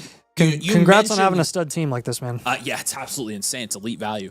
When you mention, you mentioned it was a start 7. Like you've got too much depth and you've got the picks coming in. So like we doing some up tiers here, getting the best of the best, and like Nathan said, really only focusing on targeting those like super duper ultra mega super elite guys. That will definitely help. So that'll do, Donkey. That'll do, Donkey. That'll do. That'll do.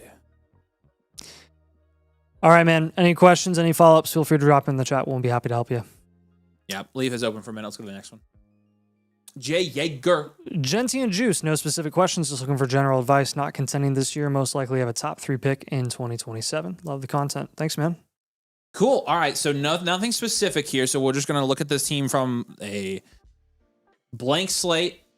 Look at the production value. He did say, okay, I've been trying to get Chase and Omar and giving up on the lotto, but keep getting one like 101 and 102. But keeping one of them. Oh, I see what you're saying. I'm saying, yeah. If you can get Chase,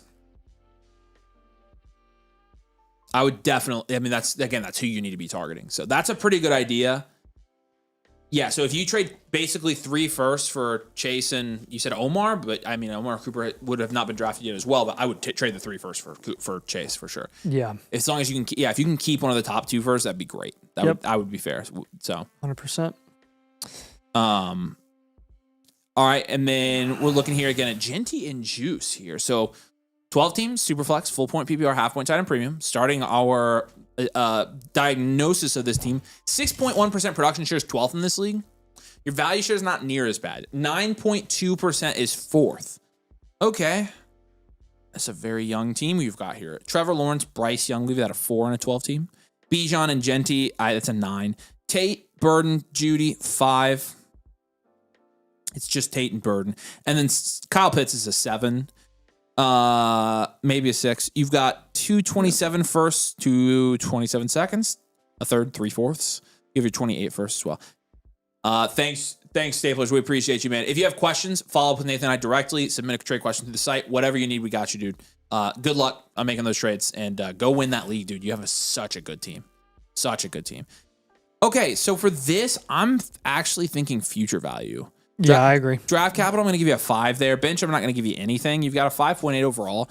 With your production share being last in this league and your value share not being like top 2, I think this pretty much falls pretty safely into the future value archetype range. So we'll go future value, well-rounded, rebuild content. We're basically going to ignore starting lineup for a year. We're going to ignore points. We're going to ignore all of it. And we're just going to stack value wins, get that value share up to like 10% plus, and you're going to be sitting so pretty next year. Your production share is going to go up a little bit here at the beginning of the year with Tate getting dialed in. But outside of that, you really don't have a super productive team. And in fact, this team is a little bit top heavy with Lawrence, Bijan, Genty, and Tate. And Burden's obviously the only like mid-range guy there. It's a big drop off after that. And so, yeah.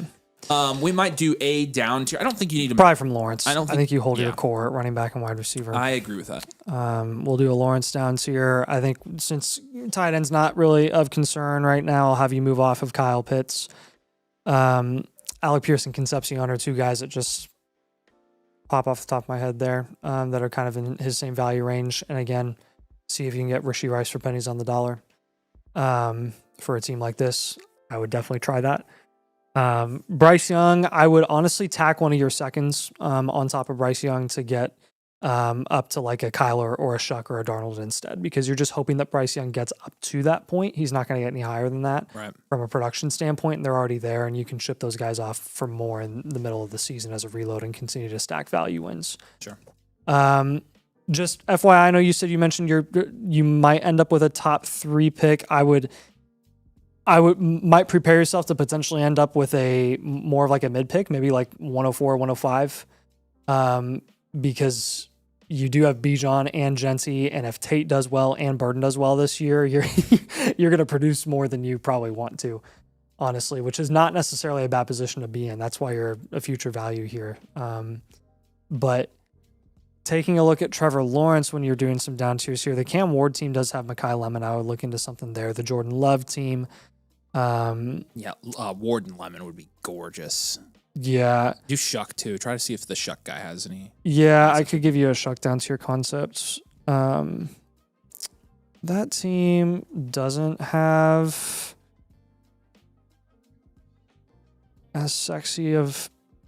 That team has Higgins, and you could look for a 27 first as well if you wanted to get an additional first.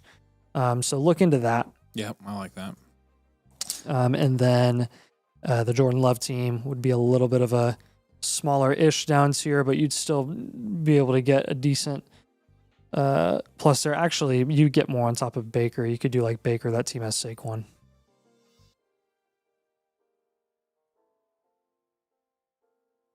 What questions do you have on those 3 moves, man? I haven't seen him either. Yeah, Okay. Jay Yeager, are you here by chance? Yeah, I mean, I'm feeling good about just letting this one roll for a year. Clean slate. I mean, like, you are third in the power rankings on Flock. Strong rebuilders, your label there. And what we have technically does line you up as a strong rebuilder as well. So we actually agree with that. So yeah, I like this. Oh yeah, he is here. That's Jagger. What's up, man? Okay, what questions you got on that? He's just soaking it in, man. Yeah, he is. He's taking. I'm fine with it. I mean, a lot of time. I mean, no immediate feedback means that usually things are good. So hopefully things are good.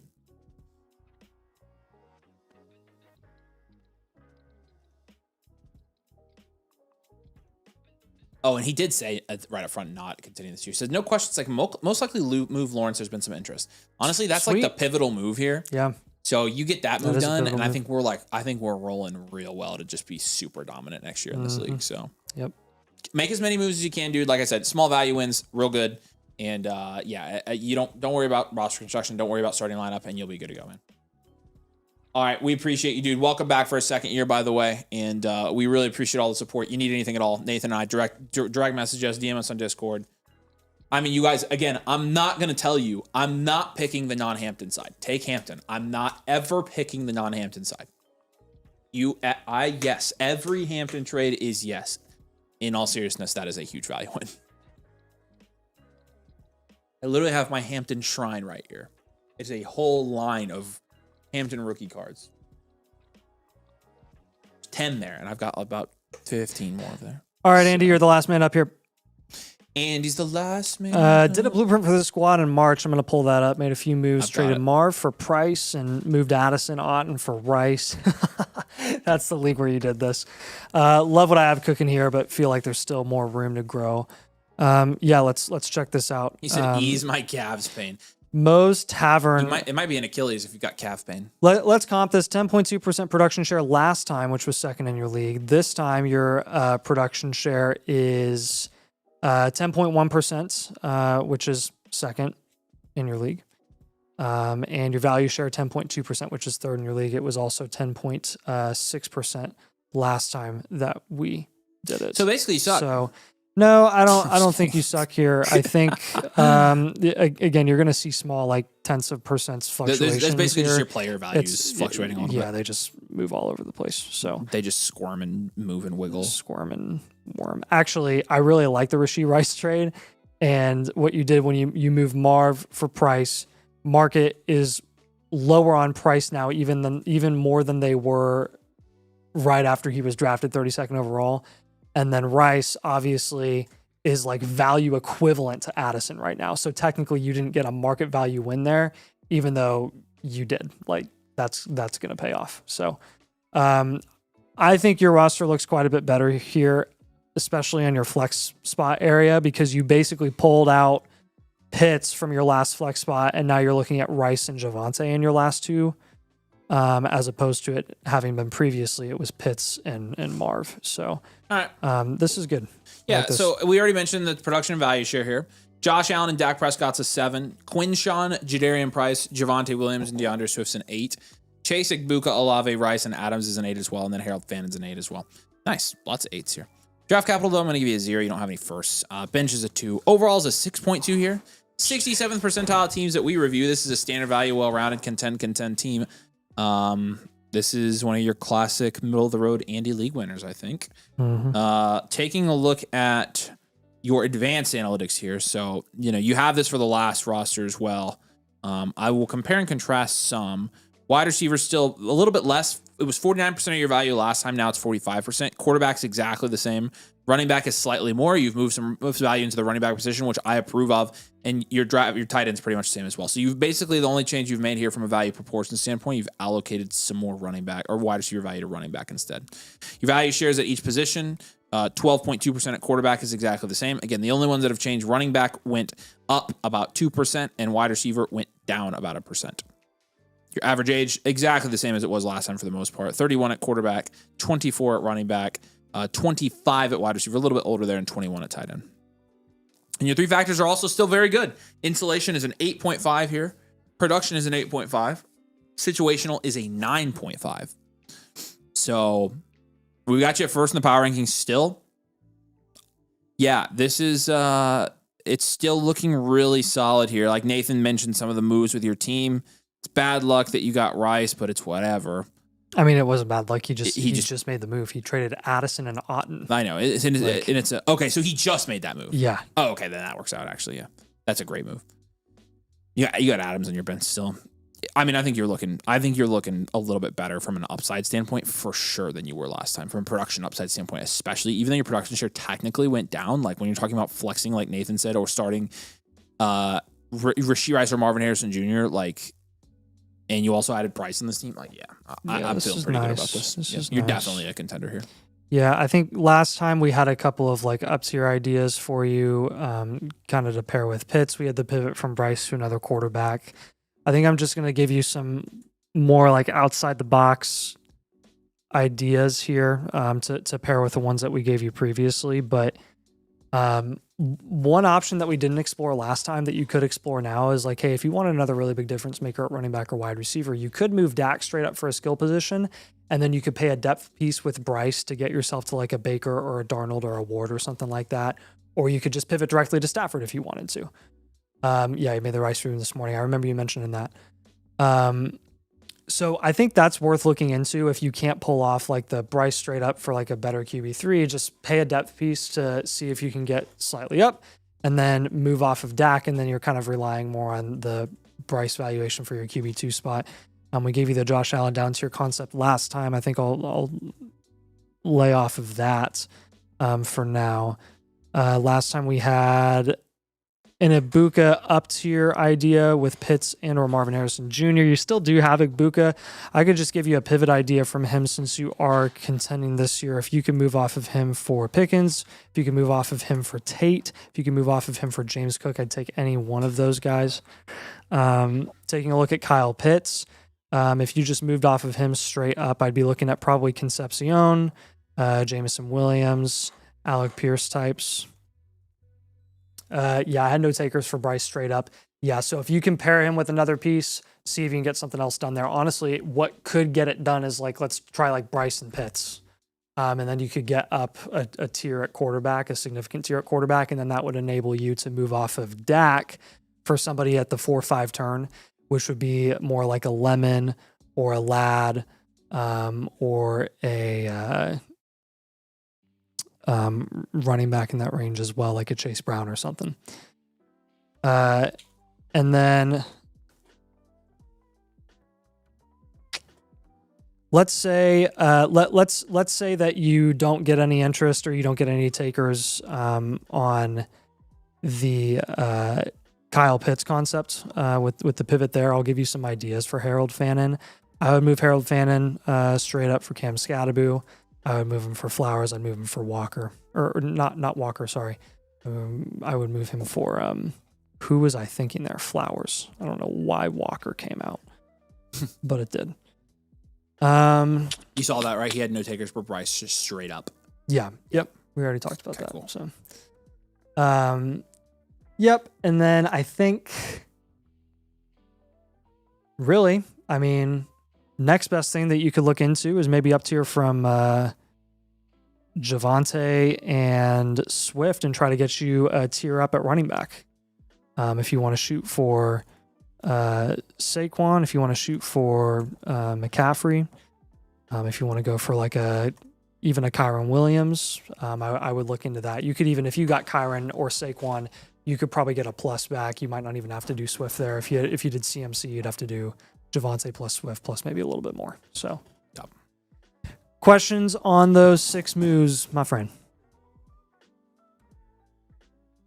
I'm not gonna lie, I'm really proud of myself that I cooked up 6 trade ideas there. New moves. I'm impressed that you did that. That was really hard. And he needed new ideas, so I hope you're proud of me, Andy. I think Andy is proud of you. I think he knows.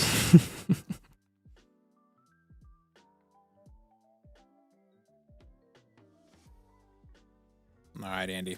Free trade questions for life for you, my man. We love you. We appreciate you, dude. If you have questions, you, of course, know where to find us. Zom's got a trade for us real quick to wrap us up. Zom, what did I tell you? If this is really an early first, what did I tell you? You can't. I'm not telling you to not take the Hampton side. Take it. Take it. This is more fair than anything. But if it's really an early first, I would do it. If it's a late first, I probably wouldn't, to be honest with you. I think you're just testing me. So I think you were just testing me. All right, guys. Whew. Not gonna lie, that was a surprise night. I know. I didn't expect to be on that long. No. I'm very happy we were though. So thanks guys for hanging out, and thanks for also submitting reviews and supporting. We appreciate that. And yeah, people are just happy they get an extended weekend. I think that's why. That is true. It is extended weekend, so we'll be live again Tuesday after the Memorial Day weekend.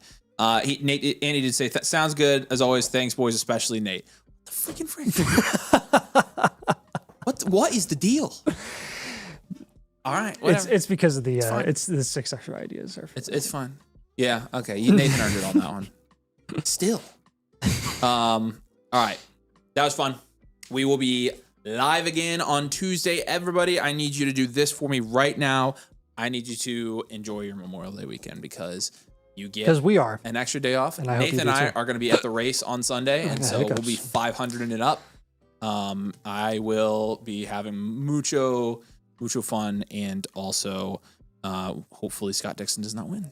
So that would be great if he did. Come on, Scotty. I'm going to be rooting against He has Nathan. been way too close way too many times the last decade, and don't win anything for being close. So. Gonna make me cry. All right. Love you guys. Appreciate you. Have a great weekend, and we'll see you back here with a video on Tuesday and a live stream. Peace and love. See you soon. Cheers.